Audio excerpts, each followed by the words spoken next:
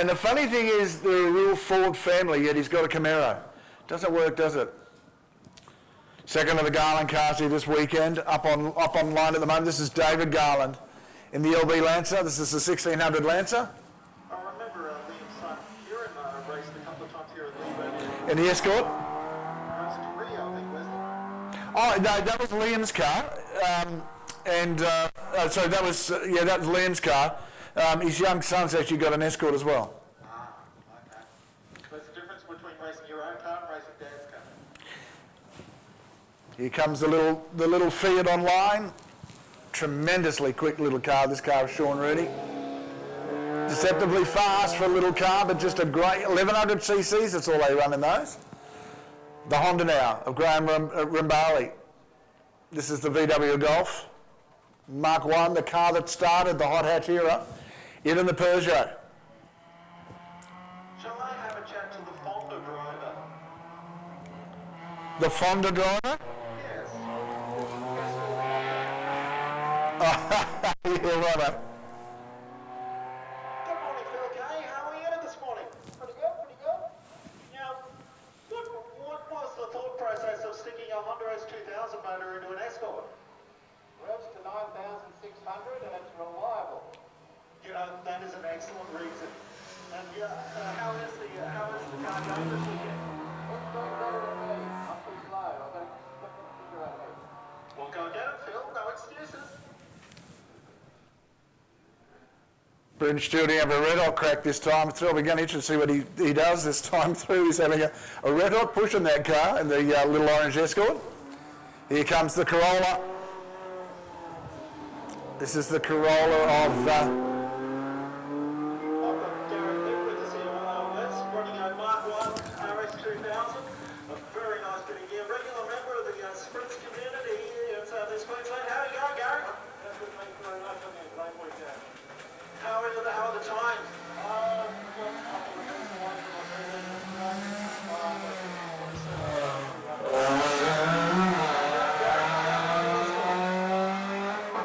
the Jaguar's showing up.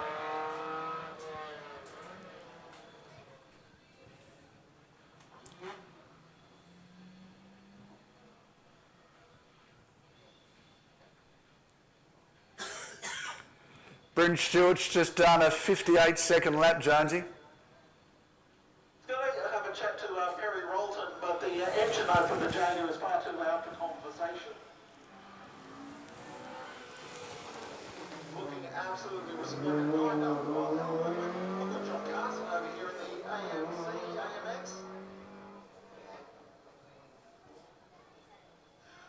John Carson, this isn't an Alfa Romeo. Usually, yes, but this is a big truck, a big green truck, just for a change. Well, how long have you had the AMC?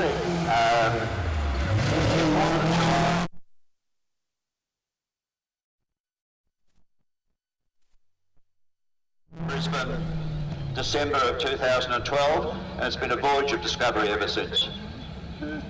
It's wonderful to see an AMC running here at Leyburn Sprints. It's one of, I think, only 2 AMCs running in competition anywhere in Australia. And some guy called Richards, I think, It's got a future, keeps at it. yeah, that's what I was thinking too. Go get him, John. Plenty of great action coming through this weekend. This is one of the hardest all categories. This 1600 category is an absolute crack at the moment. Good to see so many guys, the 1600 and 2 litre, grabbing some interesting cars in this new. One of the cars going now, Wally Conway just come through. And a car with similar livery is Philip Kay coming up in the RSS 2000, which is really, it's an RS 2000, but with an S2000 drivetrain.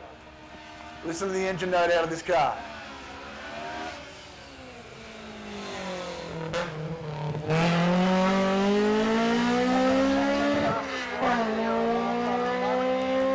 Stunning looking Cobra here of Mark Cressman. How are things travelling for you, Mark? Yeah, a little bit slippery this morning, but the car's going okay. We're just waiting for the track to come to the car. So I think yes, only finished about 8,000 points, so we're pretty happy with that yesterday. Now, the engine on your car sounds remarkably crisp and smooth. You want to tell us a bit about that? Yes, it's a mob that builds their engines for Penske DJR. They're called Mostek race engines. And they build the engines there, and Dicky's had a little bit to do with this one. This has got a 6-piece sequential gearbox from Dick Johnston. But they didn't sell it to me, and they didn't use them anymore. So it's a lot of DJR stuff in this car. So yeah, it's got good memories, but it stacks up. It's not a bad little old wheel. Now, you're only a couple of tenths behind some bloke called Stokel. You reckon you can catch him? Paul's a very good driver. He's been doing it a long time. But look, we're going to have a go. This is the time to have a go. Track's good. So we'll see how we go, eh? Go get him, Mark. Yeah, Mark at the wheel of the mongrel. He is absolutely capable of conquering giants in that car. I've got John Simmons back again. You've changed cars. Back to my old machine. How's the 240?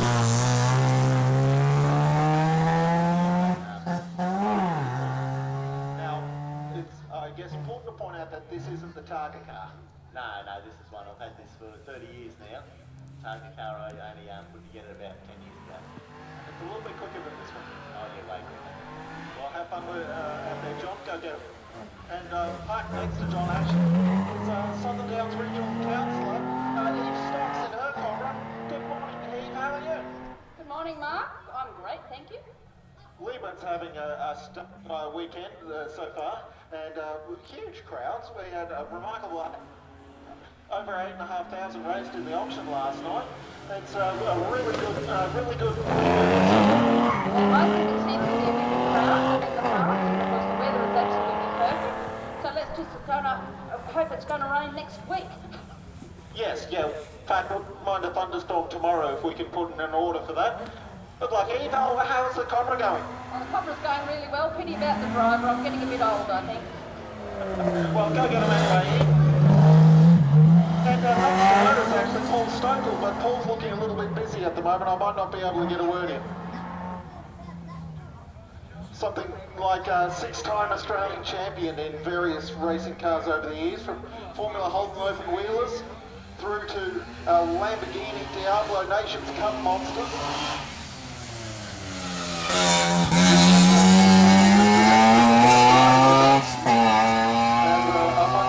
Run a number of high-speed events all around, mostly here in southeast Queensland, but interstate as well, and runs a small flotilla of radical sports racing cars that run in the Queensland Sports Car Championship. I see the Neil DePoe's Radical is about to take off at the moment. It's an older Radical, but it lights him up off the line.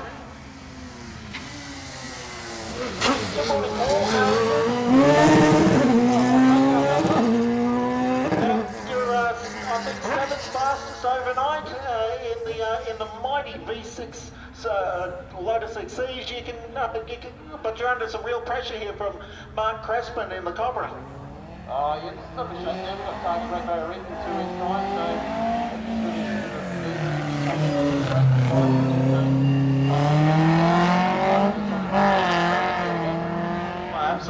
Absolutely. There's quite a few cars here this weekend that are heading up to Targa Great Barrier Reef. We were only just talking to Johnson's, but yeah, go get him, Paul. Paul will be at the driver's signing a little bit later this morning. Joining the likes of Dick Johnson and Frank Gibson and Colin Bob, Bruce Richardson from Motors,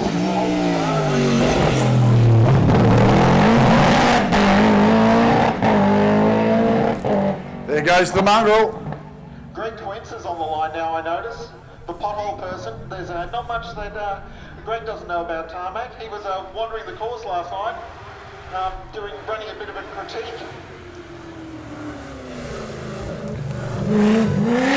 He's having a red-hot crack at that, Jonesy. He really is strong too. That car is probably a good chance at putting in a very low 50-second lap if he can get the run on the car he needs to.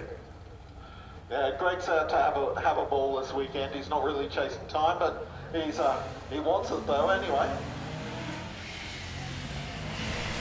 Siddons comes through. That is a beautiful 240Z, that car, or a 24 ounce as we like to call them. The reason why we call them ounces is because it is 224 and then OZ, which symbolises the ounce. The nickname of the car. Here comes Eve Stokes, local member, and also our First Lady of Leyburn. Just saying a sad farewell right at the moment to Mark Burgess, the Gemini, the Commodore powered Gemini. Unfortunately crunched the barriers right there at turn 1 in yesterday's racing, and he's on his way home. Obviously the car a bit too damaged to repair. I've got Chris Whittaker over here. Shall I have a word? You should do. Actually, no, it's Brendan at the wheel. How are you this morning? Yeah, going all right, mate, going all right. And how's the Z treating you? Oh, the Z's fine. I think it's the guy behind the steering wheel needs a little bit more mud and seat time. Losing a slight little bit of interest in turbos these days. Oh, the love's still there for the turbo cars, but unfortunately as a 2B car, this old girl, we can't put a turbo or anything like that on it, so we've got to stay with the old L series, but thankfully we can go to EFI.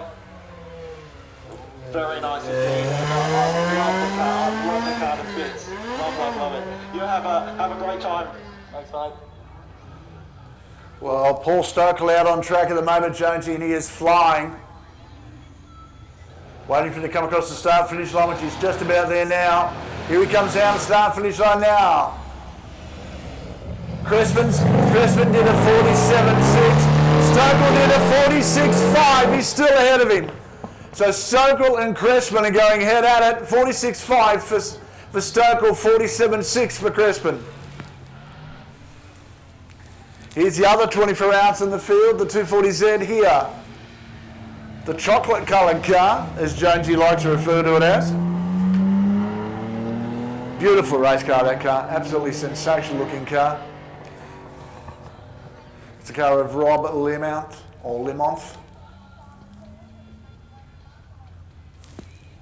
This will be the Cobra of Mick Warnock out on track. Lining up on our start-finish line now. Away he goes. 6 litre powertrain to this. Nice looking car. Oh, get to stop. Locks up. Get to the door. He's out the crack. Stands on the throttle. Wide open down to the turn number 2. Goes in deep. Grabs the brake again in there. You can see them all braking nice and deep. Bit of track temperature now, Jones. Bit of temperature and brake and tyres are starting to have a go. Here is this Track Attack Special MR2 of Michael Larrymore. This car is rapid point to point. Look at the aero all over the car. Deceptively fast car. I found an old mate of yours here, Wes Beedman. I've got plenty of old mates.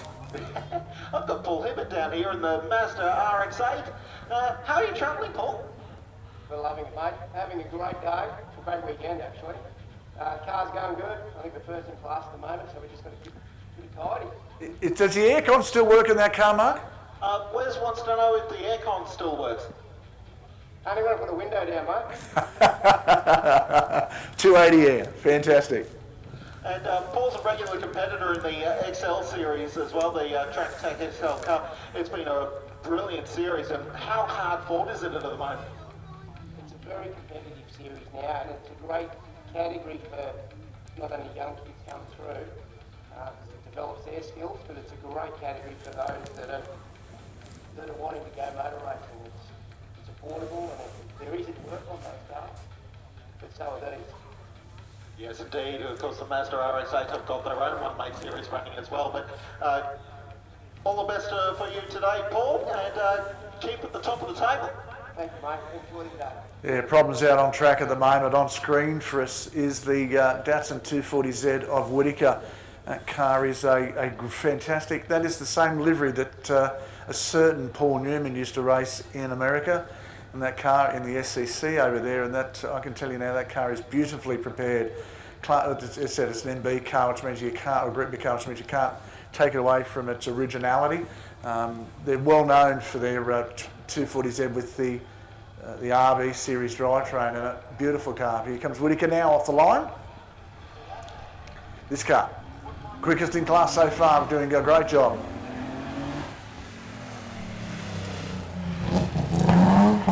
Good taily out of turn 2.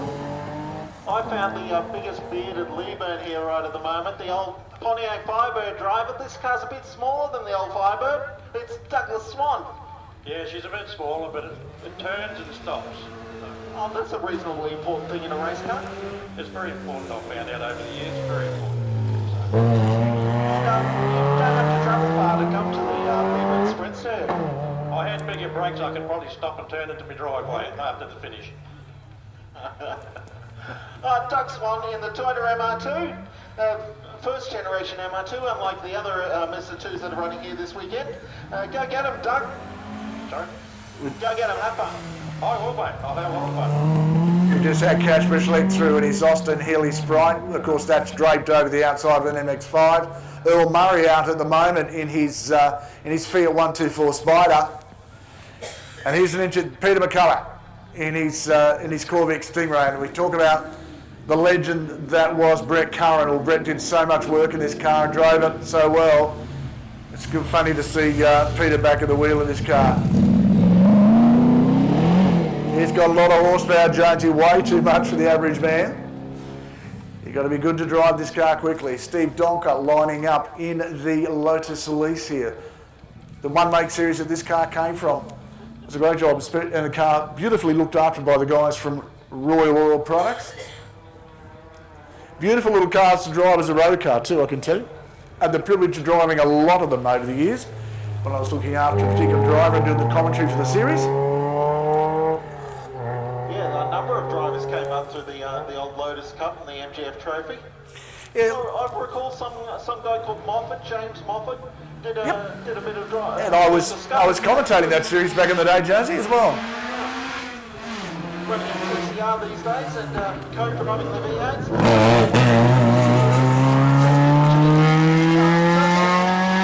Leith Johnson out on track and that Rover MGF of his. Next car up is the more standard of the MR2s that's out here this weekend. This is Dean McCauley. Great road going car. So yeah, one of the Ann Collins Junior Trophy members, Sophia Bicini, how was the Proton treating you? It's doing really good. I'm smashing my times and doing really well with keeping consistent. So it's doing good. Do you think you've got a chance at winning the Ann Collins Trophy at the end of today? As long as I keep with what I'm doing at the moment, yeah, I think so. And have you reckon you can outdo any of the other members of the family this weekend? Not really. I'm doing like 1 minute. So when are you going to kick Carly out of the pink Beamer? Well, Dad just bought a new BMW 130, so maybe I might be able to. Well, best of luck, Miss Beamer. Thank you. Oh, Don't you love ambitious? oh, the sibling rivalry between that family is unbelievable. And I've been winding Carly up as tight as the drum on the weekend. She's by far the fastest girl in the family, but Sophia's dead set chomping at her heels, I can tell you.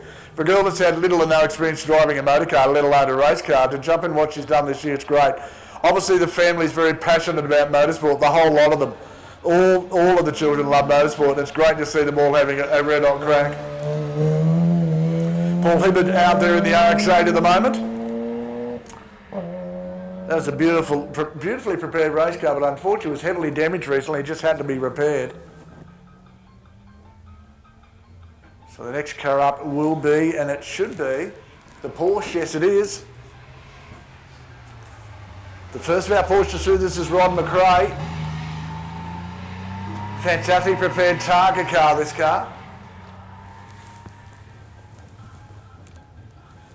Next up, here comes Dougie Swan.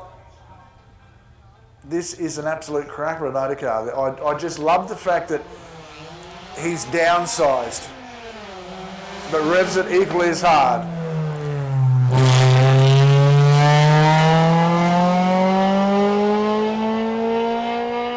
Listen to the right up on the rev limiter. Doesn't have to do anything more than that. He's if you think about Doug, he's doing a great job, Jonesy, considering the fact that he doesn't have to own a race car trailer to get it to the track.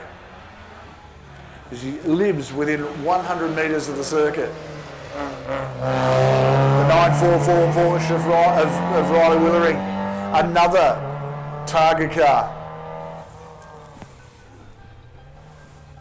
The mainstay of the cars. Now, I think we've got a rerun coming here. And it's our time attack special car of Michael Larimore, the MR2. This car is rapid, so it's got warm tyres, warm brakes. You'll get a better run this time. Washington turn 2. Point to point, the car so quick, gets into third gear. Nearly can grab fourth, back hard on the brakes to turn left. And here we've got the car, the Bruce Absalon car, the Porsche 911 Turbo S, 2005 model. And in fact, it is in Gulf Western colours. Love the colour scheme of the car.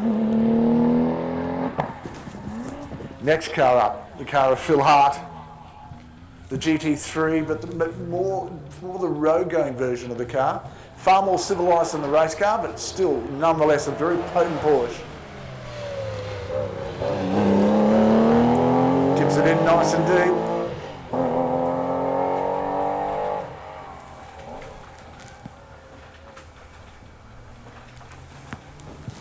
So this is the next result. Sheets are coming out. Love the noise out of these cars. This is Paul Finch and his PRB Clubman. 2-litre power car. Next car up will be Tom Hackett. Hackett in the gold coloured Westfield 1600cc car, and unlike the 2-litre one in front, this will be running the more conventional 4AGE Toyota drivetrain in these cars. The rocket ship coming up next. This is the Caterham. This is the R300 series. 2-litre Duratec with the sequential gearbox. Listen to this car.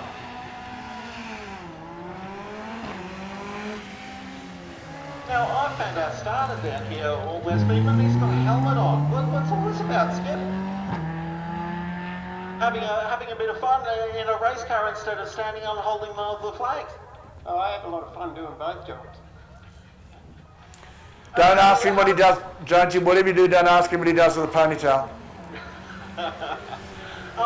Yeah, no, I don't really want to ask where you put the ponytail in the driving accoutrements. I might not get a TV-friendly reply. Give me an answer on that one either. Well, there you go. I think that's all we need to know on that subject, I think, Wesley. And how are the organisational side of the meeting going? Very well. This meeting's going very well. All right, I'll let you go and have a chat to Mouse now. Stewie Burrows out on track at the moment in that fantastic 86 series Corolla, or Levin if you want to call it that, the 86 Levin GT car with a tremendous racing. Here she comes. This is Sophia Bacchini, one of the other young junior competitors. The youngest one out of the Bacchini family.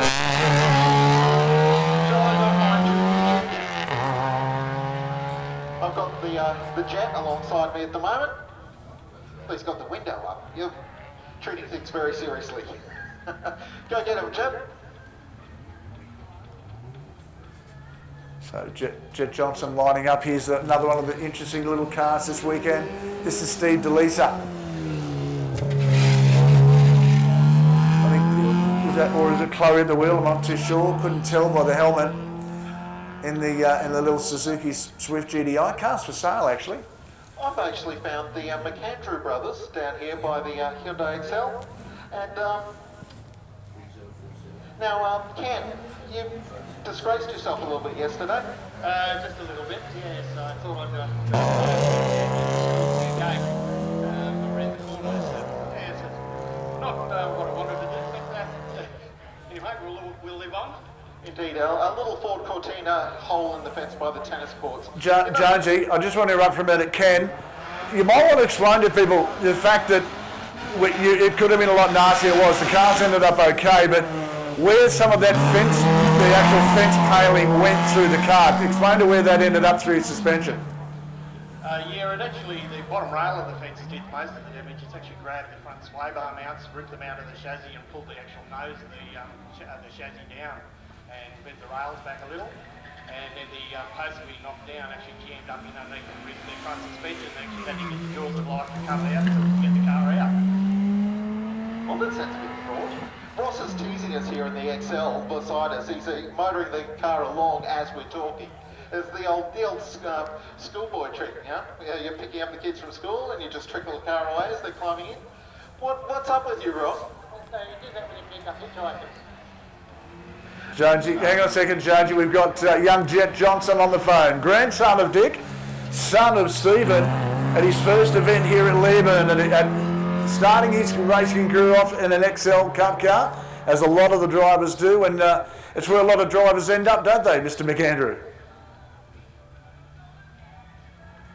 No Gloria driving the car this weekend, only going to be the car of the other McAndrew brother here this weekend.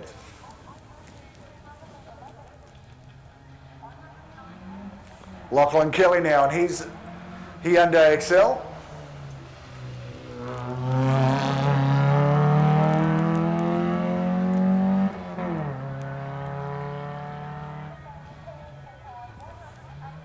So the cars are really starting to stream through nicely. Good field of cars this weekend. Here comes McAndrew now in the XL. This is a beautifully prepared car, all the way out of Moolumbar these guys come from. Deep into the corner. And away they go. I was going to grab a quick word with Carly Bacini, but she's looking very focused. I might wander down here to the BMW. John Connolly, and how are you travelling today? Very slow. That's the best way to go. Now, E30 BMWs make really good race cars. How's this one treating you? It's fantastic. We've done a couple of targets in it, a couple of classic Adelaides, and no, really beautiful. Well, go get 'em. Thank you. I see that Dick Johnson Falcon is actually wandering up alongside us. Good morning. How is the world treating you? Good, thank you. Real good. And how's the Falcon going? Look, real good, mate. It's a new car. Everything's all different. A lot of development to happen. I think it's going to be something that's going to be pretty good in the end. Have we got a V8 coming to this? Yeah, there's one there sitting on the floor now, but a lot of dollars between now and it's finished. Yeah, dollars, that's always the thing, isn't it? Go get 'em. Carly Bacini out on track at the moment too, had a big go into turn number one. Car got a little understeering, had a couple of bites of trying to get that into turn number one. She's out of turn number two now and going hard. I've got Trent Laves here in the Nissan Sylvia. You're setting some brilliant times in the Nissan today. Yeah, mate, the car's really beautifully lately. It's been going really well for the new one done. Queensland Endurance Champion, of course. The Lakeside 300's not too far away. Yeah, mate, Dylan's out there testing the new car today, and hopefully we'll have it dialed in, ready to have a crack at Lakeside. Well, go get him, Trent. Thanks, mate.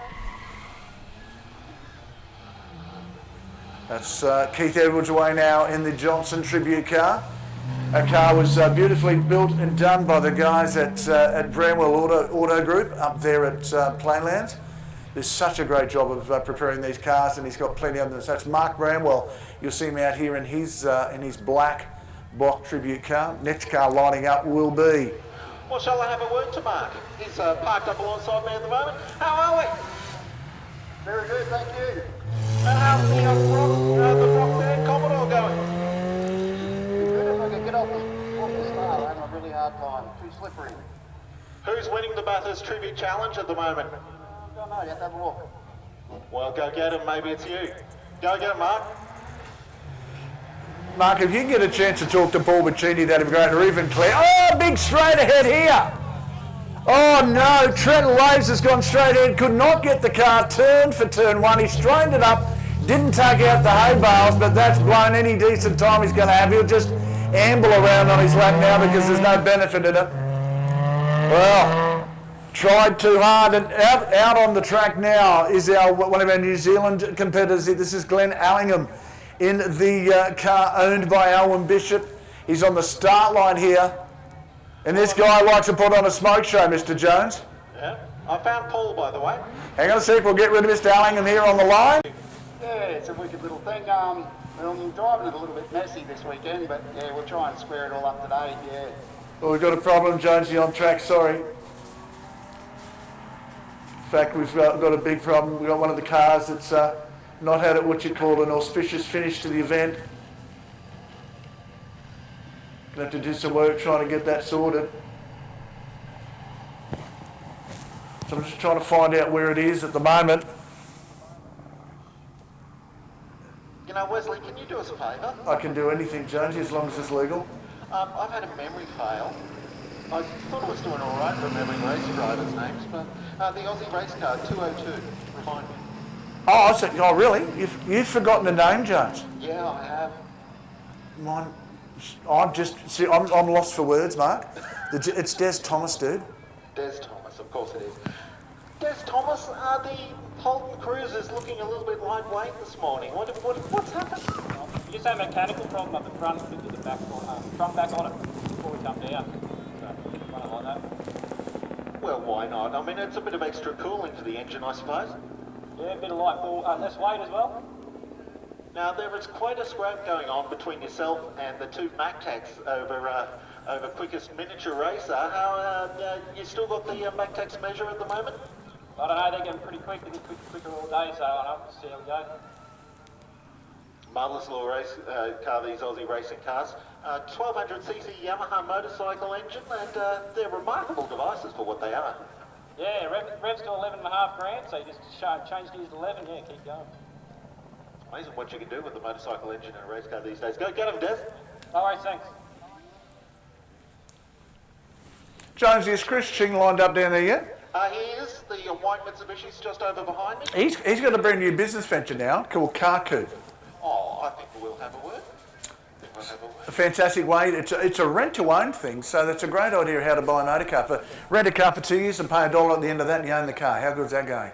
Well, I found Chris, and he can tell us a bit more about it. Chris Ching from Car Coupe, tell us about the new business, mate.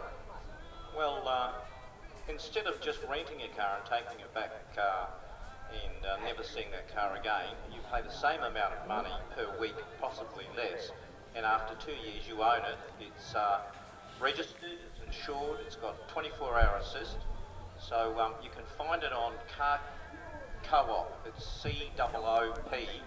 On the web, if you're looking for a car, these cars are maximum 5 years old. They're i20s, they're X-Trails, right up to vans. So if you have a requirement for a new car, you don't want to rent one anymore, you can own it after 2 years. I'll give it to you. Oh, that's a fantastic idea, Chris. And how's the Mitsubishi treating you this weekend? Oh, it's slow as usual. Now, I hear that you and Scott Dean have been getting up to mischief in the paddock this weekend. There's only one difference between Scott and I. He's ugly and I'm not. That's the difference. Well, I suppose that's something that can be fixed with horsepower. Yeah, he needs more than horsepower, mate. Beauty in the eye of the beer holder, I think, just quite, or maybe in Chris's case, the champagne holder. Well, go get him, Chris. Thanks, mate. Chris Ching, folks, the new business M2, Car Co-op. A really interesting way to do business. Chris, of course, was the proprietor of most of the Europcar franchises right throughout the eastern seaboard, Jonesy. I don't know if you realise that. But him and his business partner, Noel Wagner. What they did when they got out of it, there was a real need for what they call long-term style rental stuff, and they saw this whole business module, and they thought this is a really great thing to introduce. So Car Co-op, or Car Coupe, is COOP, but it's Car Co-op, is a really good business venture. So folks, if you're out there and you look at vehicles for say long-term uses as far as that, or a cheaper way to run a motor car, everything's done, your insurance, your reg, a whole bunch of dollars for 2 years. These are the guys who go and see, and at the end of 2 years, pay $1, you own the car. You can't get a better deal than that, and a great way. If you're going to put your kids through university, you want them to have a really safe car and a good car, what a good thing to do. First car for someone, what a great way to do it. Rather than buying one at a cash outlay, you might just be able to rent it a week, rent it, into 2 years you own the car. Great business initiative. Look at it on the net or Facebook, Car Co-op or COOP.com.au. Have a look at that, and it's Car Co-op or COOP.com.au. a great business venture and a great news signing by Chris and Alison. Well, a great idea. What a fantastic way to buy a motor car. So plenty going on, Jonesy, down the pit. A couple of delays at the moment with problems just after the start-finish line. I'm not too sure what's gone on. You might, actually, Jonesy, I don't know where you are down on that line. If you want to just maybe walk up to race control there on the start-finish line and ask the question, you might be able to find out exactly what's gone on. Okay, I'll just have a quick chat to Brendan Lloyd first. In the MacTac, one of our miniature race cars is running here this weekend. Very good morning to you, Brendan. How's the world treating you? Yeah, going pretty well, thanks. Really good to be here. The event's great, strong. The car's really strong. Driving a bit of a tune-up, I think. Can I slap the helmet or something to help you get gear or something like that? Yeah, maybe that'll do. A bit of a can of Red Bull or something. I'll see what the pub's got in order. Can we put an order in? Taking drinks orders here actually now, but tell us a bit about the MacTac. The guy behind me, Neil, he's a local genius. He built the car almost from scratch, just on a bit of a drawing, and yeah, it's an unbelievable car. Dad ran it for a number of years here. Leyburn was his favourite event, and I've inherited the car from him, so it's a bit of a tribute to the old fella. And a Suzuki Hayabusa motorcycle engine? Yeah, that's it, 1300 cc's, flat shifter. Yeah, pretty serious. And having a great fight with Neil and the other MacTac, and of course the Aussie racing car that's a couple of cars further behind. Yeah, that's exactly right, mate. They're doing a really good job, so I'm just taking notes and tuning it up over the weekend. Okay, get it, Brendan. Jonesy, exactly 50 metres heading back towards Taunton from where you are. In the Grays Online tent we have our autograph session at the moment for our tremendous racing history of drivers here.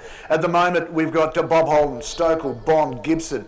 Christine Gibson's there as well as Mr. Bertram, Mr. French, and of course Bruce Garland, John English, and KB's there as well, Jonesy. So you might want to head down that way. Chris Nixon's down there as well. Yeah, it's a bit, the microphone doesn't really... It'll work on the crossroad, Jonesy. I was down there yesterday, so go to the crossroad, down in front of the Grays Online tent, and go down and catch up with Chris Nixon and some great opportunities, folks. Right there, diagonally opposite the pub, is our autograph session with our history of drivers here this weekend. There's Bobby Holden, Paul Stokel, Colin Bond, Freddie Gibson, and Christine Gibson there as well. Mr. Bertram, Mr. French, Mr. Bruce Garland, and of course John English and Kevin Bartlett, all there this morning. And just to name a few, so make your way down there, go and say good day. Our autograph session is on. In the back of your program, the final page is a great area to get your signatures done. I'm going to talk to our drivers of yesterday. Mark Jones is on his way down there to try and catch up with Chris Nixon, and we'll get everybody down there. Keep in mind, we've got our Parade of Champions coming up as well very, very shortly on the start-finish line. And we're going to get those guys out at 12 o'clock for that. So... Mr. Jones, plenty going on. The crowd is thick here this weekend, and of course with our show and shine going on over behind the Grays Online section behind the motel. This year, bigger, better, and far more cars we get. In fact, we had to turn guys away for the show and shine. We couldn't fit everybody in the area. So absolutely chock-a-block full of cars this year, and it's great to see so many people coming out to see the Leyburn Sprints. This is the 24th running of the event here at Leyburn. We're celebrating 70 years since the Australian Grand Prix was run here just down the road a little further. Not in the streets of Leyburn, as people have been unfortunately a little bit misled that way. It's actually run on a more of a ex-airfield and a purpose-built road track than a sprint around the streets, but still Leyburn held the event. This street sprint circuit really lends itself to a great deal of fun for everybody. And the problem we're facing is we've had a car have a moment just over the start-finish line. One of the Commodores has gone in a little heavier over the back of the circuit, which hasn't made anybody's life a nice thing at the moment, but we're getting to get that cleared as we speak. Thanks very much to my spotters out there. So Tim Jackson, good on you, mate. Thanks very much for doing that for me. In fact, did you get a photo? You could have sent me that as well. You just do half a job, Tim Jackson. You know, you're there, you tell me what's happened, but you don't take a photo and send it to me. Sorry, Tim. So at the moment, as we wind down through the day, we've nearly completed 4 runs. And this is we're going to try and get 6 completed runs by the end of this weekend. That's going to make, or maybe even 7 at this stage, the way we're going. We got through 3.5 yesterday, trying to get the same thing done today. I want to thank our local support network of people who are doing a great job. The VIP signing is now on, as we said, and it's great to have everybody down there. Mark Jones, you're down there somewhere with the guys. A good amount of people down there lining up to get some autographs at this stage. Mark Jones just talking with Chris Nixon down in that area, getting this all sorted. Once again, folks, if you want an autograph of some of Australia's racing, so I suppose, history is the best way to do it. Some of the best there ever was in race cars is now down underneath that Grays Online tent, diagonally opposite the start-finish line, or down opposite the pub, in fact, I should say. Thanks so much to the guys from Grays Online for their valued support this weekend. Without you guys, we couldn't have done what we've done. And folks, if you get a chance, log on to Grays. That's Grays with an A. Grays Online for any or anything. In fact, just search their website, Grays Online, one of the best auction houses you'll see, and have a talk to the guys about something. A lot of motorcars, a lot of different stuff as well. Grays Online is the place to be. Have you got me, Wes? I've certainly got you loud and clear, Jones. I'm just down here. I found John English again. How did the Pontiac go out there that time? I think it went pretty well, mate. Not really. I haven't seen the time, so I'm not sure totally. But yeah, it got better.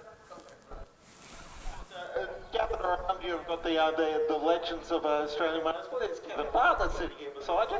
And good morning, Kevin. How are you?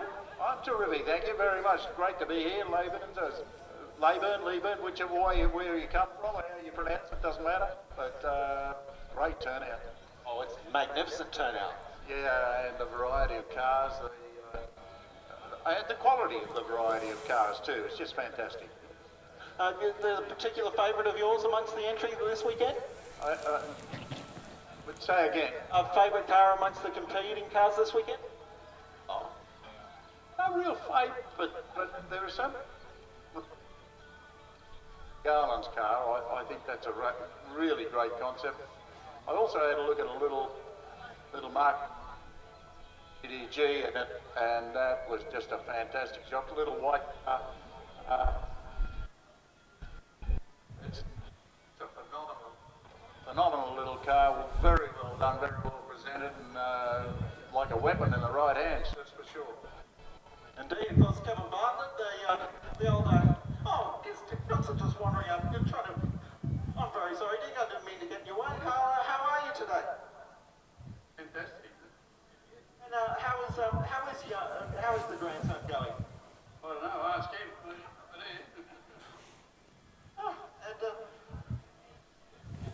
Make sure Jonesy, make sure you're facing back. At this end of the table, I might wander to the other end. Oh, there's John. Jonesy, make sure you... The Alfa Romeos and the guy who introduced Dick Johnson to motor racing. How are you, John? I'm very well, thank you. How's yourself? Oh, we're all doing fantastic here at Leyburn. There's a huge crowd here lining up. Yeah, well, yeah, there is not as many as yesterday because I think half the people that were here yesterday are still here today, so they don't have to come and get us to sign their stuff. Everyone wants to come and have a chat. Oh, look, I'm sorry, I'm getting in the way. So yeah, you come down to the tent here. We've got around about 20 odd Bathurst victories gathered amongst the folks here. Jonesy, just to let John English know too, by the way, did a 54-second lap that time round. I've got the... Oh, excuse me. I can't get the best spot.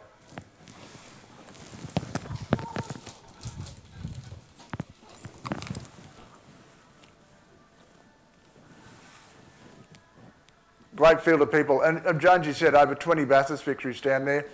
And some really interesting drivers too, some great histories. Kevin Bartlett's one of the real characters of motorsport, but I don't think he can be a bigger character than John French. And then Gibson's down there as well. Probably the most famous husband and wife racing team you've ever seen.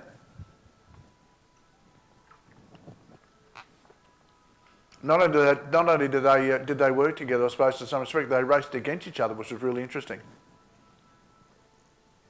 I've got Colin Bond down here with us, one of the most versatile drivers in the Australian motorsport industry.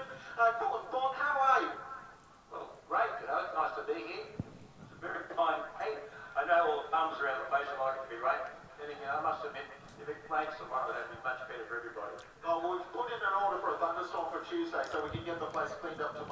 for the event. But yeah, some marvellous race cars here, and I notice there's plenty of Alfa Romeos and lots of Ford Escorts, kind of cars that you raced back in the day. And there's a very rapid Holt Monaro, of course it's 50 years now. Does it seem that long ago? Well, 50 years ago, it certainly does. I mean, these parallel were Century 1 Baptists as well. So, look, I think that the old cars are great to come out and look at and see, you know, and I've noticed a lot of people keep them going because they do take a fair amount of work, of course. And to see them running around here in, you know, very competitive and not bending that way, it's a really good thing to come to. And what are you up to today, these days yourself, Tom? What? No, I mean, we've got a weekend on Lake Macquarie, we sail up there and all that type of thing, but, you know, I mean, apart from driving around Australia and going overseas and having a good time, it's, you know, what else do you want to do? And play golf, of course. Of course, and Colin Bond, of course, just as famous rally driver as Harry Barton once rated him as one of the best that he's seen, and because Southern Cross Rally was one of the greatest events in Australian racing history. Well, it was. I mean, it was good because we could actually bring out little champions and drive our cars here, even like we did with Harry Barton and that. You've seen it at the old Card when they were world champs, because the cars were running in those days were identical basically to what they're running overseas. You know, the things have changed obviously around here these days, and the manufacturers' cars are just so more advanced and everything else, which is a bit of a shame actually. But then again, we came up to a very good time, a time we really enjoyed, and it would, how can I say, they're fantastic to run the Escorts in their day, and it's great to see so many of them running around the circuit here today as well. Absolutely, yeah, a couple of BDG Cosmo powered cars in the field here as well. So thank you, Colin. Thank you. I've also got the Gibsons over here beside Colin Bond, Christine, and former Ford factory, former Holt dealer team driver. Once upon a time, one on either side of the fence. We were on either side of the fence for a while.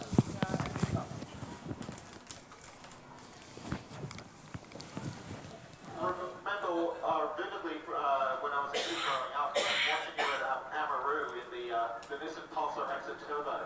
That looked like an absolute monster, I think, to keep under control. It was a rapid car, but it was also the worst car I've ever driven. And right there at the beginning, dealer team, running Tiranas, alongside Colin over here as well. What was it like back then in the early days of Holt dealer team? Oh, it was terrific, and it was great. I learned such a lot driving alongside Colin in the team, and I couldn't have asked for anything more. It was a real learning curve for me, and it was a real introduction to my motor race career, really. Fantastic to have you here at Leyburn for the sprint there this weekend, and also what are you up to these days? Well, to be here, can't leave the place, can't believe the people. And I mean, such a lot of the country coming here too. I couldn't believe it from all to come to the Leyburn Sprints. It's a pleasure to be here, and it's a real eye-opener for us. And we travel to some of these events now and really enjoy them. It's terrific. Well, thanks for your time, Christine. I noticed Fred here beside us is signing racing helmets now, as well as autograph books. Oh my goodness, we've got an old Gibson Motorsport uniform jacket from back in the day. I might give Fred a moment while he autographs some of this old Gibson Motorsport gear. We back racing, Wes? No, not yet, Jonesy. Coming up very shortly, though. Getting ready shortly, the cars are starting to line up. We're still just repairing the finish line, believe it or not. So just after the finish lines where the problem occurred, one of the Commodores went in, cleaned up, say, some of the listen bars, and we had to get that back into play.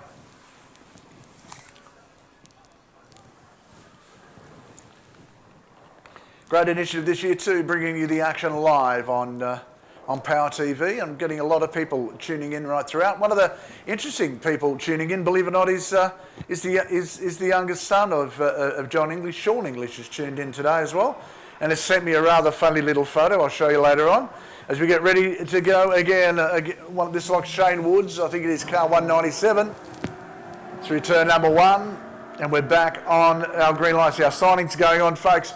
We've got our paraded champion starting at 12 o'clock as well. I shall be down here at the start finish line. We'll move the guys from our signing up to that very, very shortly. Give them a rest, keep them in the cool. Drink. Here comes Tony Rutherford in the fast track Oscar. But we maybe should call that, because Tony's from New Zealand, the fast track Anzac car, maybe this weekend. Through turn number 2 and out towards the back part of the circuit, he goes. Here comes one of these Mac Chat cars. This is Brendan Lloyd. I've got Stephen Johnson down here with us. Queensland round of the Touring Car Masters. How is the big Mustang? Yeah, we had a few issues at QR actually, so we qualified on the front row, but had a few car issues. So we come back okay to it, but it wasn't obviously our best round today. But come out next year. Hopefully we'll be sorted for that. And the race incumbent that's getting all the autographs has just wandered down towards you at the moment, so I'll give you a bit of a moment to concentrate on got an eye on the young fella today running in the XL Series car. How's Jet going? He's going well. He's just something totally different to circuit racing.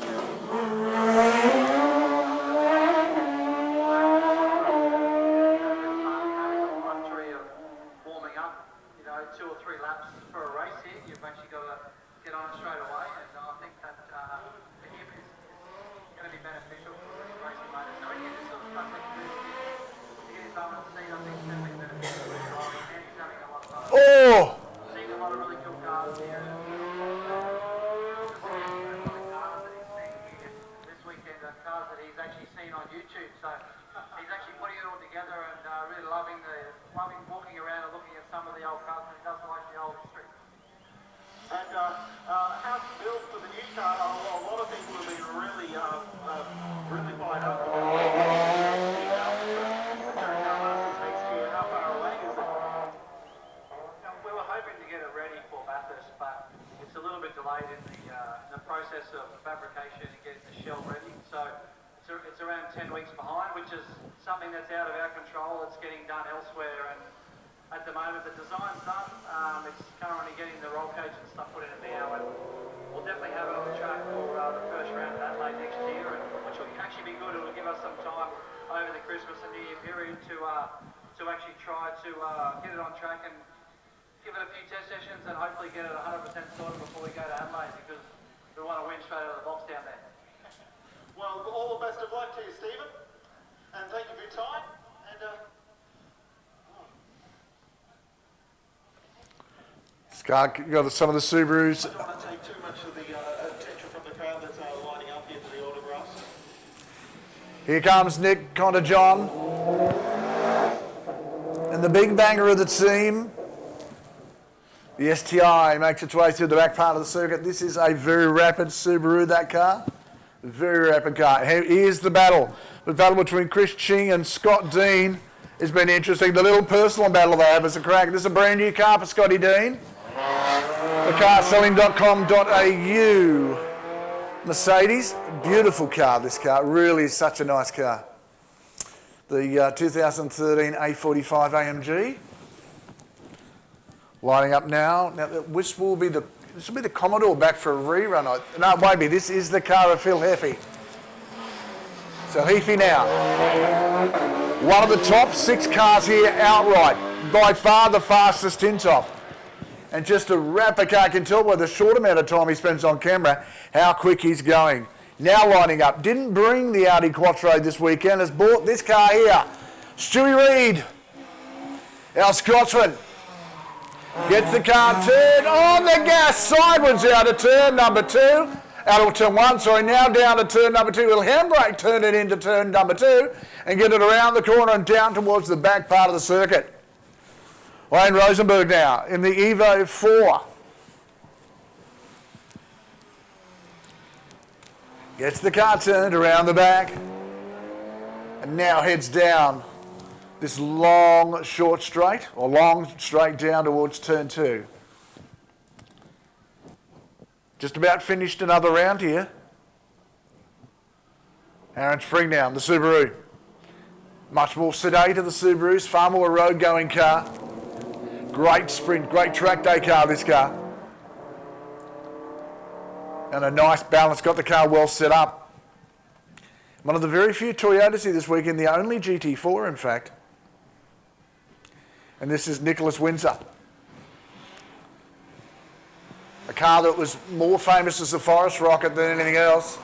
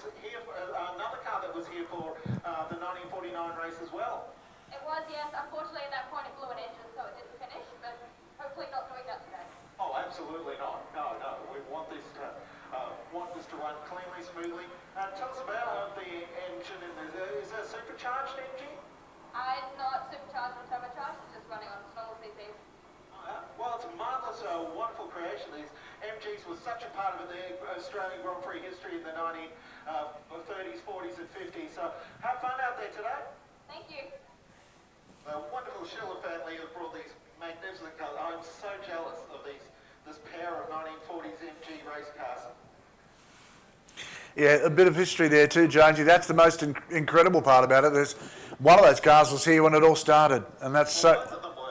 Yeah, it's one of the. We forget that the history of this event and where the cars are and how they've and how race cars have actually, I suppose, developed over the years. You look at how simple they were back then compared to how complicated they are now.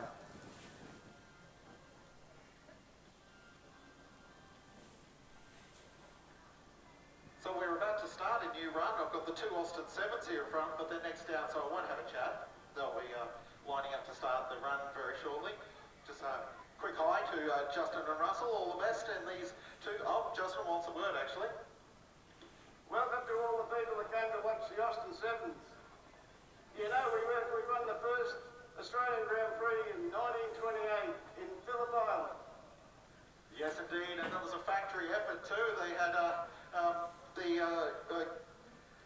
Waite from the Austin, it was actually married into the Austin family, and they had a factory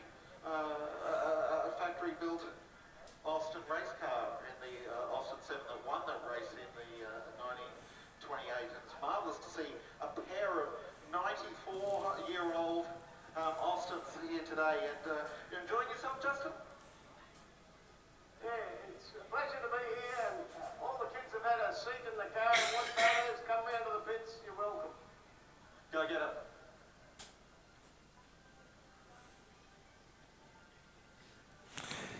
Yeah, very passionate about the Austin 7 is Justin. He really does a great job of promoting them, and great to see the calibre of car we've got here this year for this year's event too, Jones. So keeping that in mind, moving forward, we want to make sure those cars keep coming back. Yeah, Justin bought his first Austin 7 when he was just 16 years old, but it took him 60 years to decide maybe he should race one. Longest race driver apprenticeship in history, I think. Oh, the famous race drivers started their racing career in Austin 7s. I thought I'd call them Sticky Johnson and Peter Brook. Well, Dick's just down there. We'll give him a shout out. We'll get just down the road to the Grace Online tab.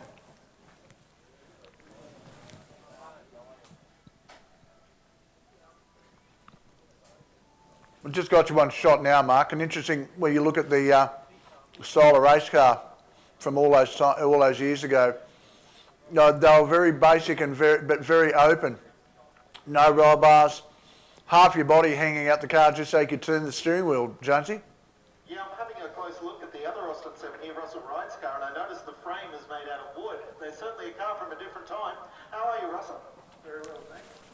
And this marvellous 94-year-old race car, how are you enjoying it?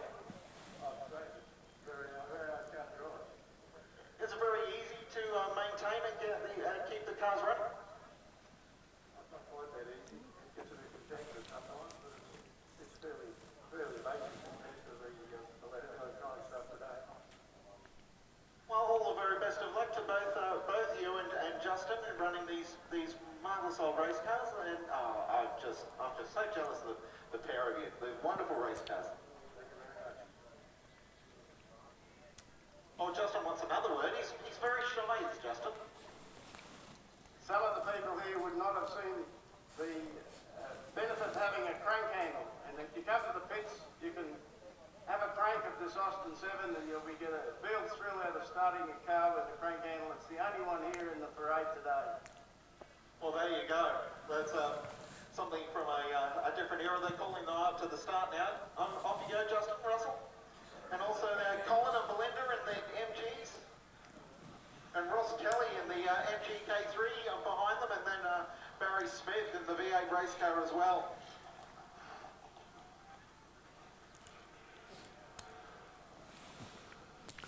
This will be round number 4, Mr. Jones. I want you to come.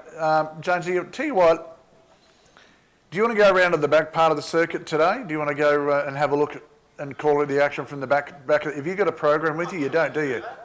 You don't have a program with you, though, do you? The food tent on the way. Do you want something, Wes? Do you want to put in order from the tent over here? No, I'm good, thanks, Jonesy. Make sure you get yourself something to eat. We'll send you back around for the fast cars later on with Dean Amos. So we'll get you try and get around for one of the maybe not this run, the run just after lunch. We'll get you around for that run. All right, here he comes. Just about picking up a rear wheel in the back of that car is car number 1 in the program this year. He wears that number very, very proudly, let me tell you. And it's great to have him here. He lives and breathes these cars, Justin McCarthy. He loves them to death. Special thanks to all our sponsors this weekend as well. Could not do this without you. The guys from Boral, Collins Hay Supplies, the Southern Downs Regional Council, Tourism and Events Queensland. And of course, special thanks to the guys from Bacini Transport, Jascar Couriers, the Bathurst Tribute guys, the Drain Cam Company, Forbes Batteries, Shannon's Insurance, Rockley Truck Spares, Alan Greenbury Patent Panel, the QRDA, the Queensland Racing Drivers Association, Repco itself, K&R Plumbing for your ongoing support, and thank you so much for that huge donation into our auction last night. We got so much money for that. Thank you so much from the guys from K&R Plumbing.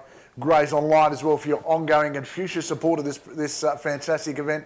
We could not do it without your support here today. Thank you so much to Grays Online.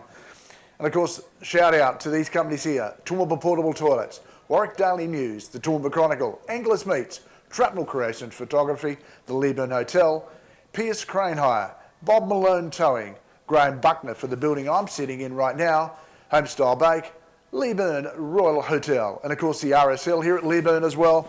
And let's tell you what, we could not do this without our volunteer officials who work tirelessly for about 3 or 4 days, and the committee that start running this event the day after it finishes. There's so much work goes into this event. To Tricia and the rest of the team, There's so much work that goes into it, it's unbelievable.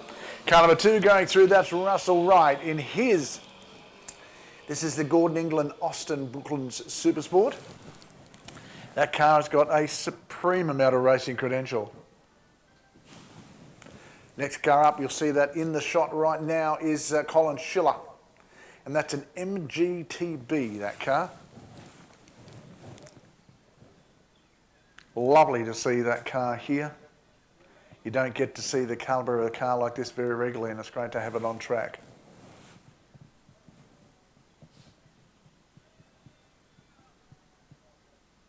If you get a chance today to wander around to this, there's 2 great viewing points of this racetrack. Down on the start line, up here on turn number 1, and over the back of the circuit where the grandstand is. Now, the guys in the grandstand over there opposite the school and that, how about you guys give us a big shout out and a bit of a cheer from way up there? We can see you down here in the commentary booth.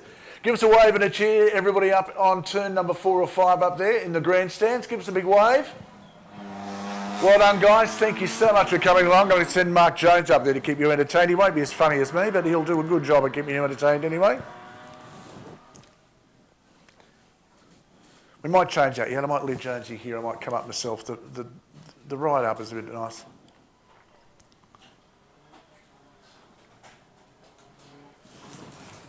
Here comes this beautiful car, number 4. This is the car of Belinda Schiller. This is another TB. Slightly smaller in capacity, but beautiful boat tail on the back of that car.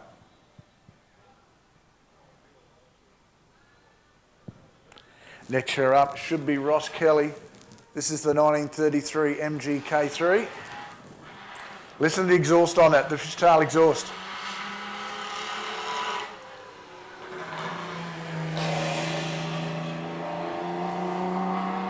Lovely built and prepared car.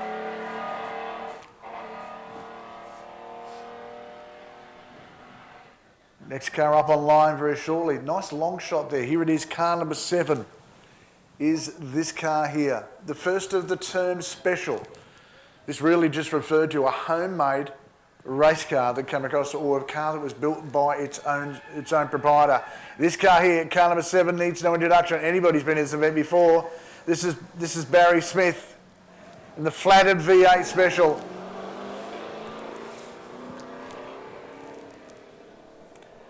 Now Paul Budden's going to be in the Reed Holden special here very shortly. That'll come up online. You can see that there. Interesting little stat for you. This Holden grey engine powered car has been 50 years away from the racetrack beside another car that's coming down the line very shortly. I'll tell you more about that as it comes along. So keep in mind this red car as it heads towards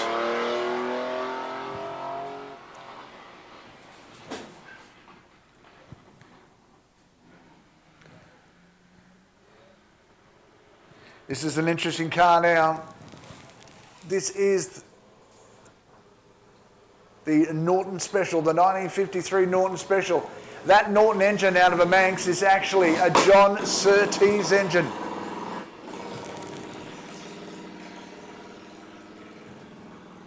And in the middle of that shot, we can see in the television is our photographer just off to the left-hand side. And Pete Trapnell standing out there in the sun. Good on you, Pete. Bringing you all of the action via his lens this weekend, the guys from Trapnell Creations. It's good to have them trackside. No event is the same unless the Trapnells are there. If you haven't logged on and ordered your photos, make sure you do so. Just Google search either one of these things. You'll find them on Facebook as well, Trapnell Creations. Just jump onto that, order your photos, send them a little email, and we'll get you sorted for the weekend. One of the most dedicated photographers I've met, and a man with an incredible talent with a lens. He's done a great job. He captures just the right photo of you. Here's an interesting car coming down track now. Haven't seen before, and this is what I love to see. That's Matt Devitt coming through. That's a Sensual Clubman. If we think about that car coming through, it won't be very long before another car's coming through very shortly, which will be the Wagot, and I can't see it in the line actually out there. Here is the car I was talking about. The car of Paul Budden, and this car here, the 1965 Holden Repco Special, The last time they were together in the pit lane, parked beside each other, was 50 years ago. And they're pitted beside each other again. What a great piece of history that's been this weekend. Celebrating a 50th anniversary, the 70th anniversary of the Australian running, the Australian Grand Prix in the area. Could not get much better. Car number 16 through the gate, the Lotus 7 of Shea Murphy.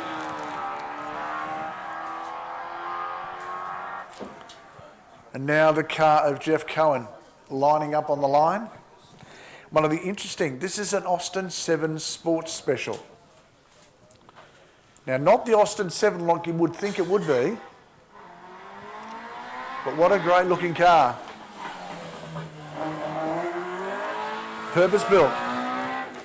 Car running to what was commonly referred to as Sports 1300 capacity and style. They were cars that would allow the maximum engine capacity of 1300 cc's. Body shape to resemble something of that Lotus design, more aerodynamic, and the evolution of them came to be this type of car right here. This is called a Walser Clubman. Once again running just a touch over 1300 cc's. That's John Wishart at the wheel. Some very famous chassis in those over the years gone by. None more probably infamous and famous than Dave Barham's car that has won so many championships, and that car is an ASP, or an ASP as we just call it. There goes the Formula V Venom of David DeMurlo. That car, a very interesting car, formerly owned by Peter Stewart and also driven by yours truly. The car that I'm most interested in, because if Keith Carling can fit in it, so can I. I want to have a drive of this car one day, I'll tell you. This is the 1984 Tiga SC84. One of the many cars raced in the Sports 2000 category, and another car that's joining it here is a car from the same category. And I love this car just simply because of the name of it, but I also love the colour scheme. This is the 1980 Mofoco Sports 2000 of Christopher Hussman. Love the look of this car. Very much of the era that I love in motorsport, something called Can-Am. And I just loved that era of motor cars. And in fact, I'm telling you now, there's a well-known speedway racer and actually former circuit racer in Jamie McHugh that is rebuilding his father's Can-Am car, which is in fact a Buick V8 powered Can-Am car. And that is going to be coming back to this track here. He promises me he's going to bring it to Leyburn. Been focusing, the owner of Miami Smash, Jamie McHugh, by the way, been focusing on his young son's speedway career, who's one of the best sprint car racers in the country and a long-term supporter from Castrol. Jamie's going to come and bring the car next year for himself to drive. Callahan coming through. Steve Callahan in a fantastic MGB, and it's been racing here for such a long, long time. And again, it's one of those cars, if we come to a race meeting, we don't see Steve Callahan's car, we wonder what's going on. Mara Douglas out on a very rare motor car. This car was actually purchased originally in New Zealand and brought across here, and it's actually the original 850cc engine in it as well. Giving it some jandle through turn number one is caused a very interesting. This is called a Riley Elf. The front of it looks like a Mini, the back of it looks like a Morris 1100. So, and there's a similar car to the Riley, similar coachwork, and not much difference all apart from the grill, and it's actually made by the Wolseley company, which is all part of that British Austin group. Yes, everything's in that same area. Beautiful little R-Bath coming away now. This is the car of Quentin Ryder, who's giving it some, coming out of turn number one, a Fiat 124 R-Bath Rally, and a very potent rally car it was.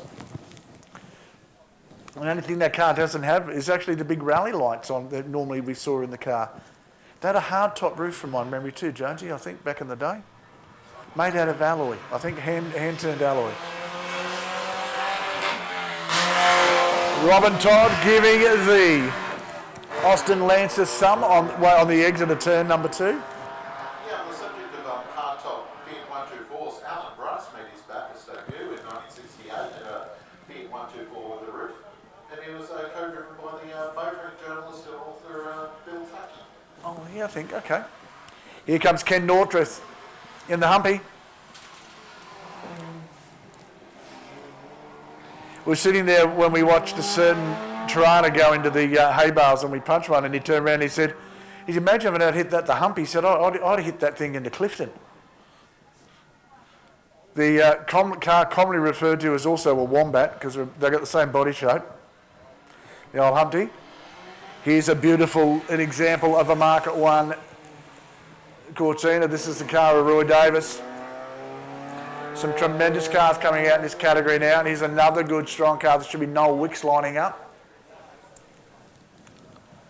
Listen to this car. This is where the noise of a highly developed Group N race car comes from. Just listen to this note. Straight cut gears. Here they come. Have a listen.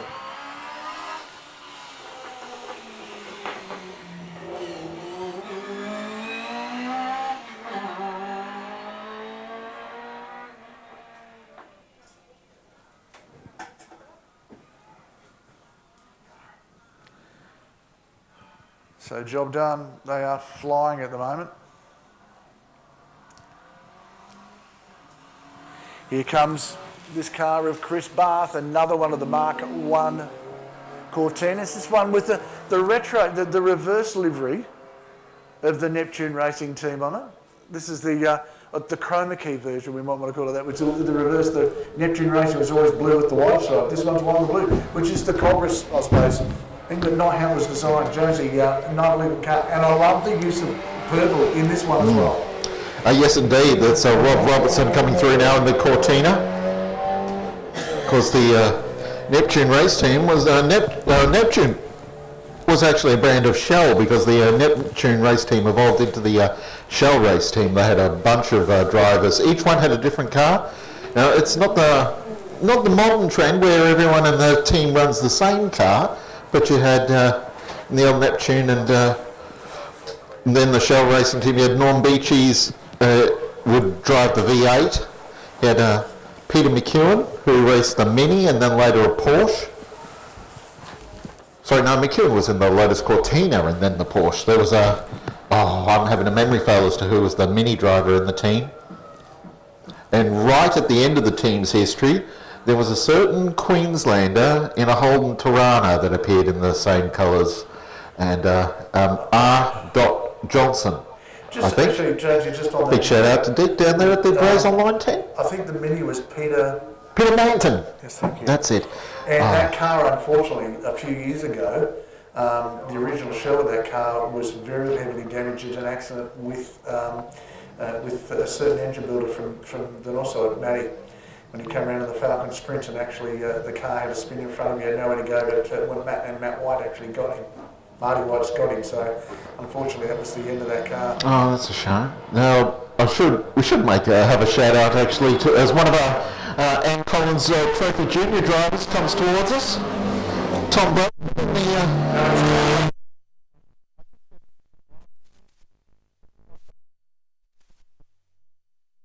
There's too many Toms. You can't miss Tom Clift, he's 9'7". Yeah. I don't know how he fits in that little car. Well, they had a very tall roofline, those early model Corollas, actually. Yeah. But I forgot where I was. I have no idea what I'm doing now. One of the rapid little bats in 16.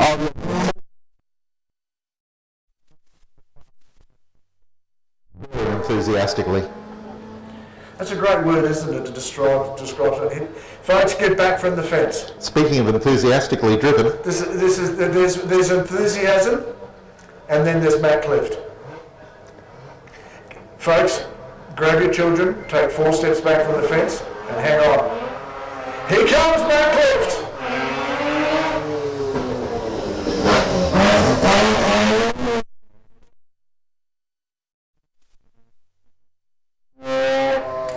Hang on, folks, around the back of the circuit.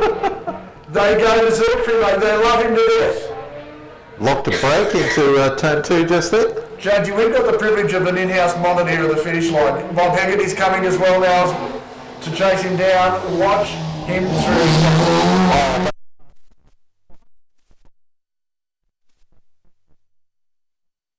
Today day, just the car just didn't want to run cleanly at high revs, but now it's singing. So watch out for Haggerty's time this time around. It'll probably cut 5 seconds off. Coming. Here he comes, folks.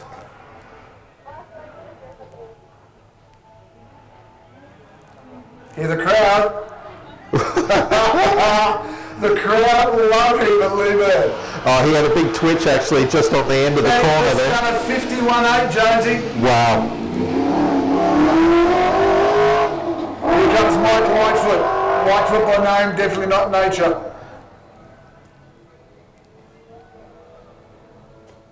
Pretty quick result.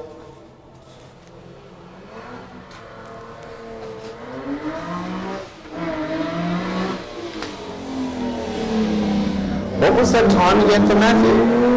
The R100? 51.8. Okay, he did Matt actually did a 51.2 on his first flying lap, and he hasn't gone any quicker all weekend. He's gotten close. In fact, he's actually set. Oh, sorry, the 51.2 was his third run yesterday. So yeah, I correct myself. Nature coming out of the railroad. Oh, here we go. Norman Forster. Royston was slightly late getting here in the Monaro, but he's made up for it since then. It's been spectacular. McConnell come out next in his car. Ah, yes. Yeah, there's a bit of a V8 battle going on here between Ken Oliver and Peter McConnell and Norm Foister. At the moment, Ken was going faster, and he was being threatened of being kicked out of the campsite, which is in Peter's name. But they were listening when I was interviewing them down, listening to each other's responses, and Ken's come back and saying, well, Peter's got to come and stay with us in a couple of weeks' time, we'll kick him out. So there's a bit on between them. Ken Oliver and the blue and the white Falcon GT of Peter McConnell.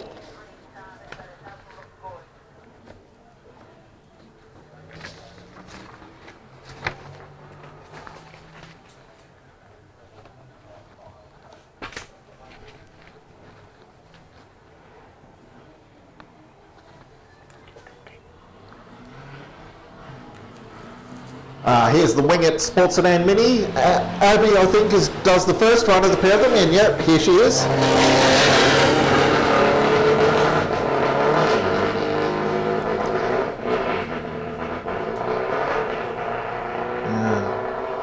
Struggling to find a gear at the moment in the Mini that runs cleanly. Yeah, it's a bit of a nightmare. The car, they just can't cure the misfire that's plaguing the Mini U-Rod at the moment. So yeah, we are into the sports sedans group now, and the next car out is actually the class leader in the under 2 litre sports sedans. It's comparatively mild compared looking, but it's a much more modern piece of machinery, this Subaru Liberty of Kenny Ayres.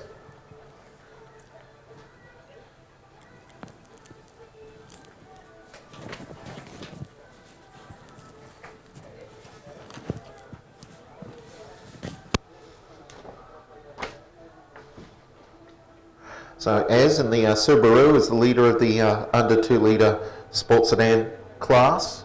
Andrew Fletcher in the Hillman Imp is just behind. There's a 57. Here's Az now in the Subaru. I think he didn't have turn 1 quite right. Had a little bit of understeer coming into the corner. Had to back off a little too far. Cal's got your phone if you're looking for it. Okay. It's a message from 2 hours ago. Okay. And now here's Nat Bellamini, or it could be a Toyota Vasolo. They're sharing the Fiat 139 this weekend. In fact, it's a Vasolo at the wheel. So the Fiat 131 is currently the best time, and I don't know whether it's Nat or Ettore who set the time, but they're third in class behind the Subaru and the Hillman Imp. Here's the Imp now. Andrew Fletcher and this giant killing little Hillman Imp. You have a look at the back of the car when it goes past, and you see that the entire boot area of the car is completely missing. Hillman Imp's a rear-engine car to begin with, but this one, this sports sedan Hillman Imp's more of a mid-engine car. They move the engine forward into the driver's cabin. It's a small engine, so it doesn't deafen the driver. And here's the Alfetta GDV car 49 and car 50 at the same time. Sid Smith at the wheel for the first run in the session, and Sid will do the run and then bring the car back and hand over to one of our junior racers, Tom West. Now Lee Achterberg is on the line in the Mitsubishi Starion Turbo. He won his class last year driving a Porsche 928. Running the Starion here this weekend that Rad Guerin's run to much success over the years here at Leyburn. And Achterberg's certainly doing a fantastic job of driving the car exceptionally quickly. Just wagging the tail at the commentary box at turn 1 before... Oh, here's some rumble. It's the Lexus V8 powered Ford Escort of Jack Raisin.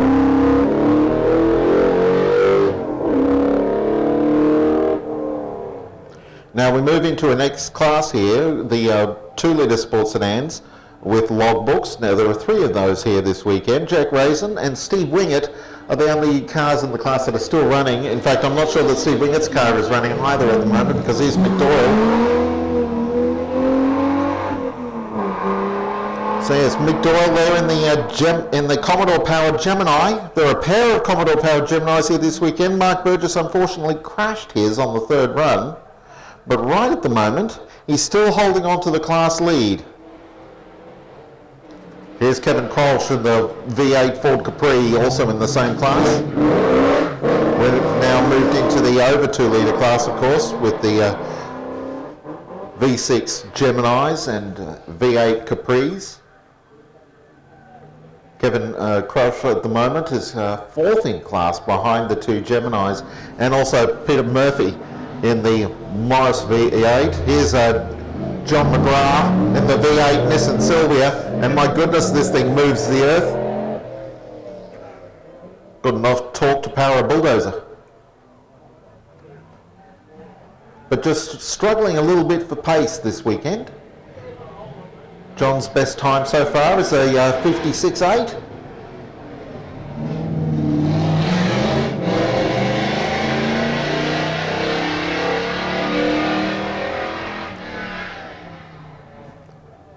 And there goes the V8 Mori of Peter Murphy. Brock Payne was racing the car yesterday. Peter driving it today. We're away for the Mazda RX323. Eric Stanley. The mighty rotary in the Mazda 323. Reminds me of Lauren Bradford's sports sedan, the mighty purple Mazda 323 sports sedan that was powered by a rotary engine. And here's John Tyson in the Chevrolet V8 powered Toyota Corolla. Now, the gap in the program, very, very small. Oh, actually, no, we'll have the Jacob Wingett will come through next in the Mini, I think. And then we're into the open wheelers, the fastest cars of the program. But we've got Jacob Wingett and then Tom West in the Alfetta to run through first before we get to Dean Amos in the V8 Gould. Or actually, I think we're going to the Drivers' Parade of Champions in between that.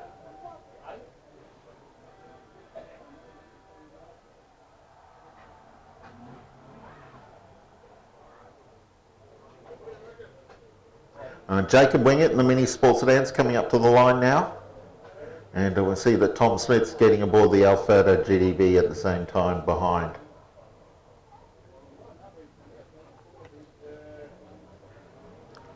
The McGrath Mini gets underway. Abby's the faster of the 2 drivers in this car, brother and sister sharing this car. Jacob's got some time to find. Even though the car isn't running as well as anyone in the family would like, there's still competition over who can drive it quicker.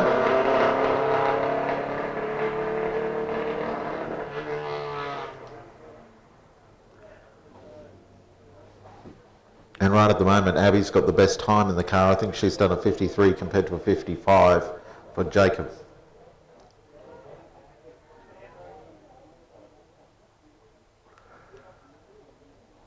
Next up, we've got Tom West, one of our Anne Collins Trophy junior competitors.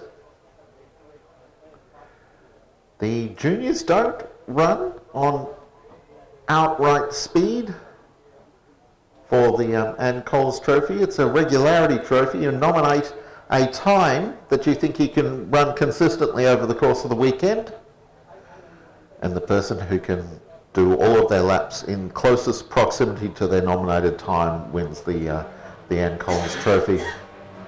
We're away for Tom West. Now Fenner runs towards us. Very neat run here from Tom.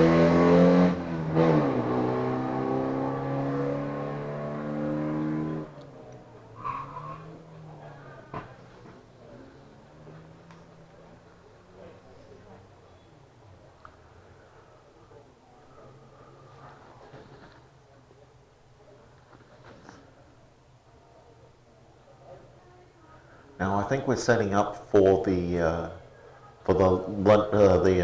lunchtime drivers parade. We're going to have our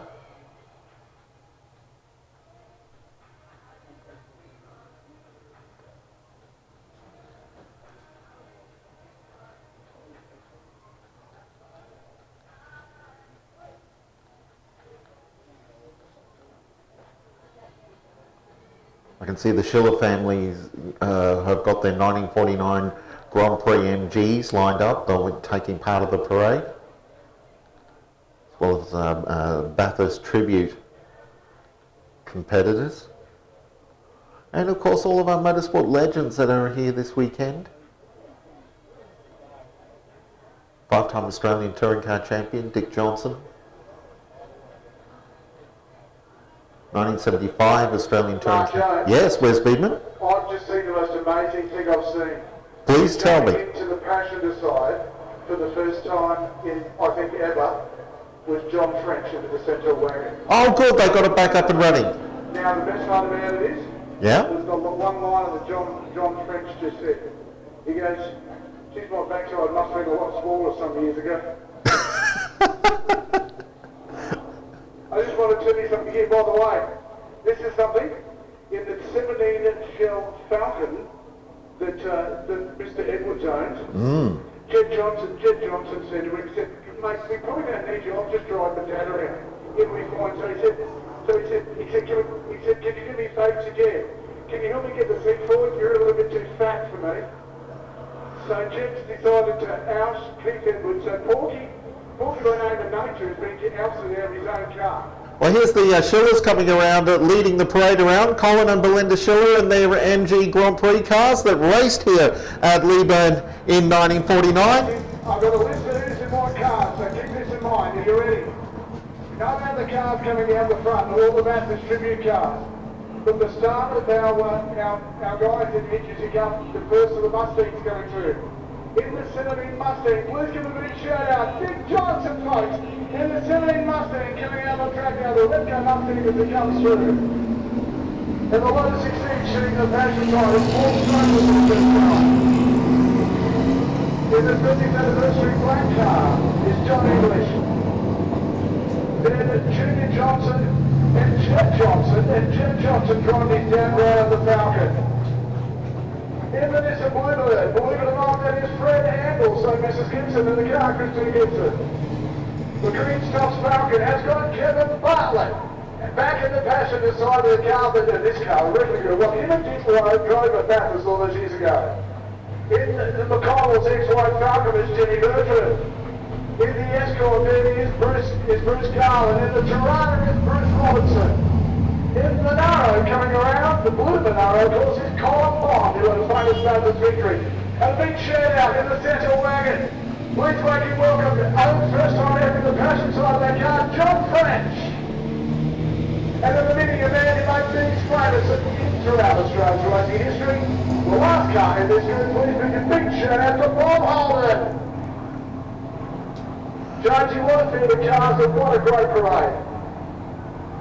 I love that they've taken the doors off on the Santel wagon, turned it into cabriolet.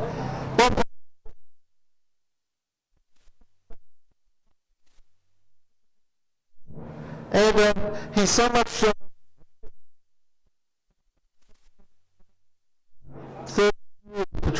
second Bathurst win. Racing Minis, then Falcons, and Ford Escort.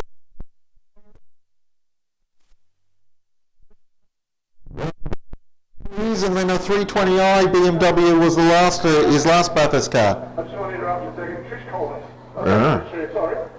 Formerly Mr. Trish Collins. I'm going to say, what an unbelievable feat to get all those guys in that car. You have been putting together since Friday night, since we first thought about the idea, and then thought that we made it work. Unbelievable. Get them all together, get the drivers. What a privilege for some of the guys. And I'm sorry, Keith Edwards, touching you out of driving the guys around and getting you haven't checked the driver car. Well, what a great way to show everybody what these cars were, and also to thank our drivers again. Oh, absolutely. It was a really good idea to do a driver's parade. We actually had an idea for a few weeks, but didn't really know how to pull it off until Friday we had a discussion and thought, well, why don't we try as much as we can to line up similar cars with the drivers, what they were renowned for. And apart from a few, I think we pulled it off pretty well, having Gibson and Nissan and Bond and Monaro and all that kind of thing. So it comes together really well. And a great photo opportunity as well. But all capital on Canberra's thanks to the guys from Power TV for bringing the broadcast this weekend. This has been a fantastic event. We start planning on Monday for the 24th, for the 25th running, don't we? Yeah, tomorrow morning, all the committee will sit down whilst we're trying to pack up. We'll sit down and have a debrief meeting, and it's just an opportunity to put some thoughts down about what changes we can make, or what went well, or what didn't go so well, and we write it all down so it's fresh in our memory.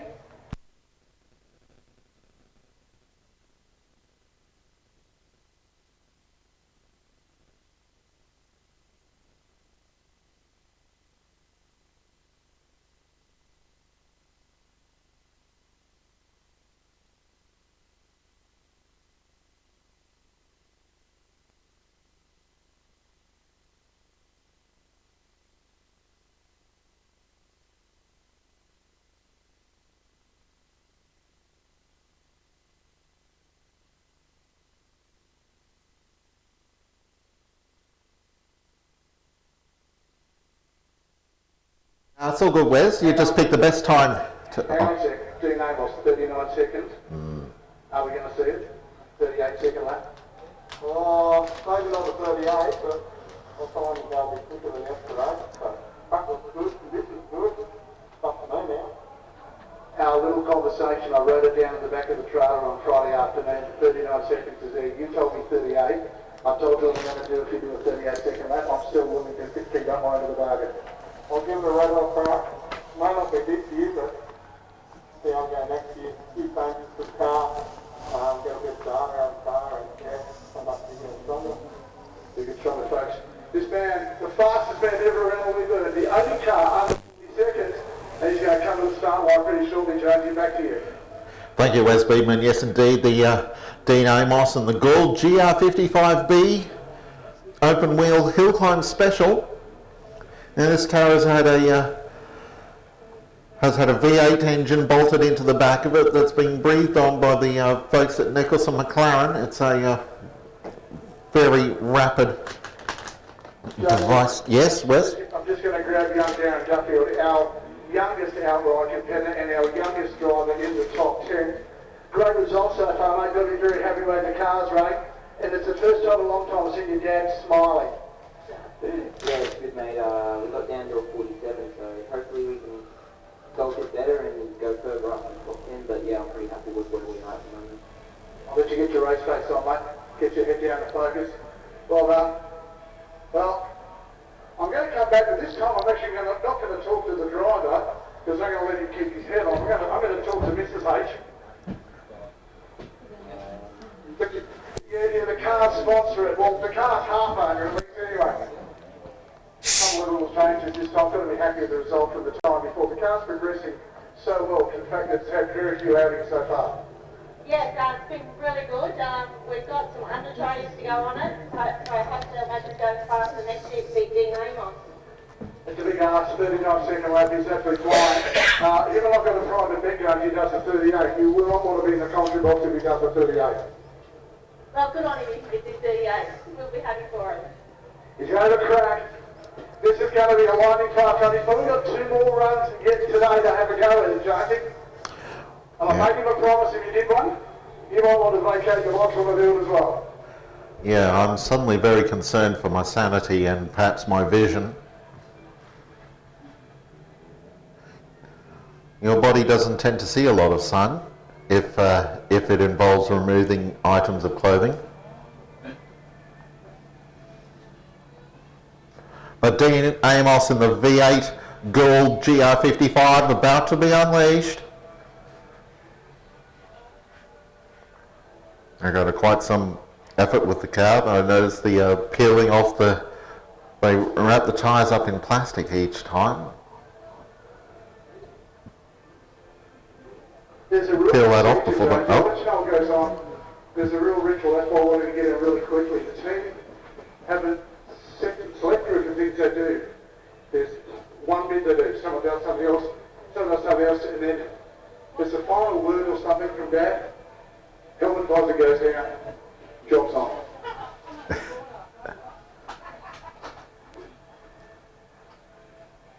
You have to think, Judge, he's driving the car as fast as he does. He has to be focused. Absolutely. I'm having my focus distracted a little bit by Barry over here from Power TV. He's just acquired himself an iced coffee. It looks like from over the Crazy Coffee just down beside us here at the on the start straight. So make sure everyone keeps hydrated and you keep up your slip slop slap as well. It's quite warm out here. It may be midwinter and it may be on the southern downs, but that doesn't mean you all will need to keep your fluids up and keep the sun cream on your arms and ears. The weather today, we've been so blessed over the weekend, James. You could be thinking the fact that I'd like nothing better for it to actually shower and rain here, but unfortunately, as a racetrack, it doesn't lend itself to being a quick one if it's wet, but it can rain all the likes Monday morning. Tuesday morning. They've got to clean up tomorrow. Oh yeah. I don't think they'd bother doing it in the wet, mate. I think they just relish it.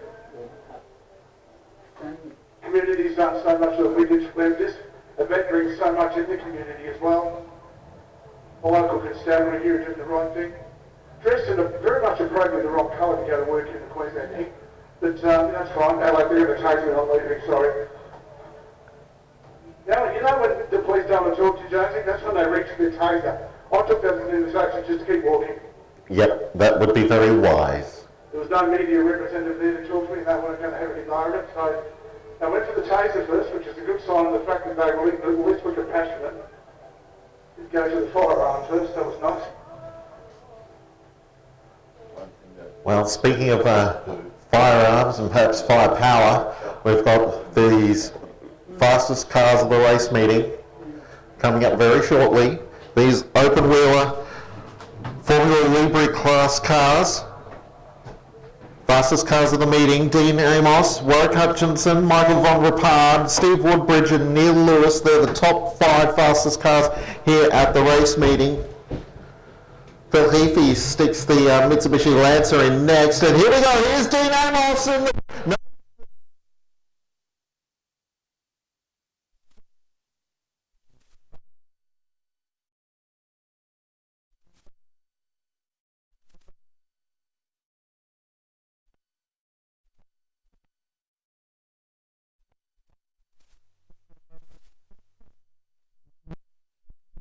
in the recent times, but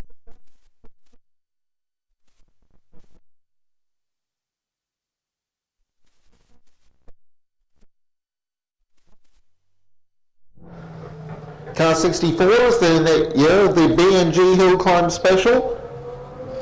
It's based on a 1958 Cooper Climax open wheeler. Next car down is number 65.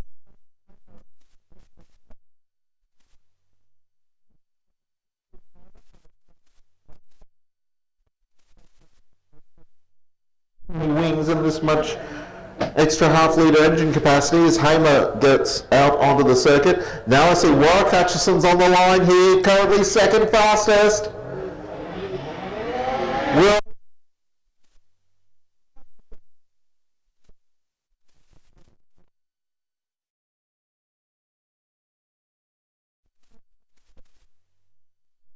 Nice and tidy through turn 2.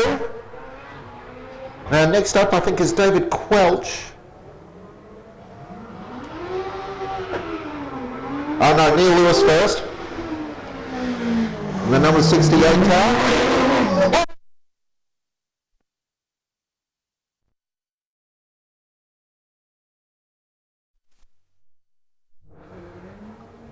I hope he's aware.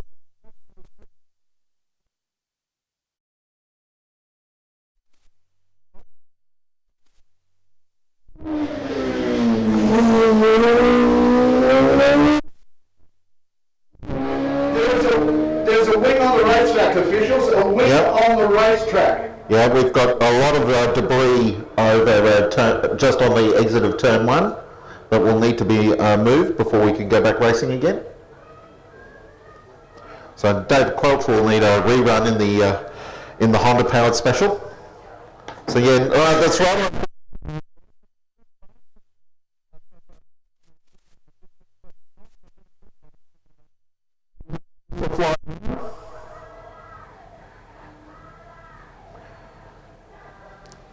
Probably knew all about it when he got to the next corner, that the back end of the car just didn't want to stick on the ground anymore. How's Warwick Hutchison's time? Warwick did a 43.2. Ooh, that's right on his best time, actually. His best time so far is a 43.25. Has he gone quicker? Yeah, 2:05.4, so he went half, 500s faster. And Duffield? How are the rest of the Duffield 47.1. That's faster. So he's getting quicker and quicker. Mid-lighted down, will be absolutely chuffed about that. That's a whole half second faster. 0.6 of a second faster.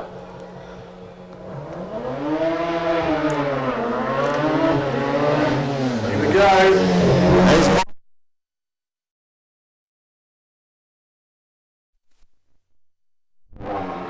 Von threes, as well as Hutchison. So it's a 43.20 he's chasing now for second place in class. The corner speed of that car, Von Rapaz, is unbelievably fast. It is, I think it's the fastest, got the fastest corner speed, just have the horsepower, everything else. And here's Stephen.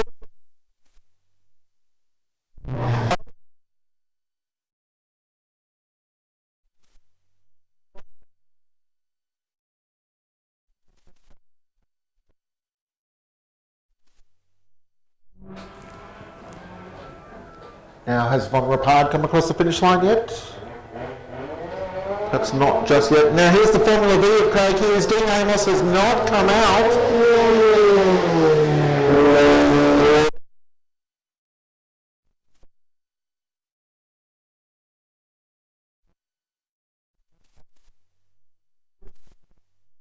In the red race seat there, I'm pretty sure. Car didn't fire up, perhaps. We're into the touring cars now. Hillman Imps, the first car along. The times were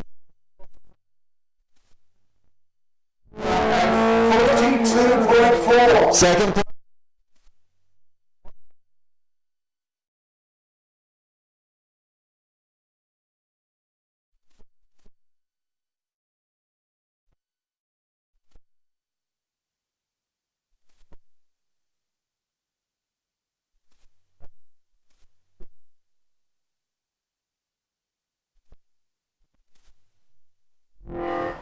Before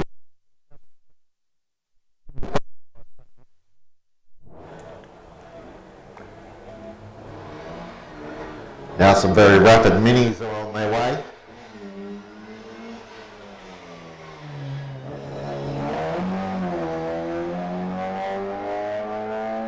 So Warwick Hutchison's been shoved aside from second place in the rankings. How did Woodbridge go?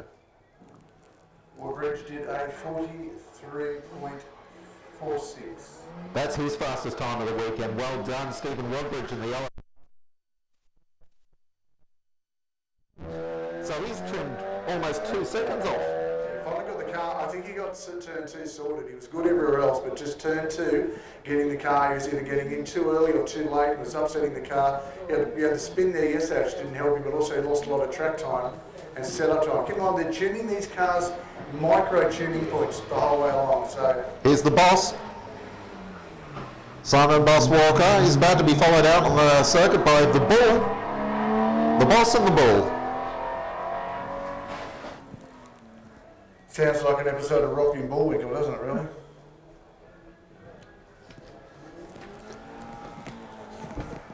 So Greg Bull's currently second place in class.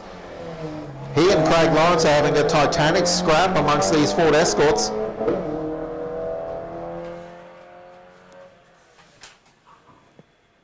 So Greg Bull's best time so far was, I think, a 55.0. Was he quicker this morning? No. Oh, I guess he was. He got a 54.6 this morning. So moving into within a couple of tenths of Craig Lawrence.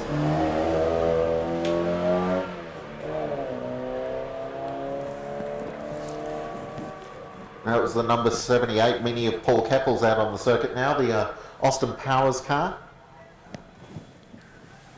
Oh, behave. Really? Now we've got a rerun coming. We've got David Quelch in the Honda-powered open wheeler. Of course, he came out around turn 1 and had Neil Lewis's rear wing right in front of him. That would have given him big eyes. So here we go, this Honda-powered hill climber. This car has won the Australian Hill Climb Championship, not the current owner, but it's a very rapid race car indeed.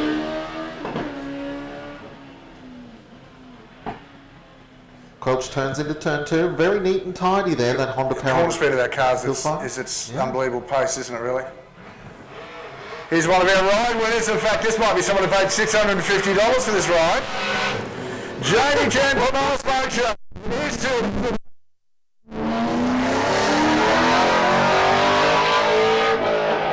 I don't think he was ready for the end of the skid there off the line. And by the way, he's a Holden fan. You can tell because he's holding on. Ah, boom tish. I'll be here till Monday.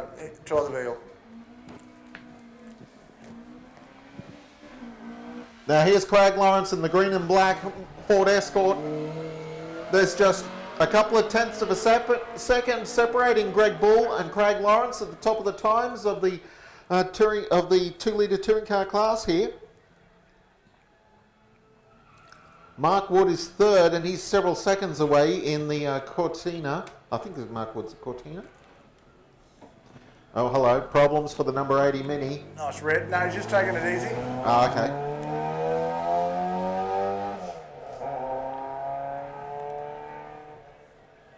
He's going to do everything. He's going to look after me tomorrow afternoon in hospital, so he's my wardsman tomorrow.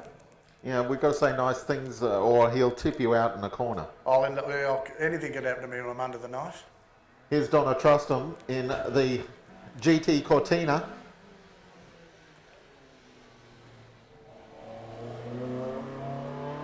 Very neat and tidy there, Donna. That is such a nice car. I get very nostalgic and very homesick, Jonesy. Well, you had a ride in the old girl. I have, yeah. Your old GT Cortina. Went to South Australia, did it? No, it's gone to New South Wales. I drove it home from South Australia. That's right. Oh, here's the Gould. Here we go. Dean Amos is fired up in the Gould V8. You couldn't have picked a better time to come down and have a look, Schultz. This is going to be an attempt on a new lap record. So Gould's best time. I turned all my timesheets over. Goodness. Gould's best time was he did a 39 yesterday. Schultz, you come round the back of the building here. 39.7 has Dean Amos's best lap time. Oh, this is on, folks. This is on like Donkey Kong. That is the fastest he has been out of turn 1. We are on for a show, Jonesy. If he gets this right, have we got a 38-second lap coming? What's that timing screen for us, Wes? Here's Mark Wood in the Cortina.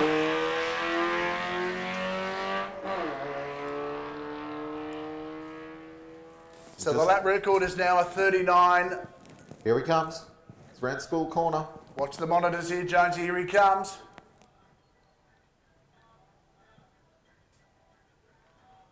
Sorry, I thought I saw a glint of reflected light. He'll be here now. Watch him in the top of the shot. I think Dean's had a spin. Oh, we've had a too problem. Long. Taken way too long for this lap to occur.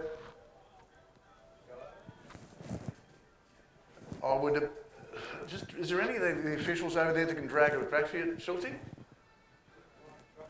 Yeah, just see those guys there, and they'll grab it for you. Well, it looks like he's had a problem. Here we come. There's a car limping around the back of the circuit now. That might be the Cortina, actually. It is the Cortina. So yeah, Dean Amos did not come back through. They had problems getting the car started, and it looks like it's coughed and blooded and not come back. There he is. Oh, there he is. He's now. rolling back through behind the Cortina. So that run did not eventuate. He'll have one more roll of the dice, Jonesy. Well, so a little bit of extra drama to build up for the final run of the day. If we, or we may get another run in after that. We'll have to see how time goes. Just building the drama ever so slightly. Maybe Hutchison or Von Rapard now is the best of the rest in the Delaras.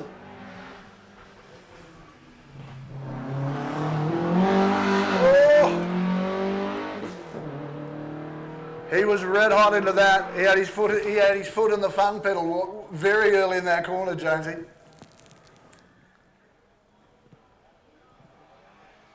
Yeah, that was Paul Brailsford's Ford Escort. We've now moved into 1.6 to 2 litre touring cars. Andrew Hinds is the top of this class, if memory serves. Although, actually no, I think this is the class that Stuart Reid was moved into. And that's caused a little bit of controversy amongst some of the competitors.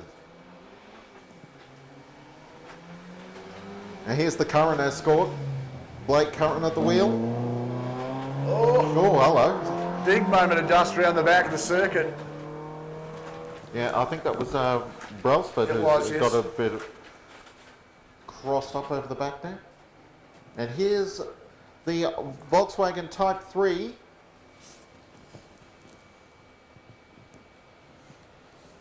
Of Ian Dalgleish. Car looks magnificent in this interesting paint scheme of rust and primer and neglect.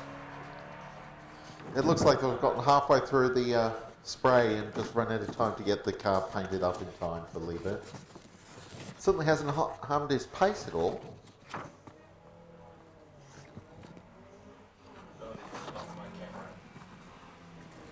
At the start line.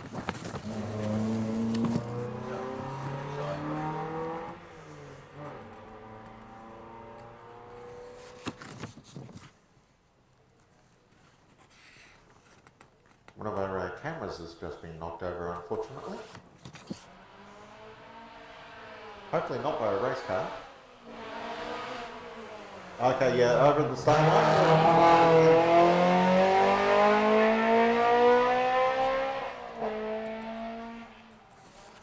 All right, Bruce Garland is heading out on the circuit just after, as I was slightly distracted by the what's happened with our TV camera. We can get that stood back up again. That would be much appreciated. Here's John Hall in the Datsun 1600.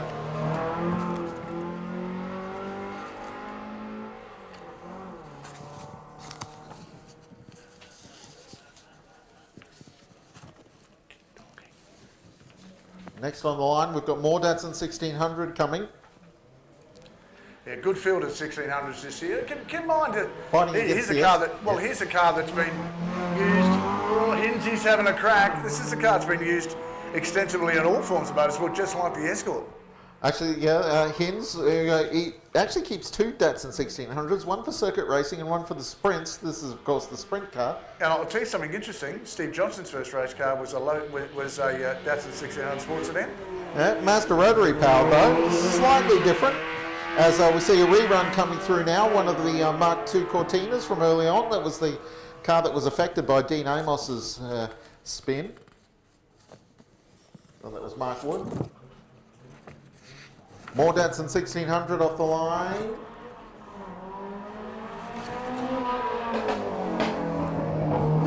Car number 93, Mick Innocent.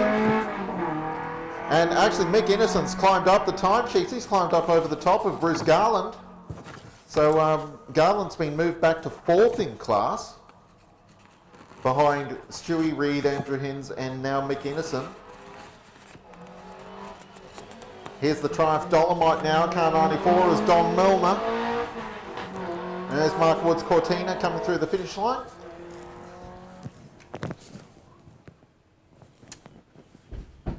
And here's Sittery on the start line now in this very rapid Volkswagen Beetle. David Sittery tips it through turn 1. You're sort of 1 litre or your 1000cc Volkswagens, and even down as far as I think 600cc's, it might have been as small as, but this one's a 2000cc Volkswagen, so it's a little bit faster than your average Beetle. And Sittery's been giving the class runners all kinds of strife. Currently 5th in class. This is a big class, this one. Car 97, Kerry Snyder's. There are actually 14 cars in this class. This is one of the more hard-fought classes in the field, although Stuart Reid's got a little bit of a gap at the top of the running order there. Another Datsun 1600 lining up.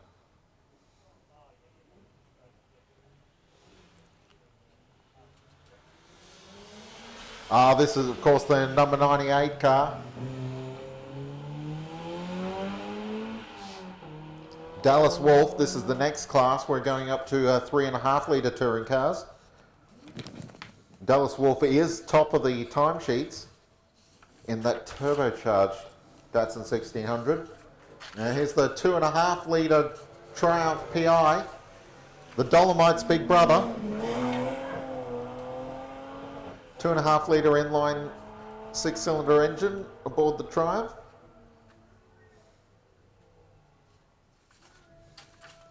Bob Bear on the line now in this very bright Alfa Romeo, where this is the class that started the day this morning.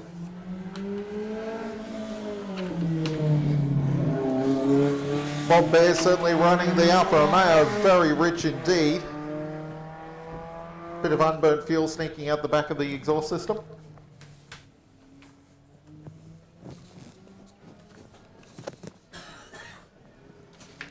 Tirana.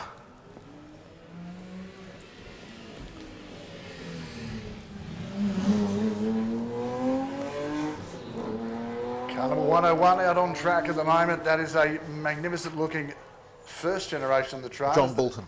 That is John Bolton in the 1970 model, considering the fact that that car probably had 2 evolutions as a GTR, then the GTR XU1. Now here's the class leader, Graham Horchner in the Reed Speed Mini. That car is just so poised, isn't it? It's just really good on track. It's a good setup for this thing. Now Mike Collins comes out for a run. Yes, we move into the V8 class here of touring cars.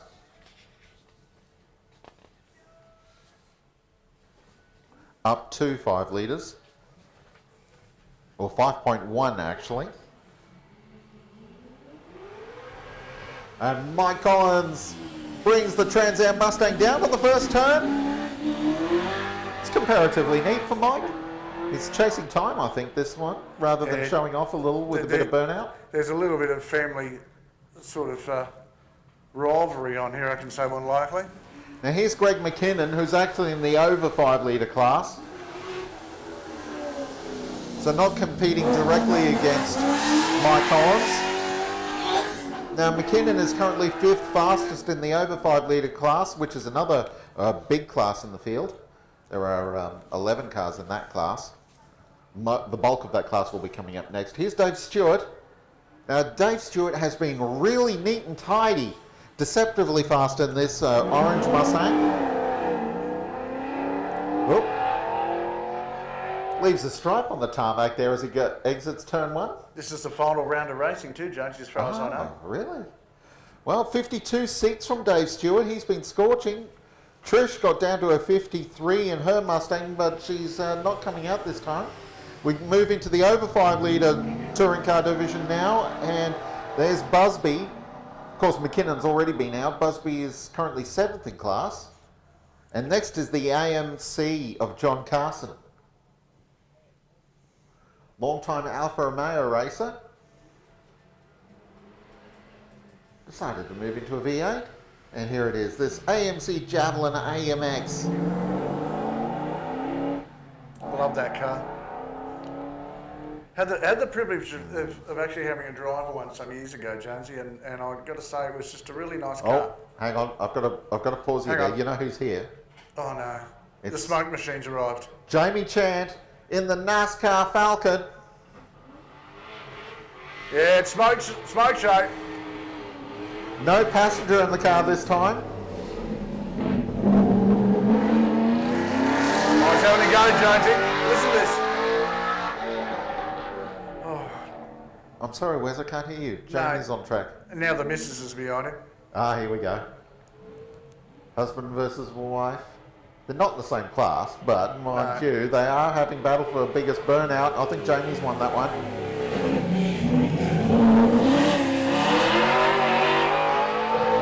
Not through lack of trying, though.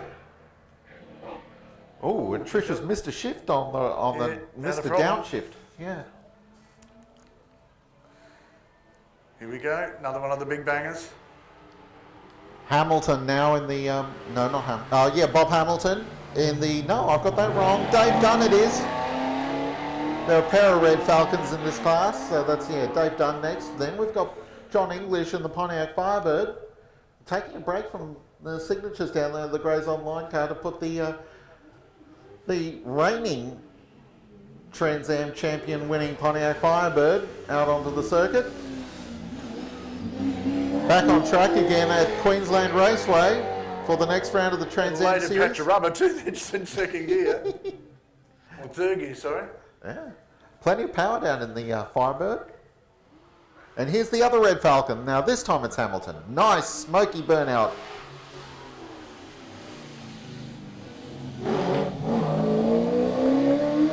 How do you like your sausages, Wes? Smoked. Yes, exactly right. The HMAS Galaxy's arrived at the start line. Oh my goodness. Matthew McConaughey is currently traversing the back of the car to the front of the car in that spaceship of his from the moon. Oh, the smoke show's on! Gotta love this car. Oh, you can feel the ground rumble under your feet. Folks, the vibration through our commentary booth is unbelievably high. In fact, it really distressed our producer and our vision switch behind us. Said he'd look around and go, is something wrong? We're having an earthquake. No, the Galaxy's arrived. Oh, I'm feeling a little seasick, actually. We thought one of the cameramen fell down off the roof. That's how bad it was. Here comes Mr. Hewitt. And if he's here, it means Liam Pelly's just down the road. Now, Jamie Chant moved the goalposts a bit with a 52.6 on his previous lap time around. And so that's kind of put the battle out of reach, I think, for Liam Pelly. It's Liam's did a 53.3, so he's got 0.6 of a second to find. But he's looking for it. It's a very smooth run through turn one there. Just pinch the brake slightly. Oh, someone's had a big moment in the dust out there. Who's that? That's Hamilton, I think. No, I think that's Paul. Actually. Oh, it's the Galaxy. Of course it is. Yeah, it's Holtz. Look at the Galaxy. Jeffrey Holtz in the Galaxy. He's the slowest car in the class, so he's not really after a time at all. Why not have fun and show off a little? As the Garland Gallant goes out. Interesting enough, the Garland Gallant, it's actually up against Bryn. Yeah, the David Garland's currently second in class. Bryn is third in class. Against some very highly modified cars. In fact, he's doing a great job of holding his own there. I think he's pretty strong so far. Sean Rooney in the Fiat is the car that's out on circuit at the moment, although, of course, Garland's still coming around in that mighty Lancer. It's Stephen Victor Hogg, though, who's the class leader, and he'll be out shortly. Here's the Golf, Graham Rumble.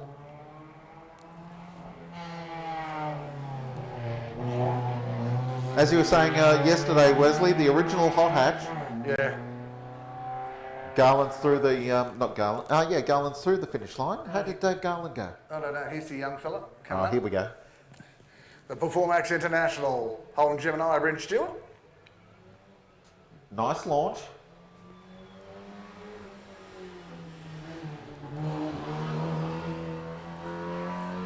Almost smooth, didn't quite have power all the way through the corner. had to feather slightly. Am I being overcritical? Oh no, we all are. There's in-car footage everywhere. We'll be debriefing on that probably sometime through the week. Here's a Corolla Sports Sedan. Car number 122 of Leon Treadwell. Still getting used to the car after a couple of years in Alfa Romeos. There's the Golf coming through the finish line. Looking for a time around 59 for Bryn.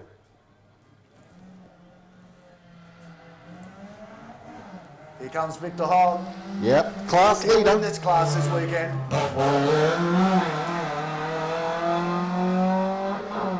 Very aggressively driven, this Corolla. He's gotten down into a 54.6, so he's really not under any real threat from David Garland.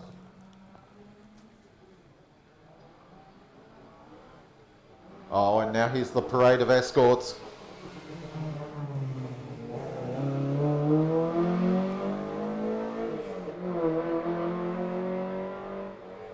Did Bryn have an issue? No, I didn't think so. Did he come around? Camera's frozen, just looking at the time. Yeah, of course. So the escorts are on their way. Graham Bailey was the first car out in car 124. Here's car 125 now. Tom Brailsford. He's chasing the class leader, Gary Pitt.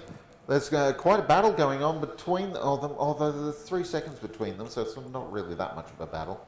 Gary Pitt's doing a fabulous job on that orange RS2000. It's impossible to read that screen. I'm having a real problem reading the screen, Jonesy, because I can't hold it. It rolls over. Chris Collins is on his way round in the blue Ford Escort. As the first of the escorts, the car of Bailey comes round to the finish line. Just trying to check the time now. So watch the white car of Brailsford as he comes through to the finish. He's just coming through School Corner now. Brailsford heading through the chicane and into the sweeper at the end of the lap. Wally Conway's starting the lap now.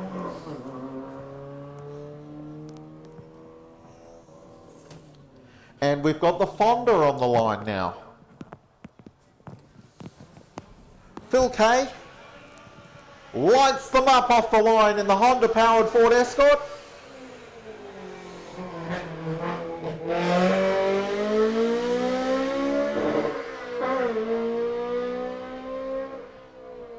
Very neat and tidy run by Phil Kay. Up to very neat and tidy indeed in the mighty Escort. See if you can make head and tail of that. I think it's a 58.8 for Bryn. I'm just trying to work it out. Oh, I can't see from here, Wes. That's just too far away from me. The Triumph Dolomite is on its way there. That's car 129 of Paul Lawrence. Gary Pitt will be the next car through.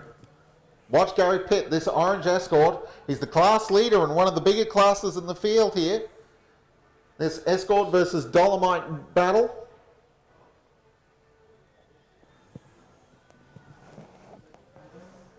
Actually, there's a slight hold up right at the moment. Skip's wandering around in front of the Escort.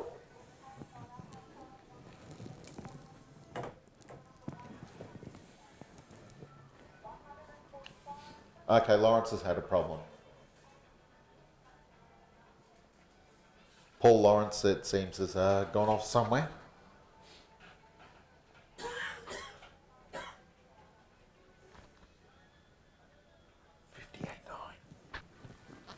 Bryn Stewart's dropped into the 58s and the Gemini. Not all that great perhaps for his regularity times, but certainly it's the fastest run of the day. Nice work. He did a 58.6, but got a 5-second penalty earlier on today, so 58.9.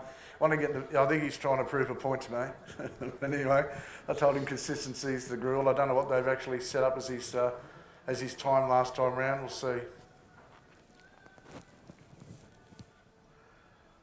Just waiting to get the go sign for Gary Pitt. Pitt's got down to a 52.6. Would you believe in That's the amazing, Escort? isn't it? Really? Gary is absolutely flying. Mind you, that car we could tell because he was really pushing hard. He's got maximum grip too. The front end of that car is working so well. It's probably working a little too well for the rear end of it, to be dead set honest, but yeah, he's flying. Is that him a line out for a rerun? No, he hasn't gone out yet. Okay. So second last car in class, the Celica is the last car in the class. Here we go, pits off the line.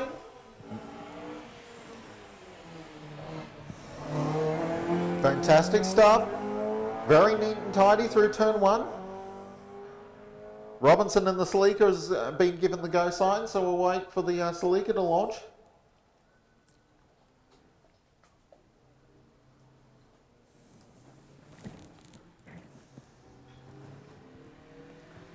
So pits coming around the back end of the circuit as Robinson reaches turn 1. Next we move into the touring cars that are, the touring cars for over 2 litres, and leading them out is the Mazda RX-4.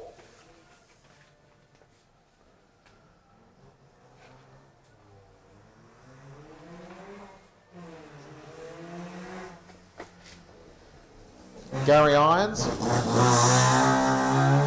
Unfortunately, we lost the HQ Monaro out of this class over Darren Cardiff in the Get Chopped car, but the boys and girls from Get Chopped are still down there at the intersection. Go and have a chat to them. As here comes Ledgerwood, the V8 Tirana gets off the line, sounding very nice indeed. Whoa, kicks the back end out through turn 1. The last of the Tiranas, the UC Tirana.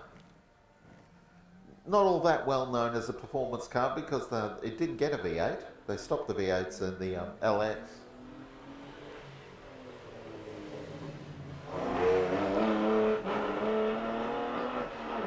Bevan Reid following him out in the V6 Capri. Reid's behind Ledgerwood at the moment. Paul Spiteri, though, is the fastest car in the class in the Mazda RX-3. We've got Perry Rolton in the Jaguar coming out now, actually. Love this car. Look, I was a bit of a fan of Gary Wilmington's livery back in the day. That's a very similar colour scheme. Yeah. Lost red.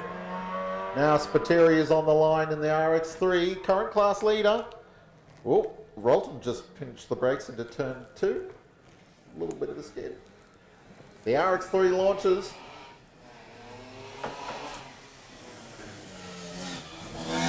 Spiteri pushes hard through turn 1, nice and smooth. Now we've got an outright class car who's running amongst the special interest cars towards the rear of the field. Here's Neil DePau. It's a sports car, which is why he's down in the field and not up with the Formula Libre open wheelers, but he's certainly amongst that class. In the Radical Club Sport. Oh, someone was untidy through School Corner. There's a dust cloud kicking up through the chicane.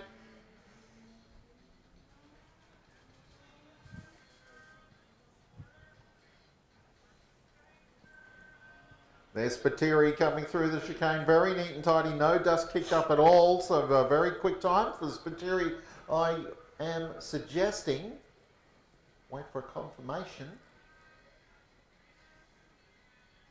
Current class leader in that Mazda.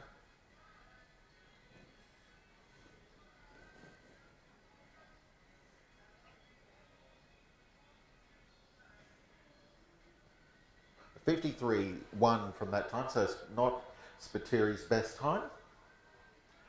And has Neil DePau had a spin or something in the Radical?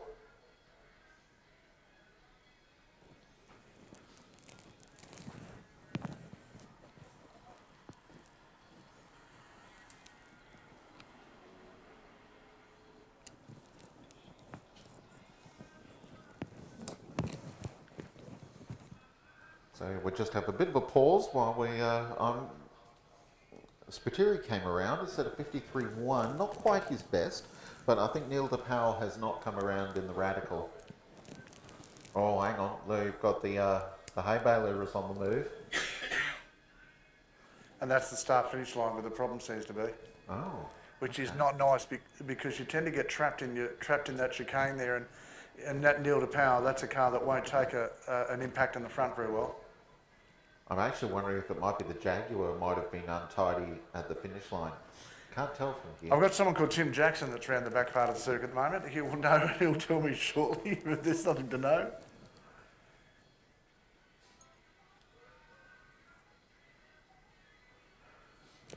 So we're into the Clubmans, or when we get the sprints restarted, the Clubmans will start coming through.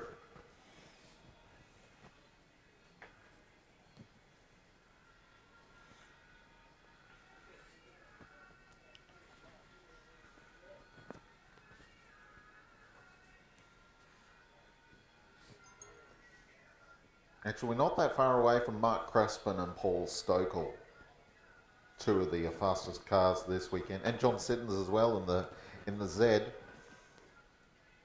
Stokel set a 46.5, Crespin 47.5. Stokel's moved the goalposts, goodness me. John Siddons' best is a 50.4, so he's looking perhaps to break into the 49s. But before all that, we've got the Clubmans lined up. Our race officials out in the corner, Pete Trapnell there. Hey guys, I think they're looking for a camera too. Pete, can you hear me, Pete Trapnell? He can't hear me, the race officials. I think when Neil Lewis came around before, I think he actually hit the hay bales and I think knocked a camera off his car, so. Ah, okay. Sean, looking for exposure for your business or event? Take your business. Community events. So the Sean judging is on, and the presentation that was slightly after scheduled time of 1:30. So keep an eye on that, Judge. You might have to go down the microphone. Yes, I will. I might have to give Anne and that a copy of that. Let her know to come and get a mic or something. And live action replays for a fraction of the usual cost. From a festival or sports fixtures to a corporate or charity event, Power TV Australia and Power FM can take your message live to our local and national viewers and listeners. Invite the world to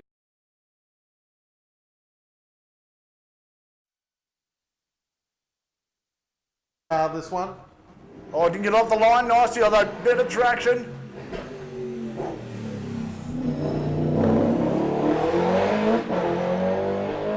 Goodness me, that car travels. Oh, he's having a red hot dive under brakes. He's having a crack. Oh, listen to that. It's all the way over at turn 3 and I can hear it crackling and banging. You know that Moztec race engine's on the side. I'd love to see Chaz Moss Turt have a drive. There'd be a conflict of interest, unfortunately. There would be, I know. It's all DJR drivetrain, I know.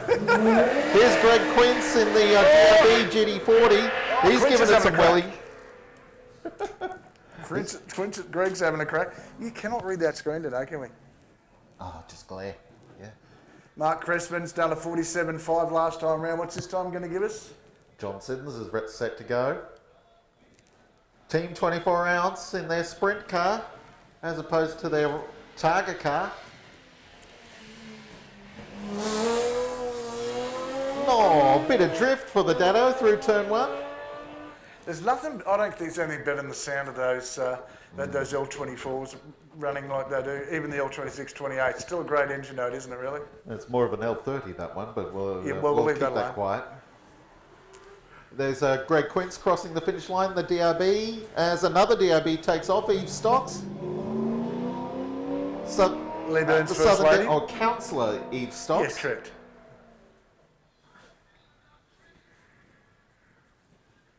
And next on the line is Paul Stokel.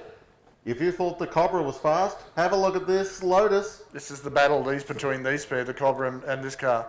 And also Phil Heafy's Mitsubishi Lancer coming up later on. Stokel set his best time of the weekend just a couple of hours ago. Corner speed of this car is its absolute thing. 3.5 litre supercharged V6 Toyota engine.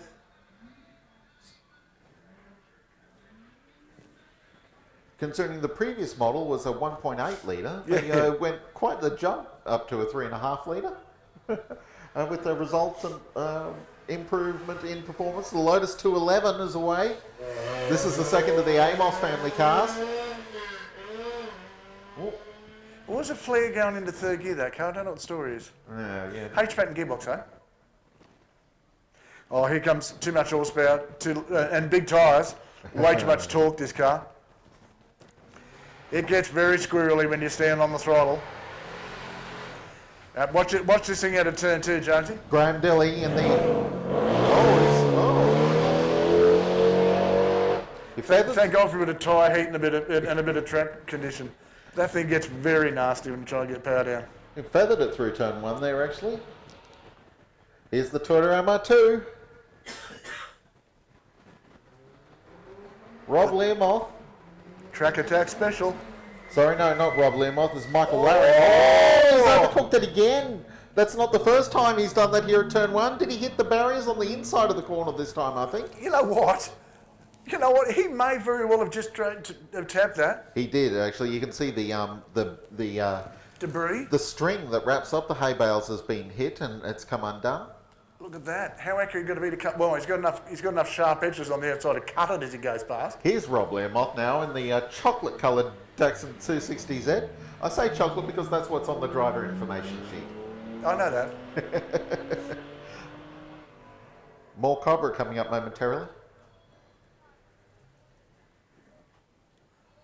Mick Warnock about to launch in the white Cobra. Warnock is second fastest in class. Larrymore in the other Cobra is fastest. That's a lot of rear wing on that car of Warnock's. Now I'm going to go. We need to get a mic over to Nico.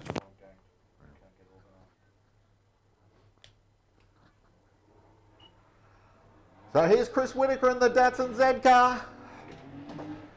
Another 240Z, several of them here this weekend, I think 4 of them, and I'm loving every moment each one of them contributes to the course. Whitaker skitters and dances the car through turn 1, letting the car have its head. I think Brendan Whitaker had a go in the previous run. Had a chat to him downstairs before. And here's the Healy Sprite.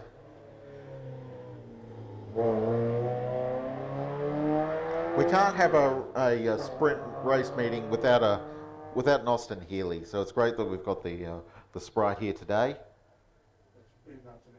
Even though it's an MX-5 drivetrain, that's a Kaz Mikulek. And we've got Bacchini BMW. Here's Carly Bacchini. I'm just going to get out. Oh, it's passenger ride. Passenger ride. She is the fastest of the Bacchini females. She'd like me to make that well and truly clear. Paul had ambitions to run the team's new BMW for a production racer, but it seems that Sophia's got her eyes on it. Here's Phil Heafy, fastest tin top of the day so far. That Mitsubishi Evo is lightning quick. The only roofed car that's been faster than Paul Stokel all weekend.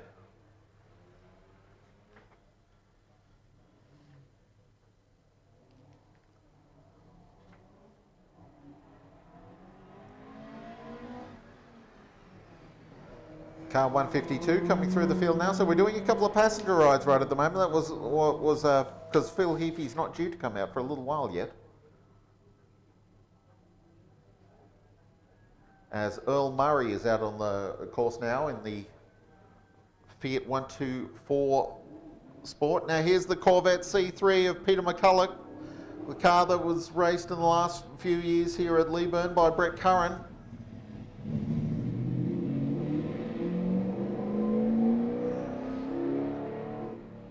Only recently lost Brett Curran, who's been fighting cancer for about 3 or 4 years before finally Brett lost his battle just a few months ago.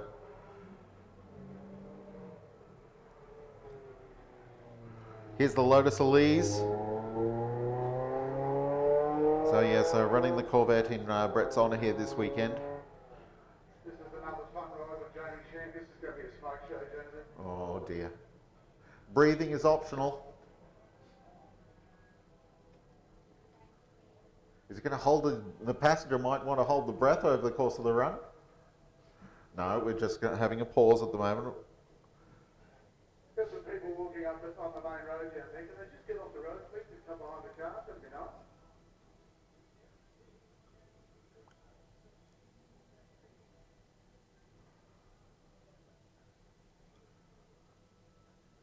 Just waiting on the McCulloch in the Corvette finish. And Jamie Chant is unleashed.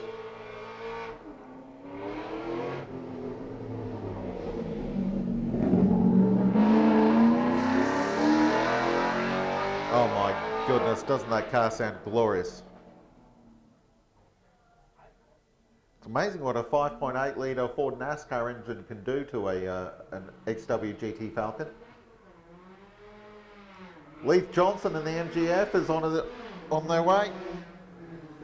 Very rapid car, this one.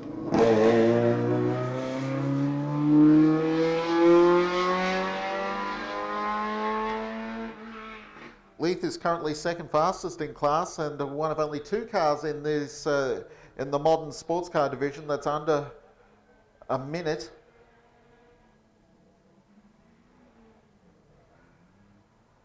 Toyota MR2 of Dean McCauley, who's actually at the base of the class. It's done a 60.8 second time as Dean McCauley compared to Flavio Paggiaro, rather, who's on the start line now. There's quite the fight going on for 4th place in this class. 60 points actually for 3rd place in class. Steve Donker and the Lotuses in this fight. 60.4 for Donker. 60.4 for Paggiaro in the MGF. And 60.8 for McCauley in the second of the MGF. So there's a real scrap going on between the pair of them, or the 3 of them. First and second in class are sorted. This will be the class winner here. John Reynolds in the Honda S2000 has set a 52.3. They won't catch him. And Leith Johnson's MG has set a very neat 56.1. So that's first and second in this modern sports under 2 litre is properly sorted out. But the rest of the class is really tight. Paul Hibbard sits on the start line now in the Mazda RX-8. No RX-7s here this year. We've got RX-2s, RX-3s, RX-4s, and an RX-8. And of course there's an R100 as well. We don't want to leave Matt Clift without a mention. But there goes Paul Hibbard in modern sports cars over 2 litres.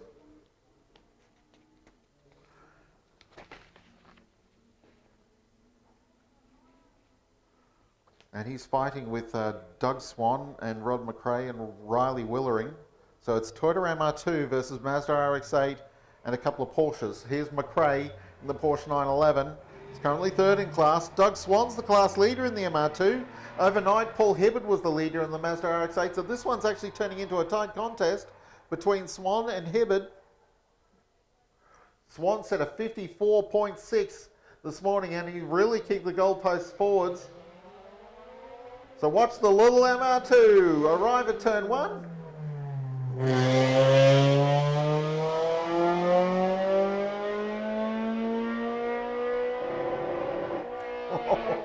Bouncing off the rev limiter on the run to turn 2. And here's Riley Willering in the Porsche 944. It's currently slowest in the class, but it's a hard-fought class, this one. Now we move on to the over 3.5 litre modern sports car class. And there's just the 2 cars fighting over this one, and they're both Porsches. The turbocharged example of Bruce Absalom. He's up first.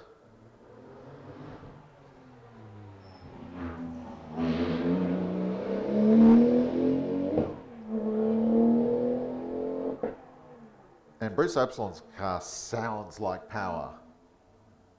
But he's slower than Phil Hart in the Porsche 911 GT3, who comes around now. And Hart's car is naturally aspirated.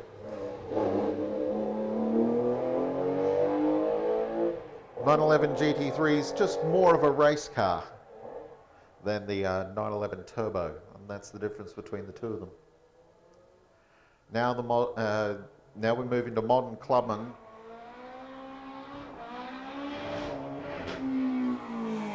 Paul Finch is first out, and he's the fastest so far. Paul Finch has set a 50.6 in his PRB, which is an amazing time considering he's put Jason McGarry's Caterham behind him. Here's Tom Hackett in the Westfield. PRB versus Westfield versus Caterham versus Elfin, and they're all pretty rapid times really. A 50 for Finch, a 52 for McGarry, a 57 for Hackett, and John Warner in the Elfin is out in the 61s. Here's McGarry in the green Caterham with the Ford Duratec engine. 2-litre version of the modern Formula Ford racing engine.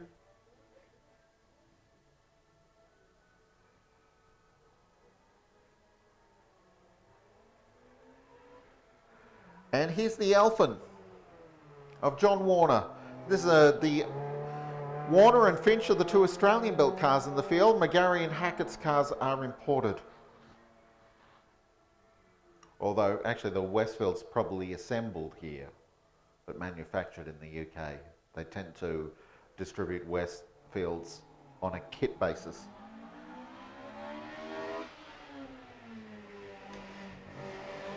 Now after the Clubmans we get into special interest. They divide it into under and over 2 litres. So the under 2 litre cars are being led out by the Toyota Levin. And here's Sophie Baccini now in the Proton Satria. Stuart Burrows in that Toyota 11 is actually the class leader as we see the last of the Clubmans come around to the finish line. Hey, Jonesy, I'm just standing with Carly Baccini, who clearly wants me to actually clear up this matter that you are by far the fastest female Baccini in race cars. Is that correct? I guess so, yeah. So I'm just certified. Now, because Dad's admitted he bought another 130. And there's a certain little sister that thinks it would look pretty in a colour she wants. Yeah? Okay. You want to see the look on her face when I said that, Dave? Oh, this is news, is it?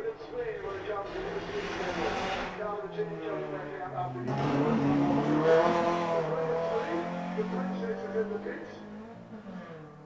And Mum's standing here looking at me going, yeah, right. Now, Claire, you don't like the driver's seat very much. You prefer the passenger seat. When are we going to see you actually have a proper crack at this? Well, obviously, I got an opportunity last year with Sophia herself. But yeah, dirt's my thing, and yeah, I prefer the passenger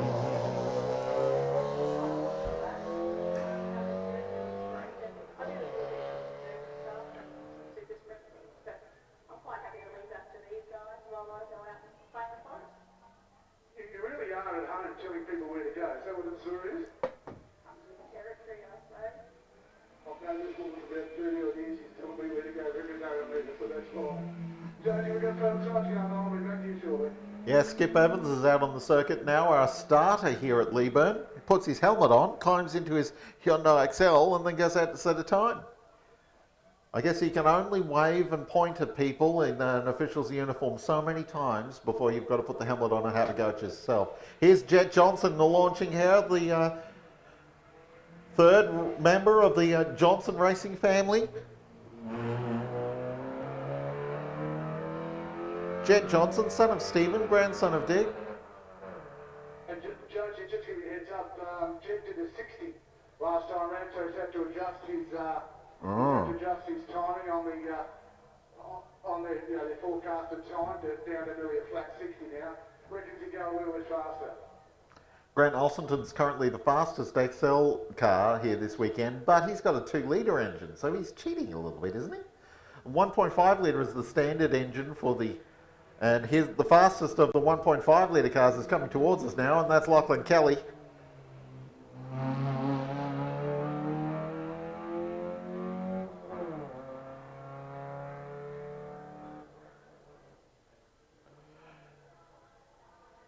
So there's quite the scrap going on amongst this fight.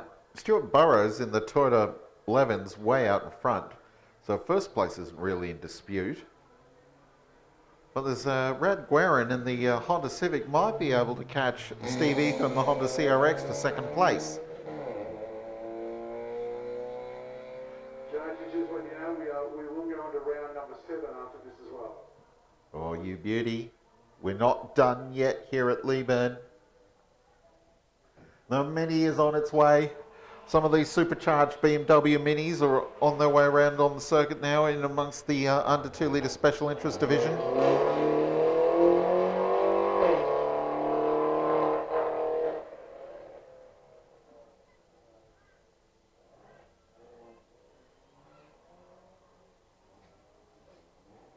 So that's... oh,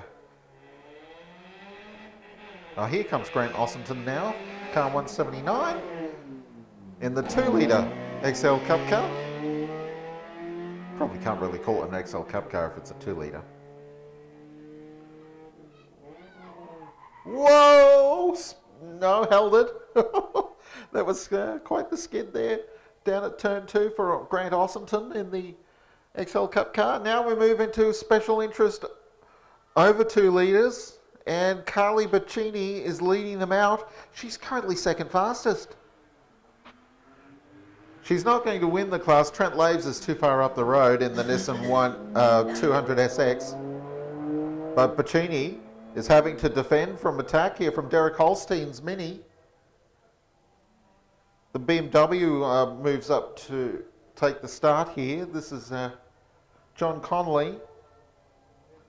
Carly Baccini's out on the circuit there in the BMW 130i at the moment. Here's the earlier BMW 325i of Connolly. Just to confirm for you too, our judging for the show and shine will occur, and the announcements will be about 2 o'clock. So 2 o'clock. The announcements for our show and shine will be at 2 o'clock. We won't be going live with the judging. Be done down there. They'll send me through the results for us to announce posthumously later. Posthumously? I hope not. You know what I mean? Yes, Anyway, after the fact. Here's Keith Edwards in the Falcon. Well, the first of our Bathurst Tribute cars running this weekend. Doesn't run in the same class as the other Bathurst Tribute cars because it's that's the difference between the 6s and the V8s. This version of special interest goes up to 4 litres.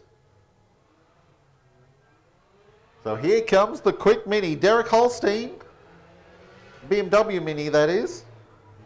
And Holstein is chasing after Carly Baccini for second in class.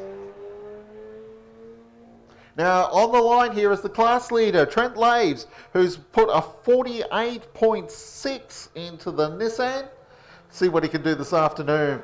He's running top 15 outright. Just been getting quicker all weekend. Oh, it was a little wide through turn 1.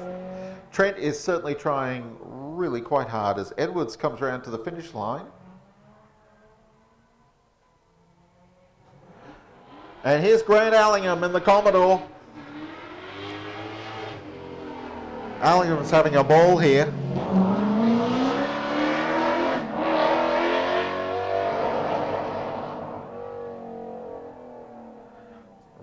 Racing Elwyn Bishop's Queensland Touring Car Championship Commodore. Next we get into the Bathurst Tribute V8 cars. The first of them is the Commodore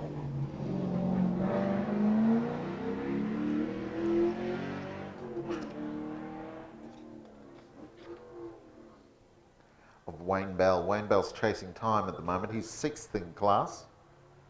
Mark Bramwell is the leading Bathurst Tribute car. He's not the class leader. Here's Paul Stokel. I think Stokel is doing a is Paul Stokel doing a passenger ride, or is he having a rerun?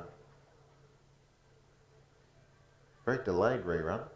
I think it might be a passenger ride here from Paul Stokel in the Lotus Exige V6.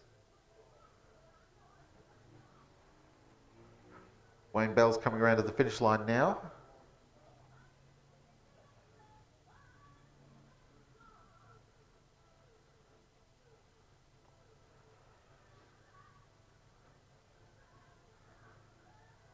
Has Trent Laves had a bit of an off somewhere in the Nissan?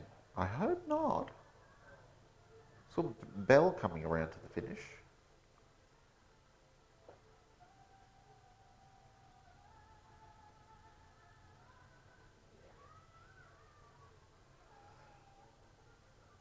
Here we go.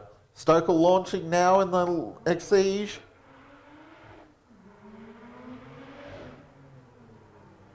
Yeah, it's passengerised this one.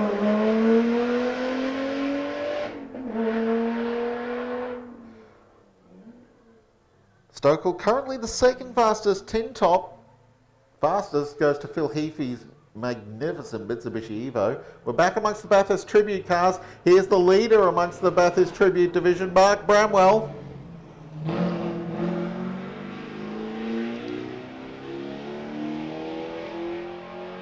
Very neat and tidy for the runs from turn 1 to turn 2. Perhaps slightly slow through turn 2, but otherwise very neat. More Bathurst Tribute cars. This is cars painted as a replica of the Mark Scaife Tony Longhurst Bathurst winner from 2001. I was actually there for Bathurst that year. I was standing up at the top of the hill for the start of the race, and it was snowing, would you believe? Very, very light snow, but nonetheless, snow. 2005 Bathurst winning replica of Mark Scaife and Todd Kelly out on the circuit now, so that's Shane Woods.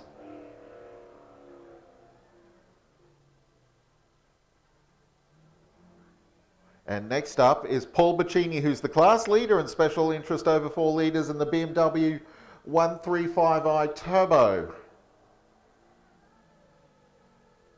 Just let the last of the Bathurst Tribute cars around before we unleash the BMW Turbo. There he goes, Paul Bacchini. Watch this BMW fly.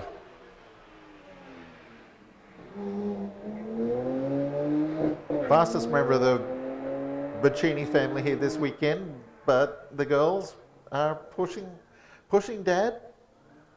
Go and move over. And here is Tony Rutherford in the Oz car. Commodore, an old Thunderdome racer, this car. Lives here in Leyburn. And has a New Zealander at the wheel. Tony Rutherford, regular visitor to Australia, racing a Mustang in the Queensland-based Trans Am Series. Oh, and now we get into the miniature race cars. The Mac Techs are underway first. Here's Brendan Lloyd, who's moved into second position ahead of, in fact, the Mac Techs of Brendan Lloyd did actually move into the lead of the miniature race cars, and I'm not counting Matthew Reid in all of this. He's just, that's car's way too minimalist and way too fast for the rest of them. So Brendan Lloyd got what he wanted. He was chasing the Aussie race car of Des Thomas. They're having a great scrap. Brendan Lloyd, 52.9. Des Thomas in the Aussie race car is a 53.5. And Neil McLeod on circuit in the second of the Maztecs is 53.8. So less than a second covers the three of them. It could go to any of them. But Reid will win the class. Here he comes. In the tiny MTR1. I mean, really, the Reid Speed MTR1 there of Matthew Reid, it's basically a scaled-up roller skate. Here we go. The turbo four-wheel drives are on their way. Here's Chris Ching in the Mitsubishi Lancer.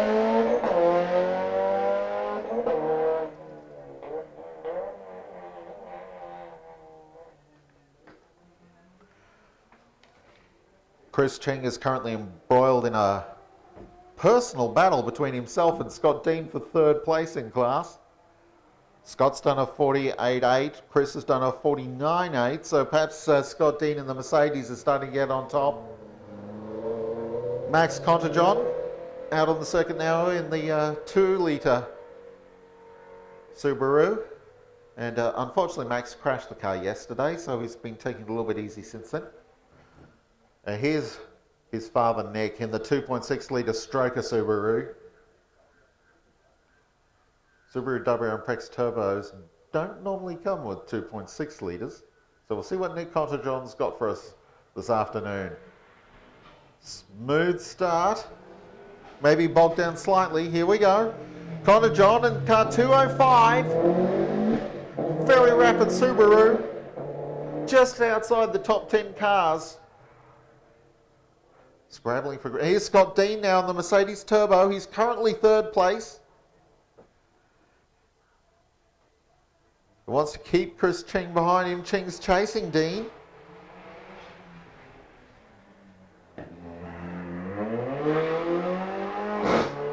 Saw some photos of Chris Ching overnight on social media. Someone who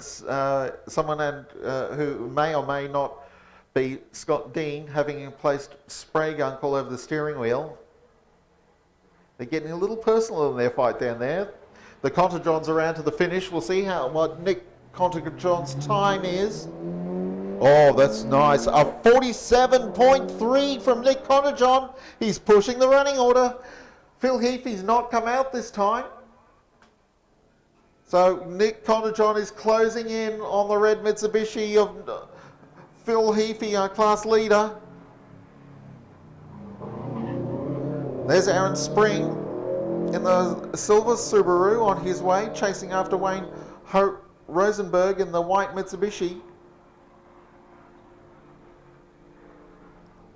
Now looking for Scott Dean's time across the line. How it compares to Chris Ching. Ching's faster than Dean this time. They're both in the 50s. So they're off their best times. And here's the Toyota Celica of Nick Windsor.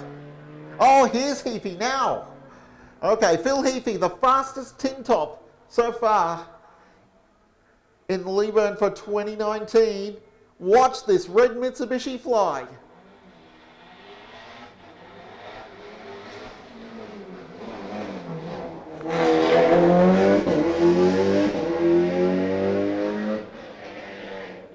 It sounds fast.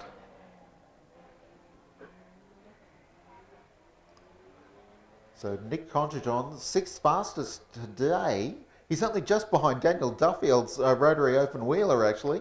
47.1 versus 47.2, but had some faster times earlier in the weekend. It looks like the Dave Thompson and the MG's not coming out for another run. So waiting to hear what the time is from Phil Heafy.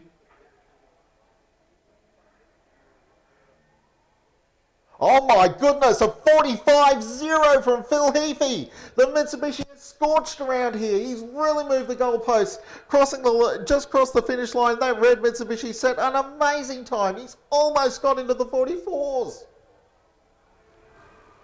Oh wow, give Heafy a round of applause when the red Mitsubishi comes around. That was a stunning time.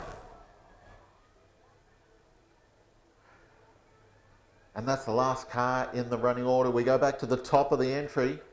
The two 94-year-old Austin 7s are lined up ready to go to start the 7th run of the weekend. And my goodness, that was a scorching time from Phil Heafy. 45.0, almost a 44 at a car with a roof. Whew. They're starting to get serious here at Leyburn.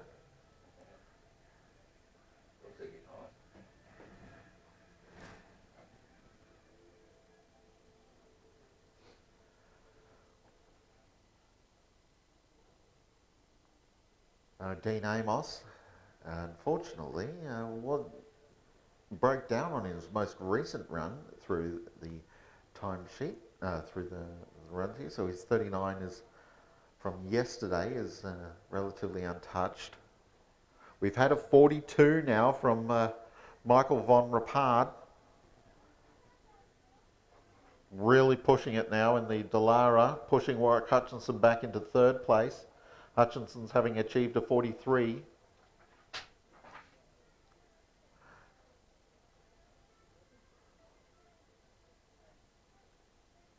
Neil Lewis was the next fastest, but I'm not sure that Neil will be able to defend his times at all because the last time through here at turn 1, the rear wing clipped the barrier and it tore the wing off.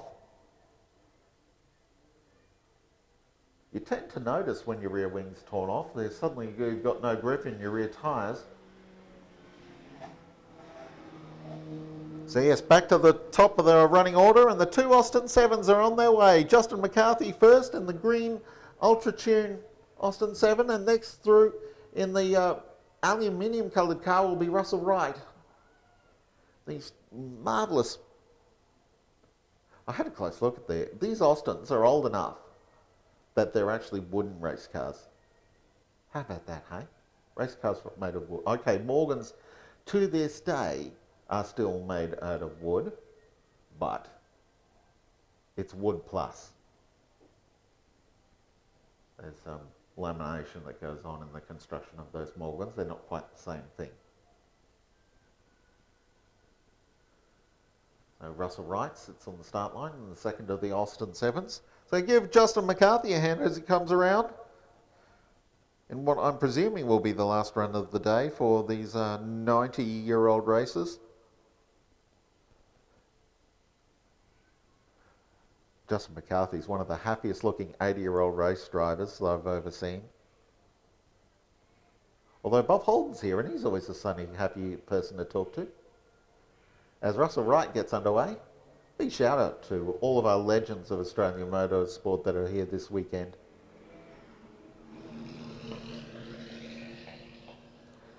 Sports car champions, touring car champions, Bathurst winners, rally champions, Safari, Australian Safari winners, top 10 at the Dakar Rally. My goodness, that's an enormous achievement by Bruce Garland. Of course, Toby Price has come along since then and actually won Dakar.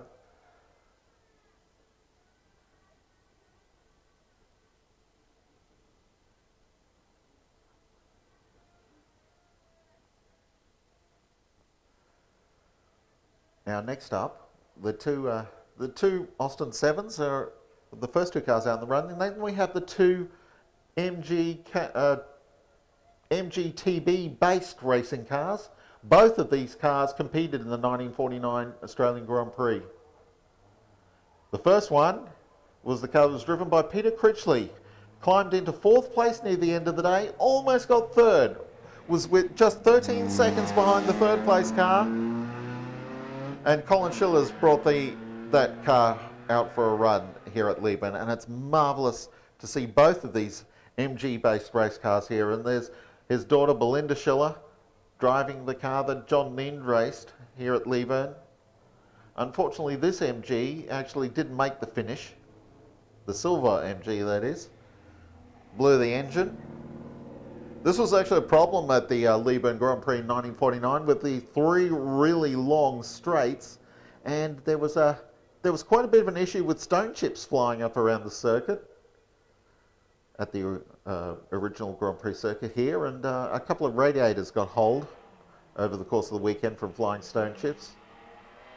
So there was a real premium on how many cars were able to finish the race.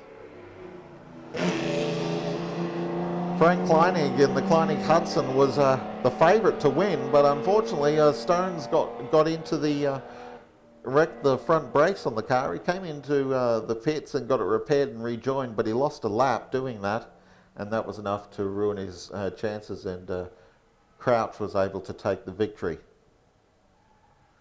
But yeah, Peter Critchley came home in 4th place in that MG TB, the red MG that's out in circuit. Now here's Barry Smith in the Ford V8 powered, side valve Ford V8 powered boat racer.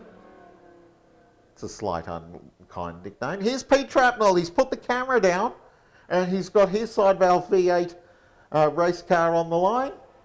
Ex-Dick Vermeulen, who's perhaps most famous for being Chris Vermeulen, Superbike racer's uncle.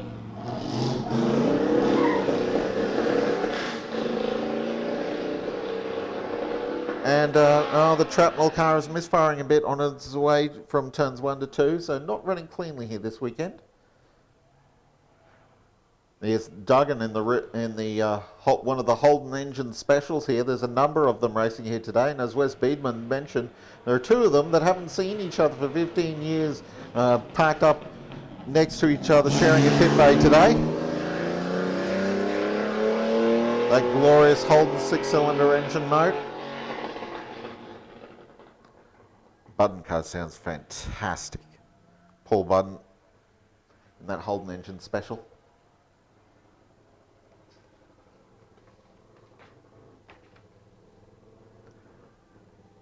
And here's Graham Branch in the Norton engined special, Manx Norton engine, ex-John Surtees, 3-time world motorcycle champion and 1964 Formula One world champion, the only man to win a world championship on 2 wheels and 4 wheels. Although Johnny Cicotto went close, he was pushing really hard.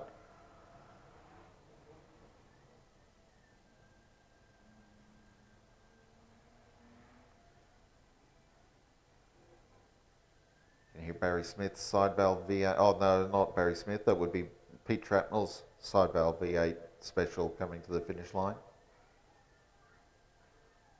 The original Ford versus Holden race car competition here in Australia. Those are Holden 6-cylinder specials versus the 1930s side valve Ford V8 engines in a variety of hand-built Grand Prix cars. Now we've got the Centaurs coming up.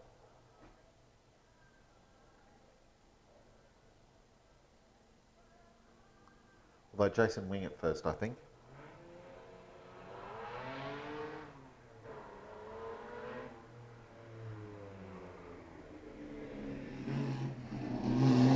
Actually, there's John Devitt in the other of the Holden engine specials. Now we've got the Centaur up.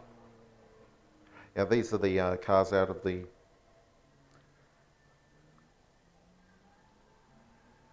Bevan Batham collection. Centaur GT being driven this weekend by Neville Birtwistle. His best time is a 56 point... Oh my goodness. Neville Birtwistle and Matthew Devitt and the two Centaurs are having a tremendous scrap amongst themselves. Matthew Devitt has set a 56.21. Neville Birtwistle in the blue Centaur GT, a 56.28, 7/100ths of a second separating them. So this is it for the two Centaurs.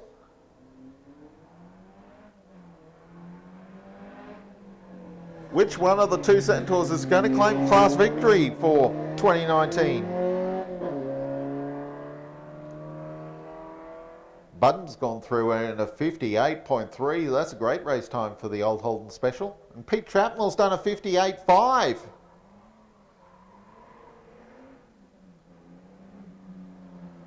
Now here's Jason Wingett.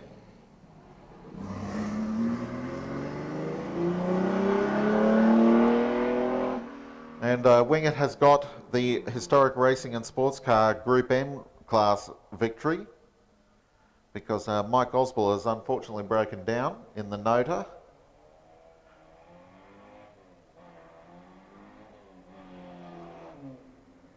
You know, I say that, oh, here's Shane Murphy now in the Group O Lotus 7. And he set a 56.5, so that's a great race time. Jeff Cohen's next in the Bull Ant.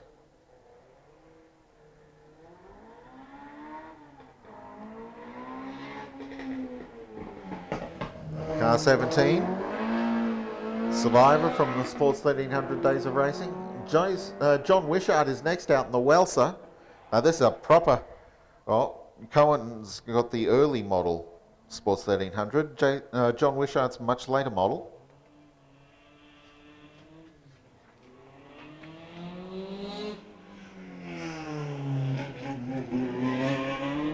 So John Wishart in his Group R race car is actually fighting with the two Sports 2000 cars. In the meantime, we've got a Group V race car coming up the line. This is David DeMolo in the Venom Formula V. Wonderful race cars, Formula Vs. over 50 years now.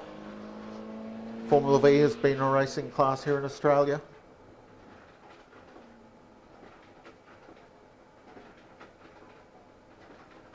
Now here are the two Sports 2000 cars. Keith Carling launches first. Carling's the class leader. He's ahead of John Wishart's Sports 1300 and Chris Hassman's Mofico.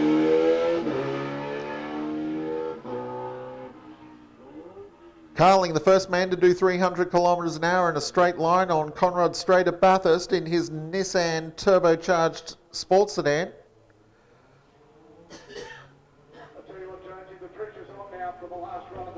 Yeah, absolutely.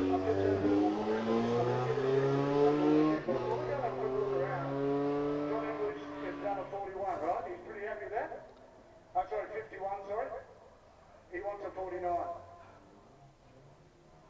So plenty of pressure from some of the drivers.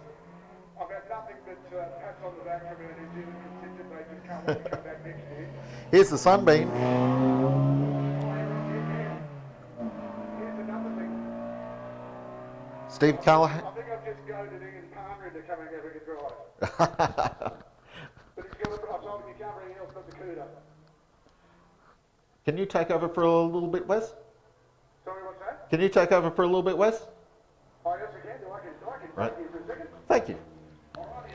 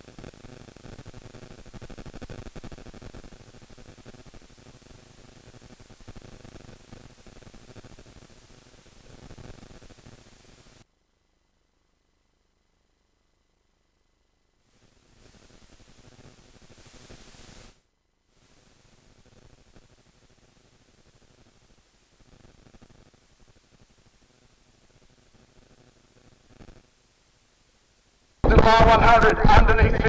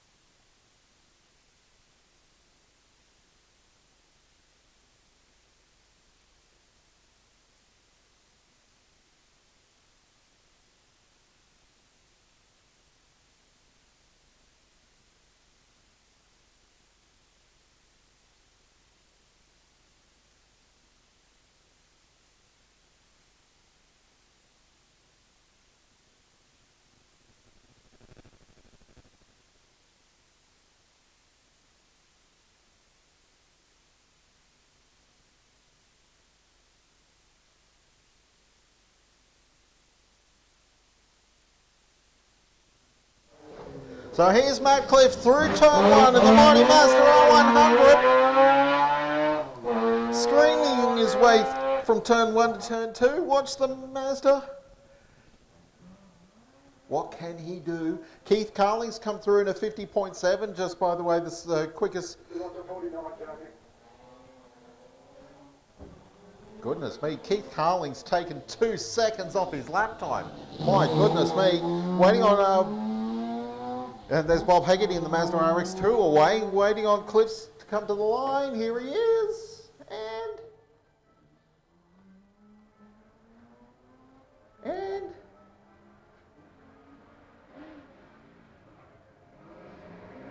oh, here's Cliff now. Sorry, I've got the wrong card there.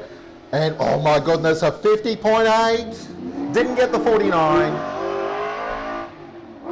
But when you're within a 1/10 of a second of a Sports 2000 sports car, my goodness me, that's really strong time there from Matt Clift. I think it's safe to say that he's won his class.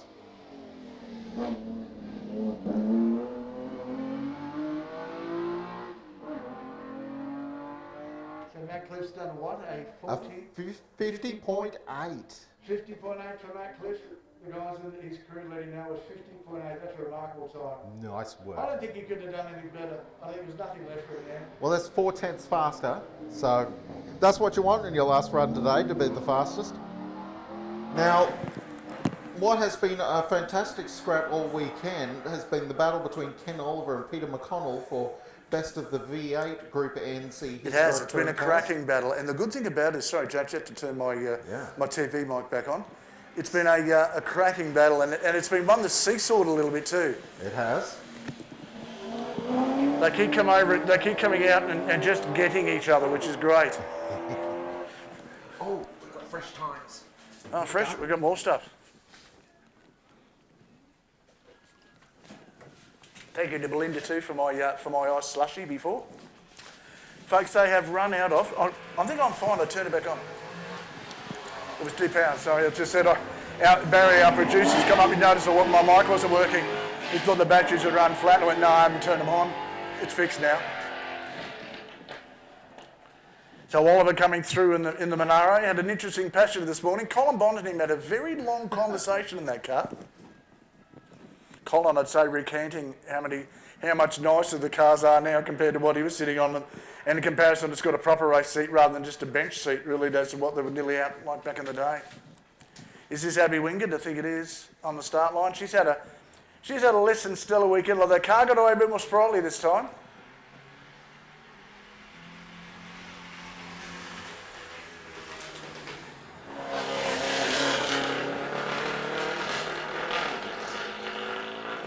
Abby's flat changing now. She's having a red hot crack. Yeah, she has to, because on his last run, Jacob did a 1:12. So Abby's needs to find something like 9 seconds. Can't have a little brother be yet. Doesn't even have a licence yet. Here comes the Subaru up. Now, just looking at the moment for what's happened with McConnell and Noel Oliver. McConnell's times come through at a 57.4. And Oliver's done a 54. My goodness. Okay, that settles it. That's trumped him. Yep. 54.4 versus 55.7 for McConnell. I think the Monaro's won that fight. Been a lot of massive work in the juniors going on. Keeping these class results a bit secret. Can I just give a big shout out to a young fella? Oh yeah. That's been the most consistent junior driver I've ever seen. I think he's nearly zeroed his account on possibly 4 times so far. He's doing such a good job at the moment. He really is. I think he's got an unassailable lead for the juniors. He's got a really well-deserved this, so well done to you. Great controlled drive by him. I think there's something. So with that in mind, I think you'll find a couple of the juniors going to let their hair down. There's been an adjustment in the lap time, and I'm just reminding the boys to adjust Bryn's time. He's going to have a crack, I think. I don't know whether he will. He might drive consistently, but look, he's doing 58 in that car. He can do a 57. He won't do. I think the good part about it is he's really enjoying his weekend, as all the juniors are. Most of the juniors are a bit actually gone, by the way. Now, I don't think, I'm going to say something here. I've got a funny feeling we've got a Mini parked up. Yes, because Ken Oliver's come around. So the only other car that's been out in the circuit is the Mini.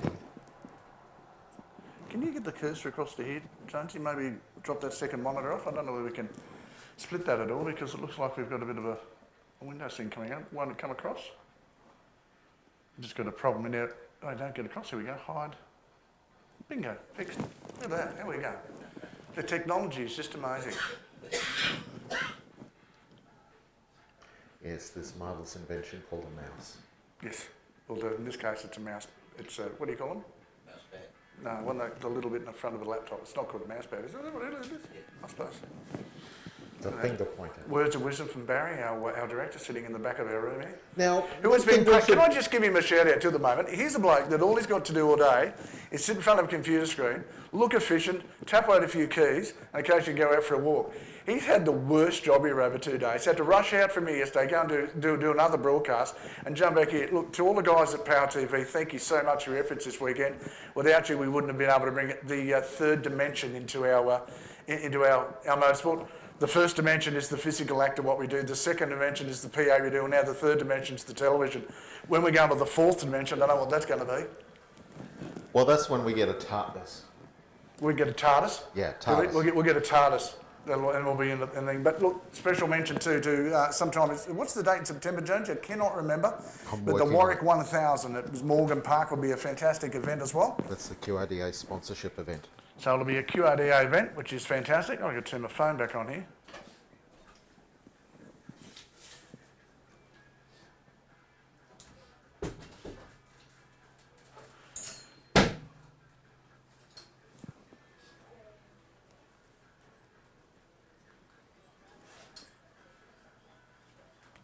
Sorry, folks, for the limited silence. I'm trying to do. Jones and I got a pretty hard thing that we're trying to juggle commentary and also communicating by phone because it's the easiest way to do it here, by the way. And just to let you know that our complete broadcast here has been sent via, would you believe it, the mobile phone network, in and out of here and sent across by that, through back to Toowoomba and then broadcast live right throughout the world through the interweb. And it's just a sensational effort from these guys. The technology involved is so simple but also so complex that it's just great to do what we do. So Power TV, you're able to catch up on highlights of this. There'll be all sorts of stuff going on this for a while. Of course, special thanks to the guys from Power TV for all their efforts over the weekend. So, and of course, you'll be able to catch up with all the guys from Power TV. Great little network of stuff going on in the Downs area. So if you're from the Downs area and you want to log on to these guys, they do a Downs roundup, all sorts of things, and they're also the guys bringing you the local football league as well in the Lockyer district. So well done to them. Jonesy. Yeah, I was just going to point out there, from September 27 to 29 at Morgan Park Raceway, just outside of Warwick, just less than an hour's drive from here in Leyburn, over to the east. And this year, the Warwick 1000 weekend at Morgan Park Raceway, that's September 27 to 29. A non-stop action with around 9 categories competing for CAM's Queensland State Championship points. Over 30 races, big grids, and if that's not enough to get you trackside at Morgan Park in a month or so's time, how about Jason Clements driving his ex-Alonso Jr. Indy car? Indy 500 competitor, 800 plus horsepower in that turbocharged Indy car, and they're looking for 100 mile an hour average lap time out of the Indy car. That's $10 Saturday, $15 Sunday, or $20 for the weekend pass. For latest info on the Warwick 1000, go to the Facebook page. Either the Warwick 1000 Facebook page or look up the Queensland Racing Drivers Association, the QRDA, one of my sponsors supporting the Leyburn Historic Sprints. As Nat Bagliamini is out on circuit in the Fiat 131R Bath, chasing after Kenny Ayres' Subaru.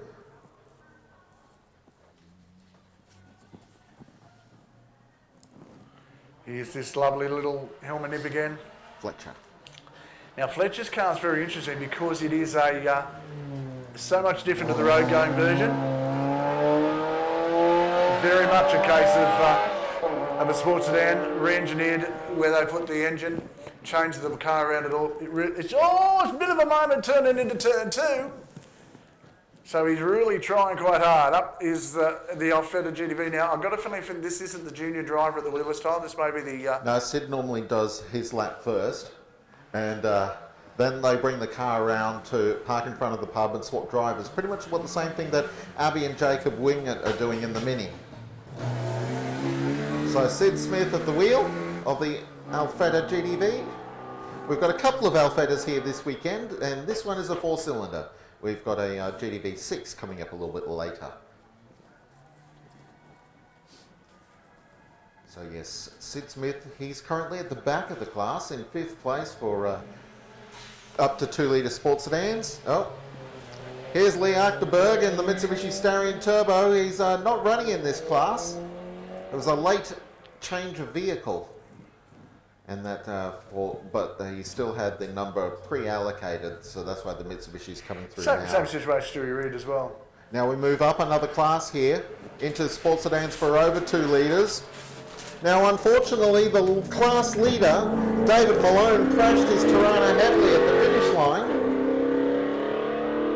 But I'm going to cross over to Wes Beedman now, actually. Yeah, no, we'll just take the moment to let everybody know this event will be on video on demand next week. You have that available. If you go to powertvaustralia.com and go to the live events tab, on November, you'll be able to actually take this broadcast and have a look at it again. Oh, nice and deep in the Commodore-powered Gemini as he came through turn number 1. As I said, this event will be on video on demand as of middle to late next week. So you can go to powertv.com and go to the live event tab and actually have a look at it replayed live, or the live coverage from next week. So make sure you go there to do it. And on November 23, Power TV will be running a Toowoomba Hospital Telethon live from the Rumours International. You'll be able to donate directly on the site or call in and chat to one of our celebrity hosts. That's November 23 from 4 to 9 p.m. You'll be able to log on to the guys from Power TV Australia and have a chat to them about what they're going to do as far as raising much needed funds for the Toowoomba Hospital. The telethon on next week, or next November, November 23, Power TV will be running the telethon live on the television station, so do that. And as of next week, mid to late next week, you'll be able to hit the live events tab on the website for Power TV, powertvaustralia.com. Go to the live events tab and watch a replay of 2 days of fantastic motorsport. Special thanks to Barry and the crew for doing that, and Power TV bringing you all the action as they've done today. We'll bring that all to you again in replay mid to late next week. Now we've got a fascinating battle going on in the over 2-litre sports sedans. We've got 4 cars all in the 54-second bracket. Mark Burgess, unfortunately the Commodore-powered Gemini crashed here at turn 1 yesterday, but he left a 54.2 second time in the books, and the rest of the class have been chasing him since then. Just a quick announcement, Mark, if I can, while it's a bit quieter. All of our show and shine entrants, all of the show and shine entrants, your presentation will be held in the middle of your show and shine area in 10 minutes time, right on 2 o'clock. All of our show and shine entrants, your presentation will be at 2 o'clock in the middle of the show and shine area. So please make your way there now. All show and shine entrants to the middle of the show and shine area. Your presentation will be at 2 p.m. sharp. Now, Mark Burgess said prior to his crash had set a 54.2. Since then, Mick Doyle has done a 54.5. Peter Murphy has done a 54.6. And now John McGrath in the V8 Nissan Silvia has done a 54.9. So all of a sudden, this last run of the day, and I think we've had a lead change. Burgess's time has been eclipsed. Oh, I think we've had a car come from the clouds and take the win away from Mark Burgess right on the last run of the day. Who was that? Of course, that would have to be the other Gemini. No, it what? You got no battery? Have you got me? Yeah, I think I'm dead. You got batteries? Put the yep. Use mine from battery's done. Use mine.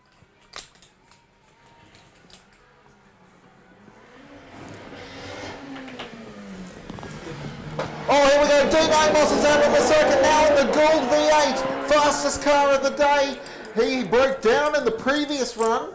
He's done a 39, the only car in the 39s. They're creeping up on him though. Val Rapard has set a 42. Here comes Duffield. So I'm watching for Amos's time to come around. Duffield's chasing the Duffield V8 out onto the circuit. Duffield files through turn 2 in the RPV. I can see the Goulds coming back towards the finish line.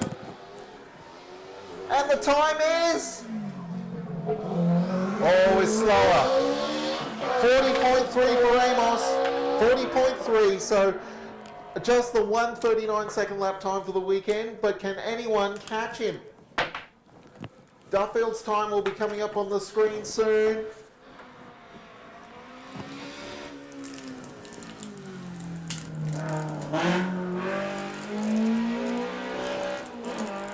James Hamer is out on the circuit now, as is Peter Gilbert, as well as Duffield.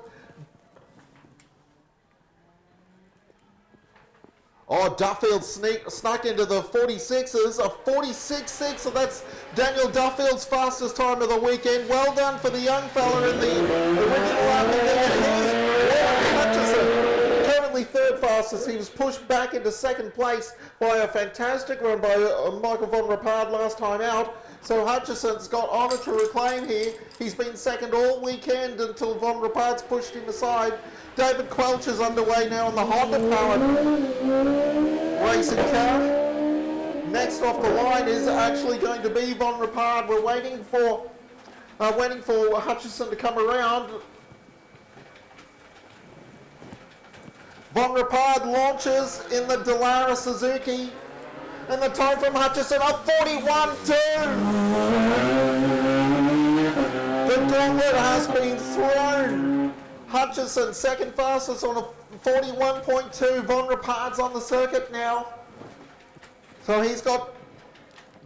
Hutchison's got second place back. Yes, he has. Von Rapard, though, on track now. And he was quick into 2, Jonesy. Waiting on Gilbert and Quelch to come around. Quelch is out into the 50s. Gilbert's done a 51. So they're not in the fight anymore. That's fantastic. Here comes von Rapard, Jones. 41.9. Hutchison claims second. Both of them have done 41s for the first time this weekend, but Hutchison's got that second place. But there's still one more big open wheeler. And that's the fourth place car of Stephen Woodbridge, waiting on the yellow Dallara to take the finish line. Can he pull a surprise? No, a 43.3 from Woodbridge. That's Woodbridge's fastest time of the weekend. But my goodness, it went all the way down to the end. Amos's time from yesterday has stood unchallenged, but second place went all the way to the end. And Hutchison in the RPV has beaten Michael von Rapard in a final shootout here at Leyburn for second place. Woodbridge is all on his own there in fourth place. And Duffield is fifth, setting a 46.5 on his final run. That's brilliant for young Duffield. Yeah, young the family Daniel will be chuffed. That's a great result too. Not so much the car in development, the driver very much in development. He's come from driving nothing like that to the front-wheel drive sports sedan mini into that. It's a great effort by him. And every lap he does, it's a learning experience for him. So he's just getting faster and faster and faster. Well done. So yeah, just to recap then, Here comes Hansen, Rodney Hansen in the mini.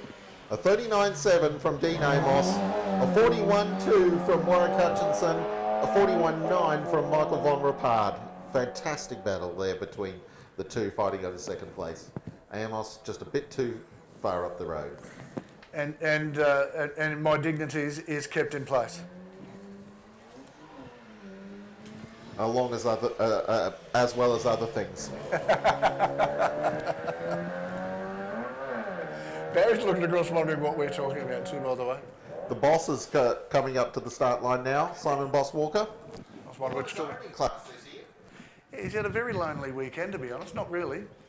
He's loving it though. He's done a personal best for here at Leyburn.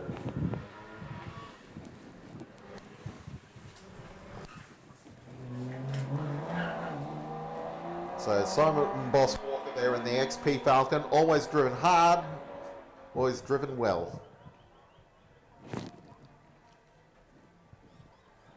Now, next up we have this fantastic battle for up to 1.6 litre 1972 touring cars. Greg Ball leading the class out. He's currently second place.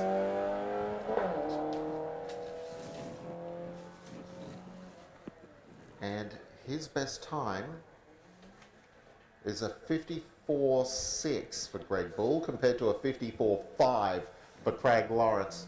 So it's going to come down to tenths of a second between these two Ford Escorts. Here's Keppel in the Mini, down in 5th place in class. Brings his own cheer squad, he does. The Queensland Mini Car Club come to support Keppel every time.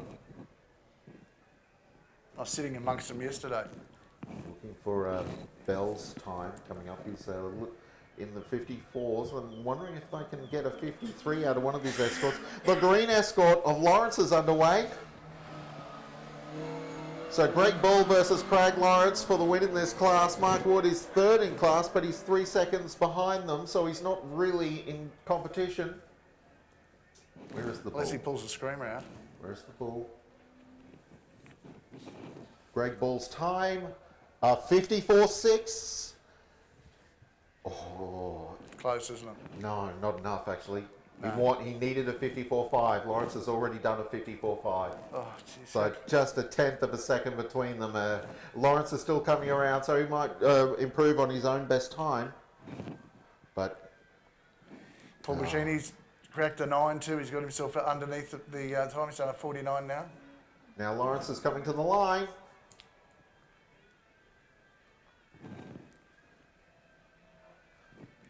And the timing screen rolled over.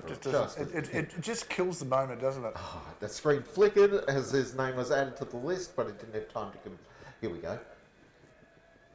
Oh, hello. I think Lawrence has actually had a problem on his last lap. Didn't do a good time. And, well, it doesn't matter. He backed a good one.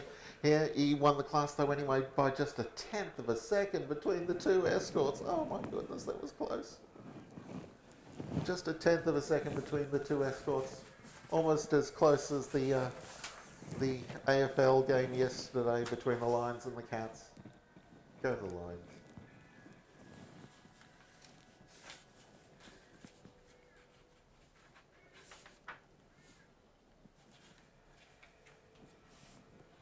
So we're up to car number. Well, Lawrence is 79. Rhett Silkstone is on the line waiting to go in the number 80 Mini. Now, it's possible actually that it might be Paul Keppel. We're just letting a couple of locals cross the track down here at the moment. That's what it is. So not because of anyone having problems, it's we're just closing the circuit briefly to allow some of the local residents to cross the circuit. We can't keep them from wanting to go home, can we? No. You can, but it might not get that good. I can't say that on air, Barry. No, but the best seat in the house out there, I can tell you. Yeah, oh, absolutely. Right in the middle of the action of turn 1 and 2.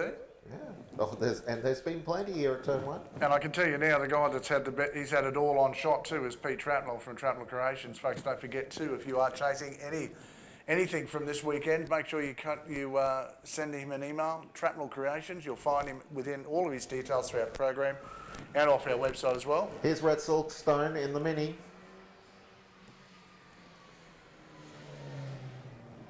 Now, once Rhett's gone by, I want to try and give a shout out to Peter.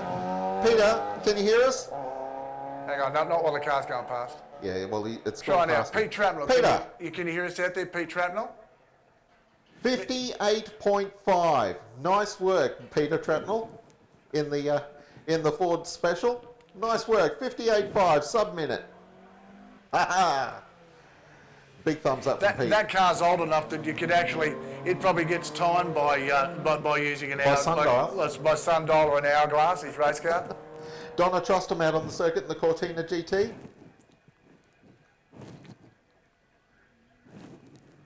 Now that was actually for a class win too, just by the by, for Pete Trapnell. Now here's the Datsun 1200 of Matthew Leyburn. Matt Leyburn in the Datsun is currently 4th fastest in this 1600cc 1972 touring car fight. He's a couple of seconds behind Mark Wood, so really the only real battle was for first place between the two escorts. Wood here in the Cortina is 3rd fastest. He's a long way behind the two escorts and a long way up on Leyburn's Datsun. So there's, but of course you want to have your best that turn run. into the top. He did. He's pushing hard, Mark Wood. Everyone here wants the last run of the weekend to be the best one. Now we move up another class. Here's to the 2-litre class, and the class leader is the first car out. And that is, oh actually I'm missing a page here. Oh no, here we go. I mixed up a couple of classes. That's Paul Brailsford in the orange Escort who's out on track now, and chasing him, there's the number 86 car of Chris Chant.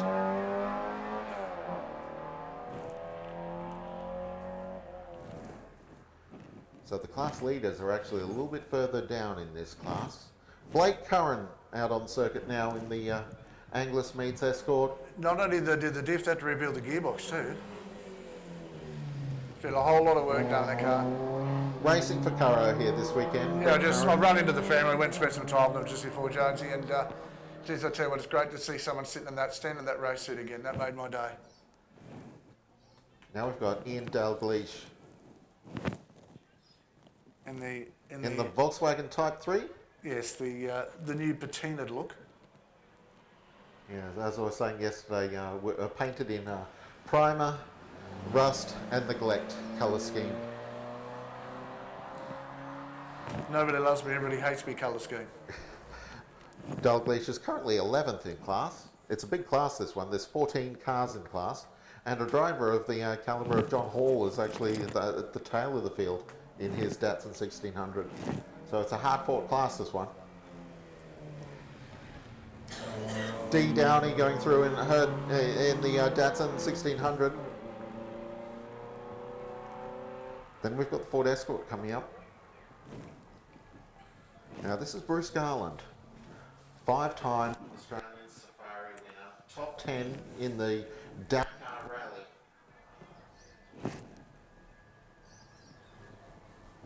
He's been some wonderful places in a racing car. Flown over dunes, cradled his way over rocks, tried not to run over motorcycle rallyists that have fallen off their bikes. He was our best performer at the Dakar Rally until Toby Price came along and won it.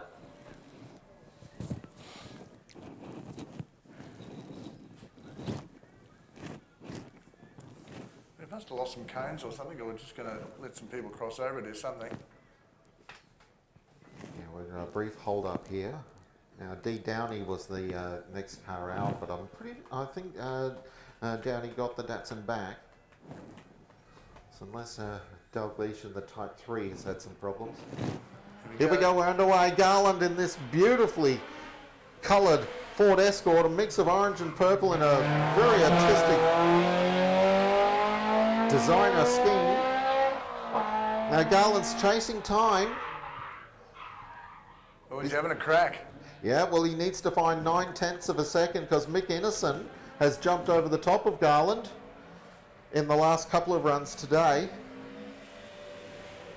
Here's John Hall in the Datsun 1600.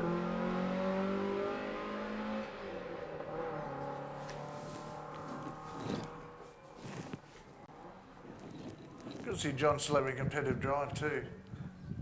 Another Datsun 1600 lining up now. Car 92. Here is Andrew Hinds, currently second in class.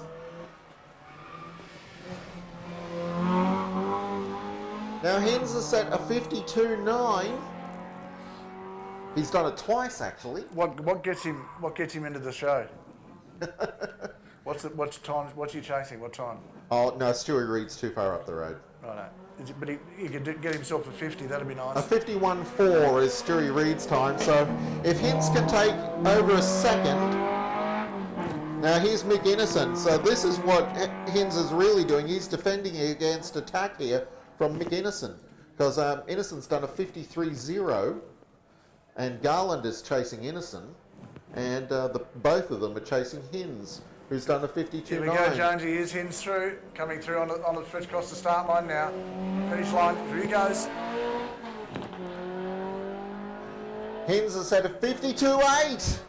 He's gone quicker. So we'll wait for Innocent to come through. Garland wasn't quick enough. But can Garland reclaim third place? There's Siddery in the Volkswagen who's in this fight as well. And Innocent's done a 52.1. So Innocent has taken second place in the class off Andrew Hins. But Siddery in the Volkswagen is out on the circuit now. He's probably too far back to really to catch Garland, but he's going to have a go. It's a very nice Volkswagen, the car that's nicknamed Jezebel. We've got the Fiat on the circuit now. You just went across the start-finish line, Jonesy. Kerry Snyder's in the Fiat. Now Siddery in the Volkswagen. What have we got? Siddery driving Jezebel. As well, the next group of sports sedans start with that Datsun 1600 Turbo.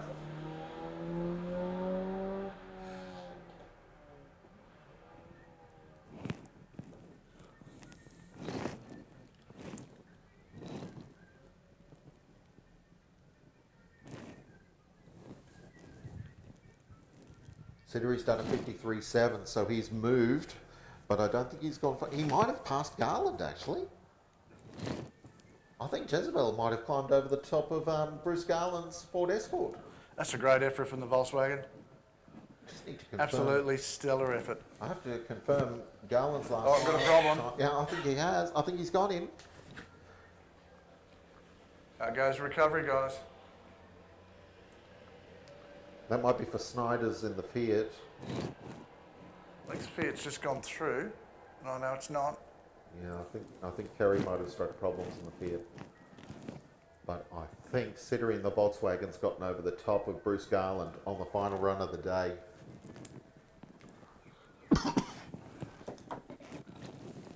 There's just tenths of a second separating both of them.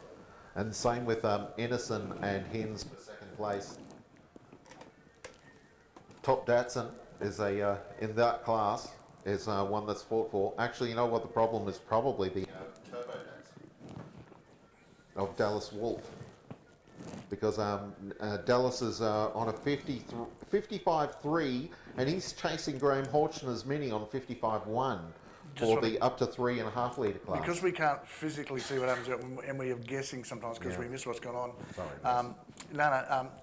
We upset Mrs. DePoe before. Oh, did we? She went screaming down. There was nothing wrong with the car because we thought it might have been him involved in a problem at the end of the track. He comes and says, "No, I'm fine." And my wife had a heart attack, but he said, I found out she still loves me, so that's fine. Okay. Yeah, that one's my fault actually. So don't blame Wes. Blame Jonesy. Can take, I think, the heat to come back in the day. Yes. Track temp will be up at the end, but mind you, the horsepower will be down, but that might be a good thing. Well, we're seeing best runs of the day out of a lot of cars, or best runs of the weekend, I should specify. So we. Looking for exposure for your business or event? Take your business, community event, training seminar, sports fixture, function, concert or exhibition to the world with Power TV Australia and Power FM's unique live outside simulcasts. We can turn your next local event into a worldwide sensation with stunning live pictures, interviews, graphics and live action replays for a fraction of the usual cost. From a festival or sports fixtures to a corporate or charity event, Power TV Australia and Power FM can take your message live to our local and national viewers and listeners. Invite the world to your party by contacting Barry today on 0431 390 920 or email programming@powertvaustralia.com for a quote. For a news slant on local television, you can't go past the Power TV network. Catch up on all the latest local news, sport, events and entertainment on Toowoomba's own online television station, Power TV Australia, home of the TRL Footy Show. Find us at powertvaustralia.com or take us with you wherever you go by downloading the Power TV Australia app. Discover a whole new world of entertainment at Power TV Australia.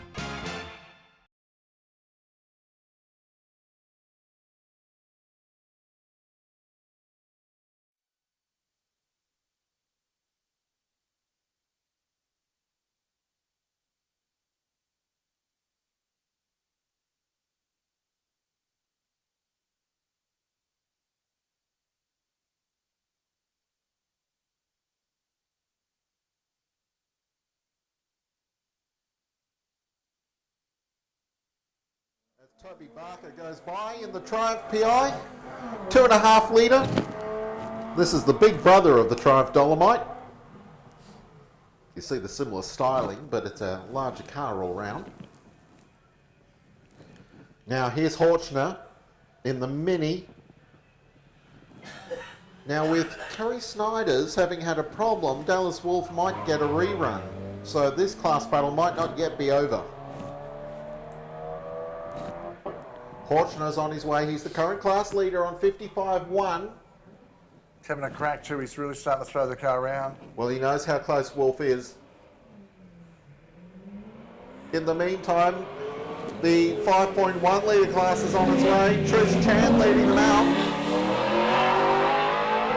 Now this is another close battle.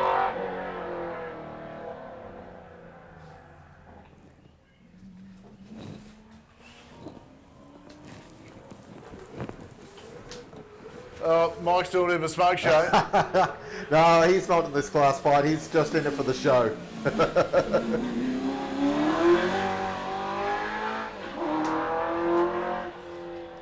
The battle for the class win is between Dave Stewart and Trish Chant.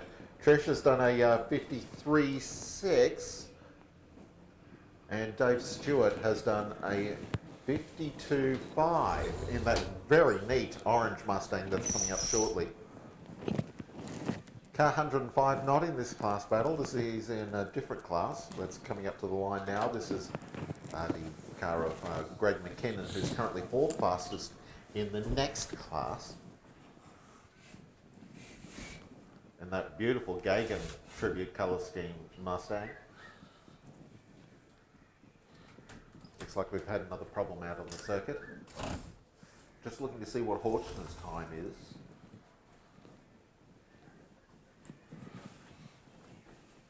Fantastic battle between Wolf and Horchner. Okay, there's a car limping its way back to the pits. Which one's that one? It's just about to come into sight on our TV monitor. Jeez, I hope it's in a minute. Mike Collins. It's Collins, actually. Okay. So yeah, Mick Collins just coming in. Mike Collins is coming in slowly. Of course, Mick Collins is a safety marshal, I've got to remember.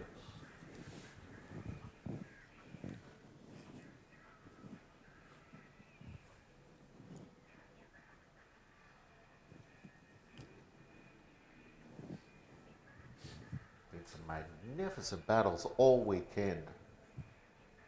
Over 40, I think even over slightly over 50 different classes that are running in this enormous, over 200. I think 205 competitors was the final tally. Yeah. They were numbered up to 211, but we had a couple of no-shows, but certainly over 200. So this is the biggest Leyburn in a couple of years, certainly. And it's the capacity is there to. I don't think we'd run 250. I think we couldn't get it all run in one day. Trisha Chance coming back for a rerun, so it looks like the problem was the car that was immediately ahead of Trish. Here's McKinnon.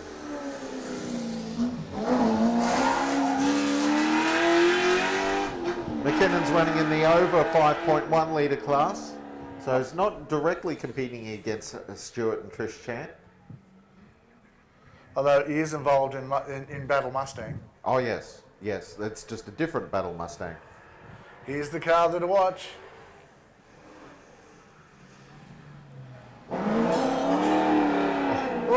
lays of smoke patch on the exit too as well. Yeah, Dave Stewart certainly got plenty of horse on board that Mustang. Interesting enough, bright orange Mustang. The car's got an open diff centre too. Busby coming up to the line now. Here he goes. Busby launches in the dark green Mustang. Very dark green. Runs this car as an auto too, by the way. So dark green, it's actually black. Someone was wide through School Corner, coming back in the other direction. We can see in the long shot there the dust cloud. Here comes Jamie Chan. Oh, Jamie Chant. Class leader in the over 5.1 litre 1972 touring cars in this NASCAR-powered XY GT Falcon. Spinning the tyres all the way to the braking marker on the first straight.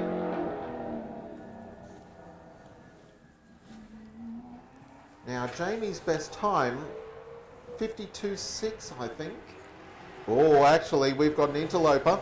Jamie got down to a 52.0. However, John English has put the Firebird around in a 51.7. Yeah, I know.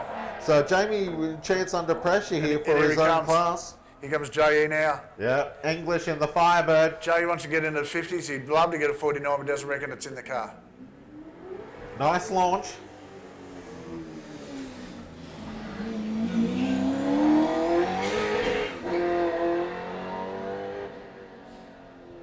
So it's on here between the Firebird and the Falcon of Jamie Chant. Now Chant's time.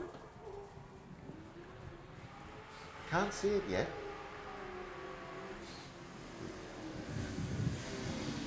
As Hamilton's or Dunn's Falcon going through.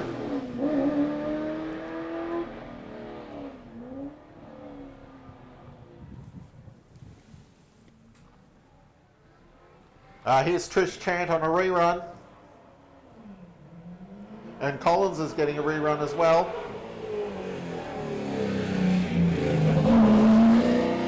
Here comes John English.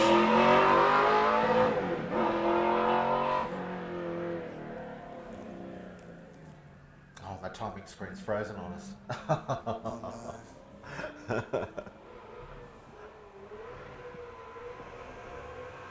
So nice smoky getaway from Mike Collins, final run.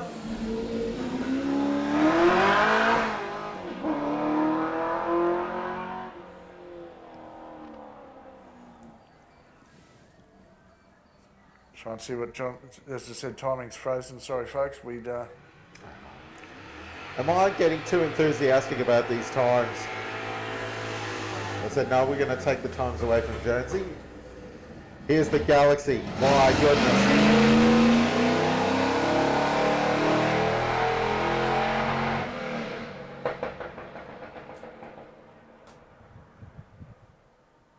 It makes the Earth move, that big Galaxy. Definitely Can does. you believe that Lex Davison, the four-time Australian Grand Prix winner, used to race one of those in touring car racing? Well, my favourite bit was watching that car. Was watching the car at Goodwood a couple of years ago. Here's Hewitt. Paul Hewitt going through in his GT Falcons. So that means Liam Pelly's next in the Camaro. He's the guy that's given them all a shake-up this weekend. Consistent car. He'd almost caught Jamie Chant when Jamie pulled the finger out under sudden threat from John English.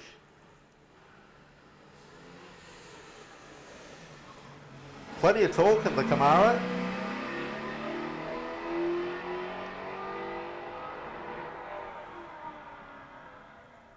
Gives that small bloke some, doesn't he? Look at the timing. Oh, here's the AMC. John Carson. The AMC AMX. Not to be confused with the Javelin. Can I buy a consonant, please? Yeah, you can do. Yeah. AMC AMX. Yes. Is that screen rolled over yet? No, it has frozen on us. Tell you, we won't know. No. Here's Garland. This is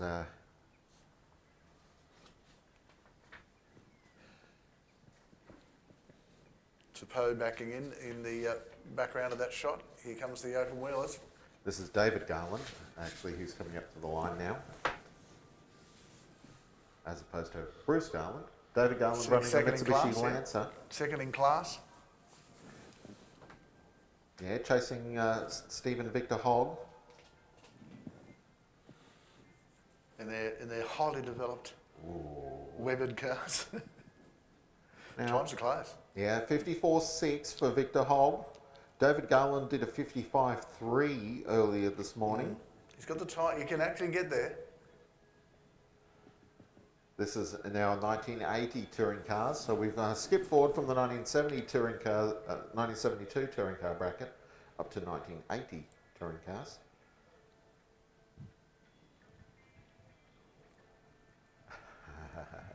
I've just heard that in the background. I know. I was just hearing the background myself. And it sort of fits the colour scheme on the outside of that car too, just quietly. Oh, the Garland. It's a long draw, that bow, but yeah, it does. Well, it does have that slight Hawaiian-ish look to it. All he needs is the Paul Morris hibiscus and we'd be fine. See, Paul Morris's young fella has started racing now as well. I know, so another third generation driver coming through. So there's David Garland in the Lancer. Well, there's an interesting thing for you, Jones. Like the Johnson family. I used to race against his father. Yeah. Never got to race against Paul, and now his young fella's starting to race. I get to watch all three generations again. Yeah, Zane Morris just started racing in XL Racing. There goes the Fiat there of Sean Rooney, one of two Rooney family Fiats that are running here this weekend. Woo! Just stood on the nose slightly. Under brakes into turn 2. Here's the Golf. Graham Rumble.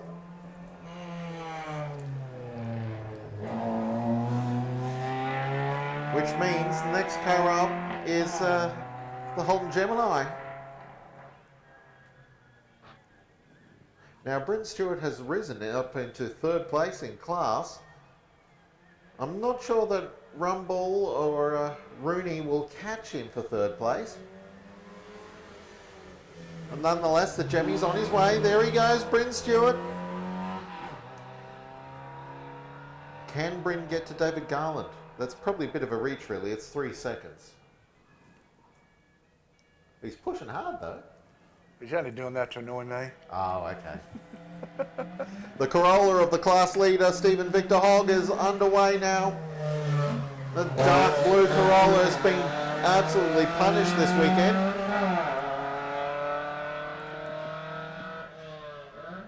.54 sixes, Victor Hogg's been recording today.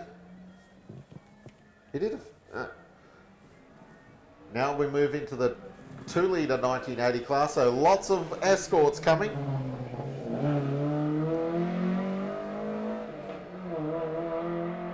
Bryn across the start line now. Just check the time. Yeah, the sprint. Oh, we can't still see frozen. Sprint still frozen. Can we hit a refresh on that or anything? Is there a refresh we can hit on or not, Jonesy? Oh, that worked. Look at that. So it's going through a major. It's having a major moment at the moment. There we go. Have a look. Right. Victor Hogg's done a 54.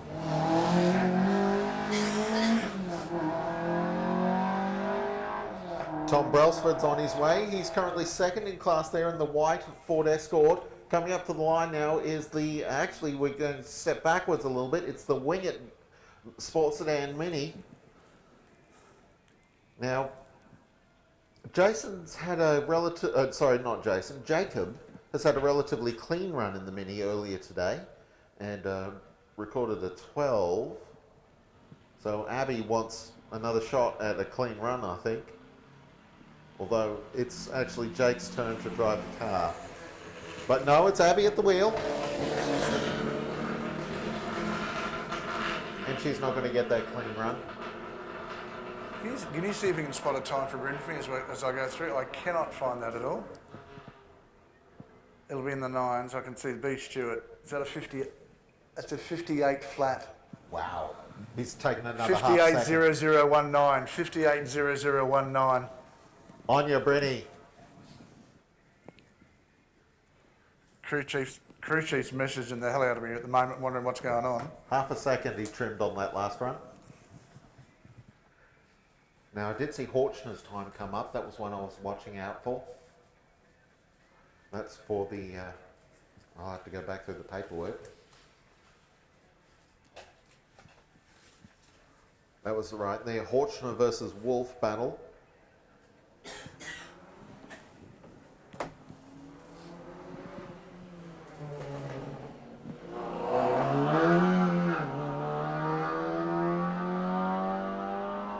I think the battle between Horchner and Wolf for top of the 3.5 litre touring cars has been won by Horchner there in the Mini. Fantastic result. I was just wondering what he'd do if I let him off the chain, Jonesy. Carson in the AMX is having a rerun. I love this car. As I said, it's something about the body shape, Jonesy, that it leaves you. It was such an unusual design back in its day. I noticed there was race tape all over the boot lid. So, aerodynamics trying to get a bit more slipperiness. Or to stop it flapping around. Here's the number 127 Escort of Wally Conway towards the back of the 2 litre touring car group. Next up is the class, we've got Phil Kay first in the Honda powered RS 2000 Escort. Had the explanation from Phil Kay before. It was for increased power delivery and much improved reliability to put the Honda S2000 drivetrain into the Ford Escort. It seems to be working.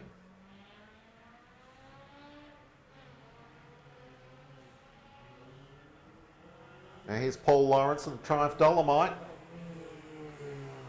Try as hard as they might, the Dolomites, they're having to give best to the Escorts in the 2 litre class touring cars. And here's our class leader on the line now, Gary Pitt in the orange Ford Escort.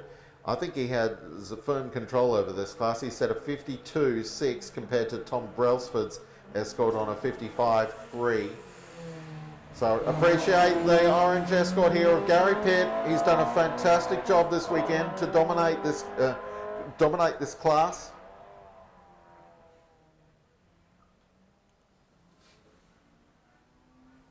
Actually, we do have to backtrack and see what times that John English and Jamie Chant did on their last runs, because that was a class battle as well. As Robinson's Toyota Celica gets underway. Next up is the Mazda RX-4.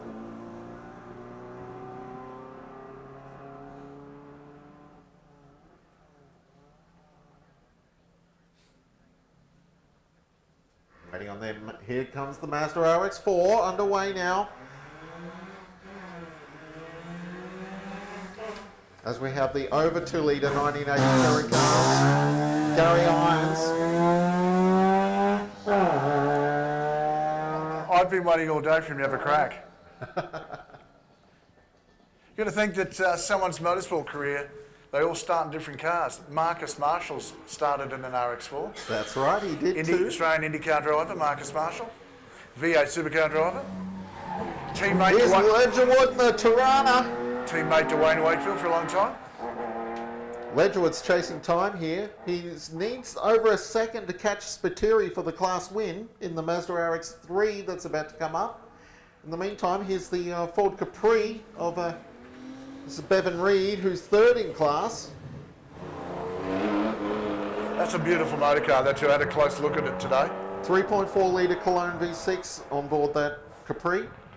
It's an interesting engine, that Cologne V6. Oh, here's the car that's a little bit different in the class. Perry Rolton, the Jaguar XJS. It's down at the tail of the field, unfortunately. Or near the tail. He's by the RX-4 of Irons is behind him, and of course the Monaro of Darren Carter, who we lost from yesterday. He's the RX-3 we were talking about, Paul Spiteri. Yeah, this is for the class win here. Ledgerwood in the Tirana is the threat.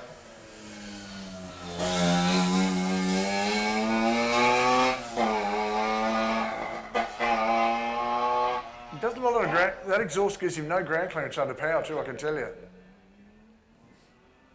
Very low to the ground, that whole car. I think English Here comes Depot.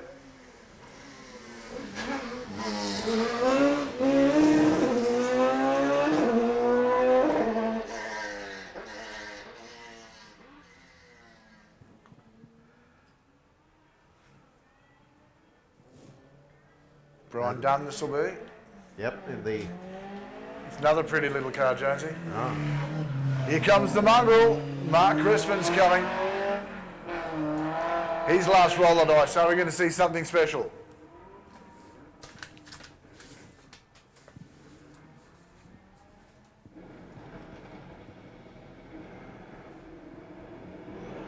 Great launch that time, Jonesy. Launch control worked.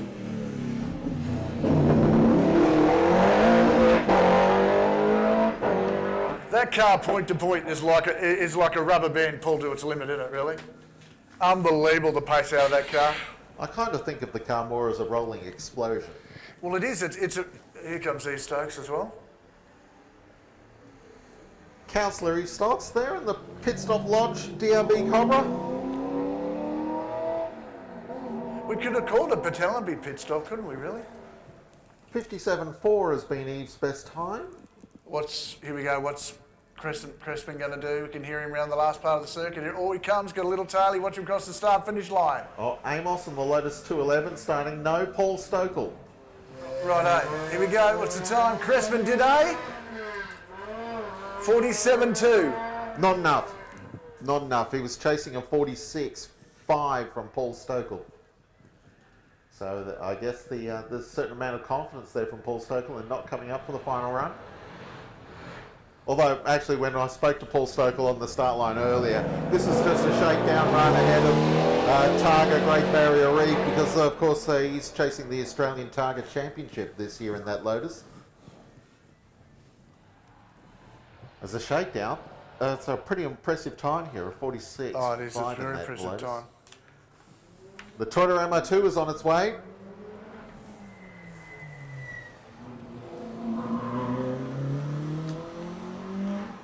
This is Michael Larrymore. We've moved classes again. We're in the Mark Sports cars over 2,000 cc's. That's another car that's very good point to point as well. Now Larrymore's gotten down into the 51s, so that's certainly not a slow device. Here's the Datsun 240Z of Rob Learmouth.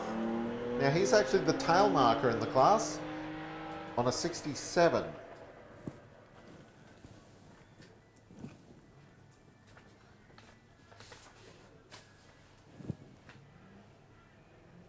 Oh, hang on. Actually, Mick Warnock took the lead last time out, and Talk of the Devil. No, this is actually... Is this Warnock now? I think I've got my numbers slightly muddled. No, Warnock's on track now on the White Cobra. He's the new class leader. He overtook Michael Larrymore on the last run. I've only just caught up on the paperwork there. Warnock did a 50.4, and here's Whitaker, also chasing the ace. He's done a 51.3. So all of a sudden, right at the back end of the Leyburn Sprints, this Mark Sports car, which looked to be Larrymore's for the taking, is now a three-way scrap between the two Cobras and this red, white and blue Nissan Z car. Interesting how they all fall in the same category this weekend. Only time it had ever happened, but it's great. Whitaker's poking to it. Here comes Cass Michalek in the Mazda powered. Yeah, that we move to the next car for sports cars.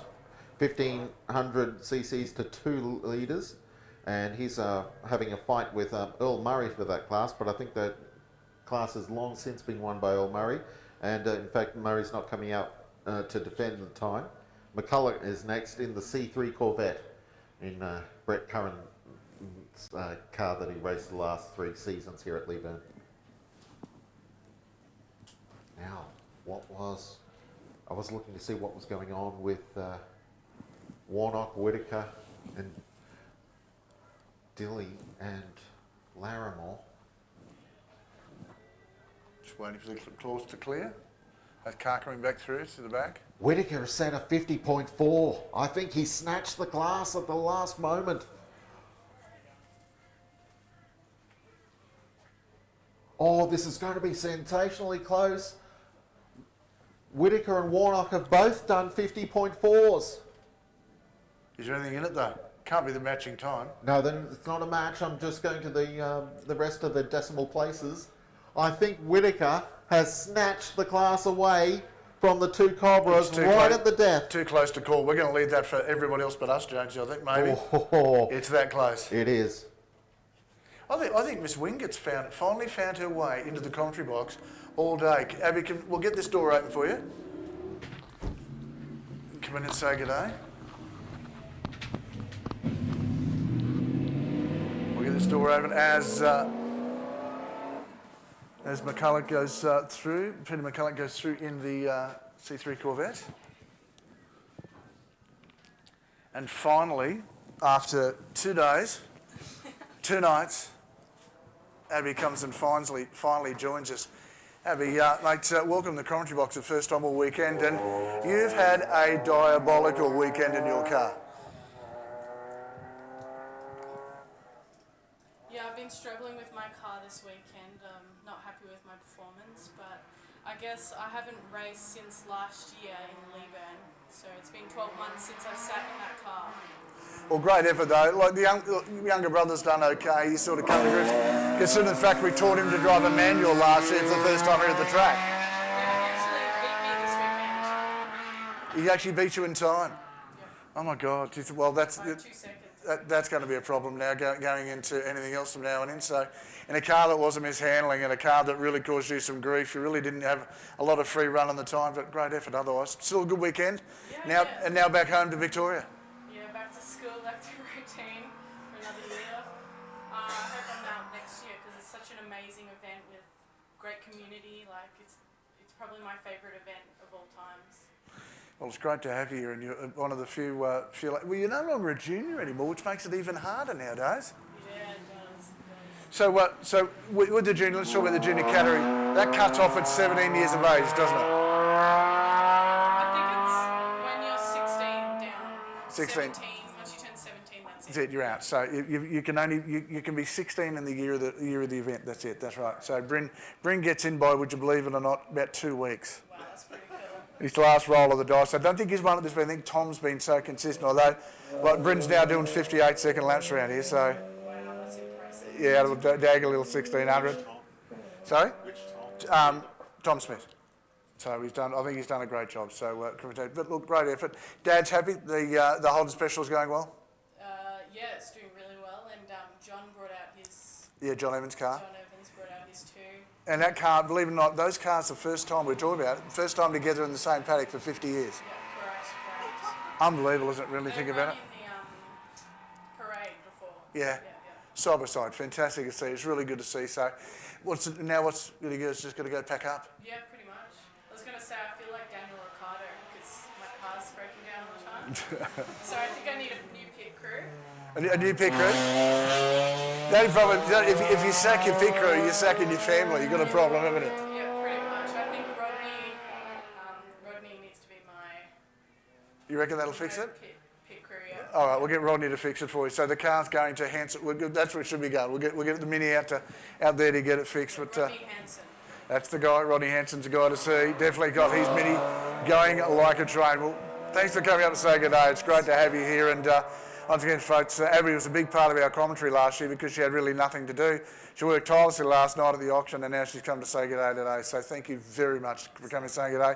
And we'll see you again next year. Yeah, you will, indeed. Folks, Miss 360, this is Abby Wingett as the rest of the crowd follows through. The last few cars of the day going through for this. On a big weekend, good car pace coming through, and we've got some great cars coming across the finish. We are now up to, what car number is this? This is car number... This is Bruce Absalon in the Porsche Turbo's just gone through. We're about to have, Phil Hunt didn't come out, actually, the 911 GT3. So we're into the Clubman's. Unbelievable pace from himself. The last few cars running round. This is my favourite car coming in. This is Jason McGarry. Yeah, car 166 has just been out. And that's the Tom Hackett. Paul Finch didn't come out either. So the attrition spawning into the field at the back end of the day here. McGarry's car. Now Finch was the class leader actually, so without Finch, completing the final run, can the rivals spring a surprise? Last roll of the Here's dice. the Elephant. Yeah, the Elephant. It's a beautiful little car, this, when you get up close. Just a nice amount of carbon fibre in it too. The Elephant, an Australian race car. Here's a car we don't see enough of, Stewie Burrows. Now we're moving to special interest, and here's a one-make car from New Zealand, the old Toyota 11 series they ran over there. The only race car in the world I know of that's named after a New Zealand racetrack.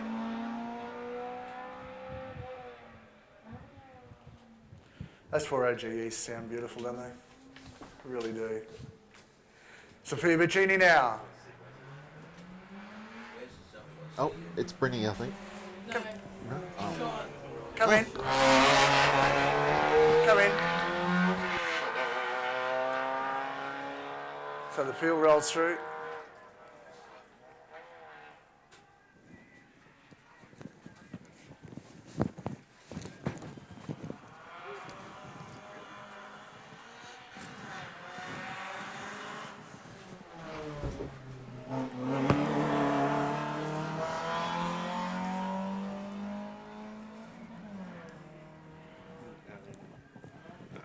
You'll see it'll be about mid-page when it comes up.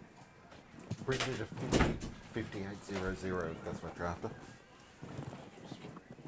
Now we've got the XL Cup cars coming through the field now. Here's Skip, our starter this weekend. He's been waving the Australian flag at everybody. But now he's put a helmet on and is out on the circuit in his XL Series car. There's quite the scrap going on amongst these XL cars. So 58. So have a look across the time and see it over there. Can you see it or not? No. Hang on. Try that. That's blue. The final runs. Here's the Honda Civic of Rad Guerin. He's a familiar sight in the last few years in the Mitsubishi Starion, but running a different car this year, running the little Honda Civic.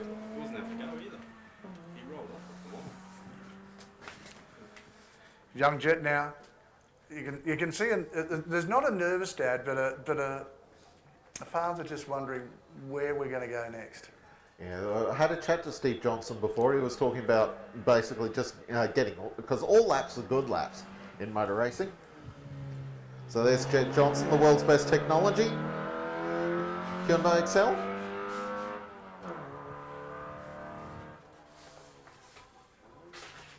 Just trying to catch up with the paper.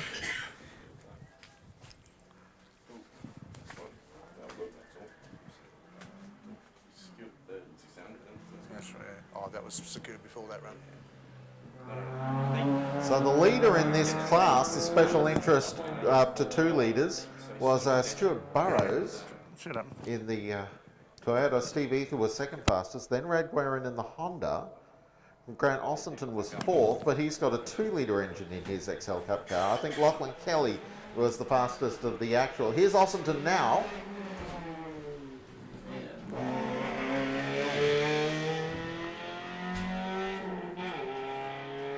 And now we've got Carly Bacchini up next in the BMW.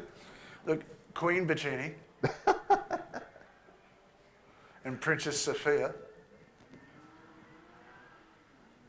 Here we go. The pink Beamer arrives at turn 1. Rather neat, that lap time.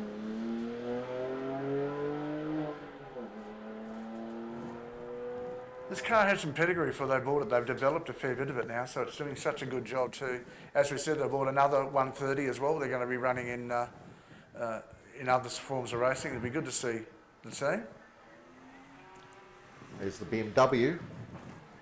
Now we move across classes into the 4-litre special interest class. Now Trent Laves is the top of this class as John Connolly goes around.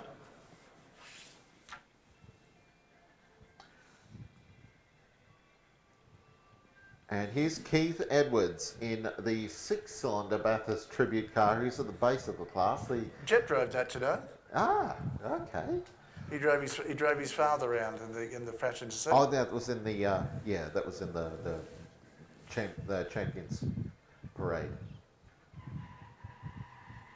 And only got the 6-cylinder at the moment. Jamie Chance screwing together a big horsepower V8 engine for the car.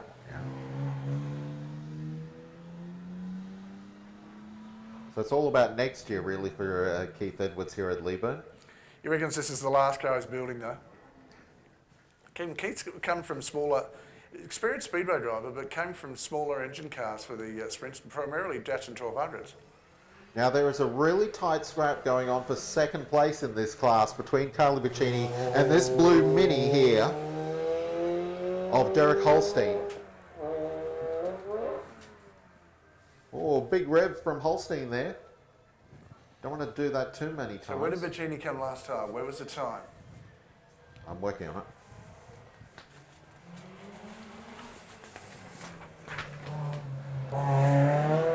Now Carly did a 52.3 last time around to move the goalposts for second place in class, and Holstein did a 53.1, but he's done a 52.8 before, so they're both in the ballpark.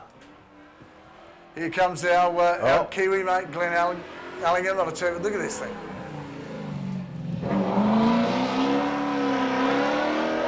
Allingham's actually in the next class. We go to special interest over 4 litres.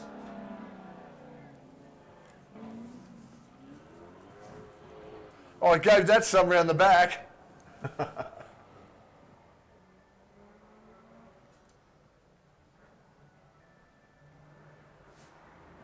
Just looking for the times of Bacchini and Holstein. As there goes Wayne Bell in the Larry Perkins edition Commodore.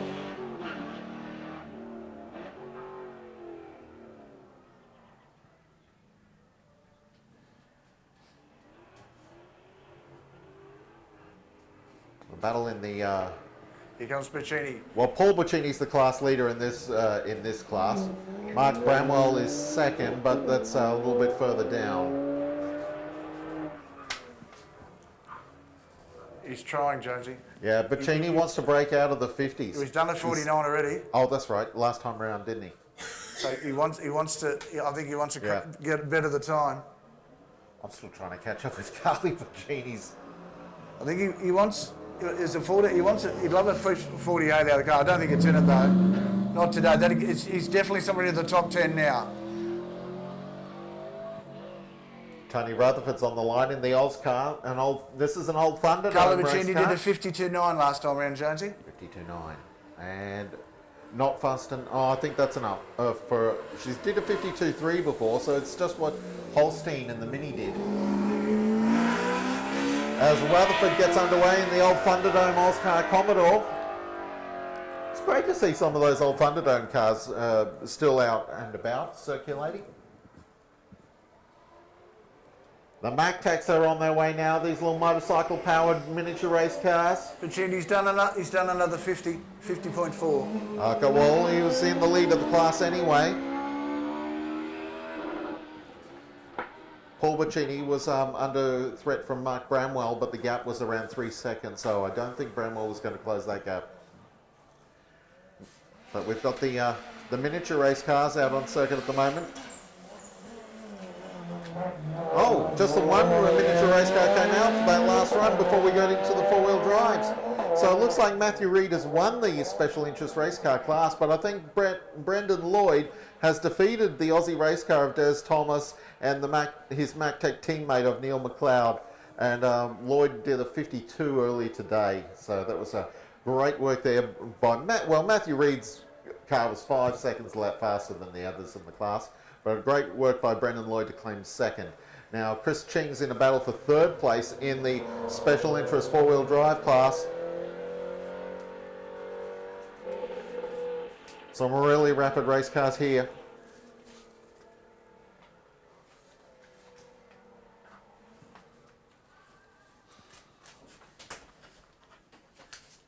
This is going to be interesting as we roll into the last few. Yeah, this is the final class of the day. So we're down to about... Contagion. Phil Heafy is the class leader. Nick Contagion is second. Now Nick's done a 47. Here he is now in the 2.6 litre Stroker Subaru. I don't know that he can find 2 seconds in this car on the final run. But I suppose there is pressure here from Scott Dean in third place. I love this AMG. Yeah, the Mercedes AMG Turbo about to launch. Here he comes. Scott Dean, a regular in improved production racing, is now moving across to run the Australian Production Car Championship in this car,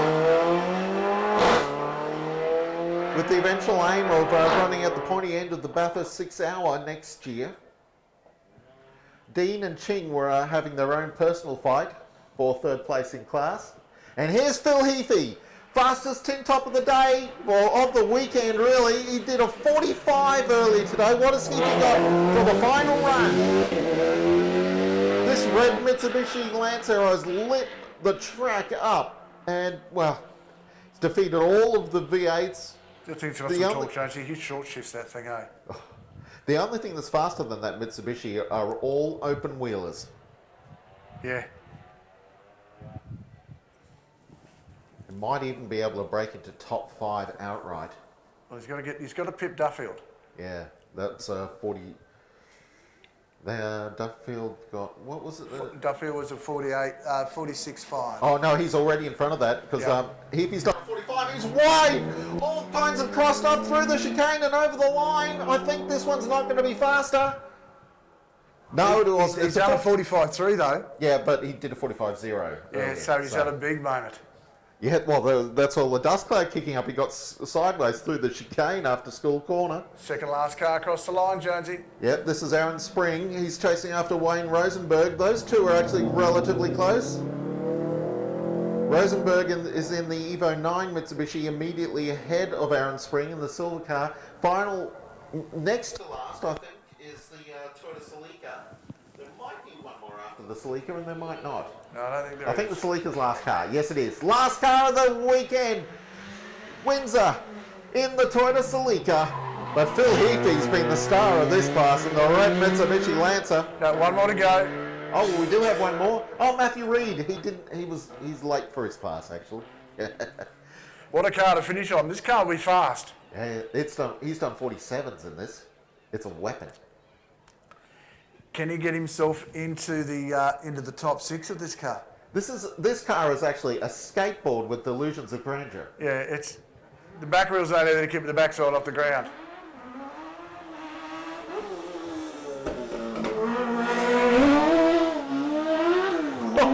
Crossed up. He's having a crack. Rest assured, folks, he's having a red hot go. Windsor's having a crack there as well, and the Celica coming back in the other direction. And he screams across the line Big now. dust cloud from him out the back. Hopefully that's going to clear before we get Reid to get there. Yes, it will. Here's our pace car closing the track. Windsor took over, even though Windsor was crossed up through the chicane just then, he took over a second off his best time that time around. Imagine if he'd gotten through the chicane clean. So what's he going to do? So Reid has done a 47. Here he comes, Jonesy. Start, finish line. Round 2 of the sweeper he comes. And the last time of the weekend is a 47.2. That's better than his best. And they turned the timing monitor off right at the same time. 47.2, what a cracker. What a great weekend. We hope you've enjoyed yourself so far. We've got a big presentation ceremony that's going to go on, but before then we have to thank a few people. And I'd like to publicly thank our voluntary officials and everybody from the race committee for the very hard work that they've put in over the last 12 months. The planning for next year starts tomorrow. So that's the big thing. Special thanks to our platinum sponsors, the guys from Boral, the guys from Colin Hayes Supplies. You're looking at Southern Downs Regional Council, Tourism and Events Queensland, the guys from Bacini Transport, Jazz Car Carriers, the Bathurst Tribute guys, Draincam, Forbes Batteries, Shannon's Insurance, Rockley Truck Spares, Alan Greenbury Patent Panel, the Queensland Racing Drivers Association, That's Repco, the Warwick 1000, the QRDA, in September 27 to 29. K&R Plumbing, Grays Online, of course, for their ongoing support next year as well. Toowoomba Portable Toilets, Warwick Daily News, Toowoomba Chronicle, Anglers Meats, Trapnell Creations Photography, and of course the Leyburn Motel for looking after you and I all weekend as well, Jonesy.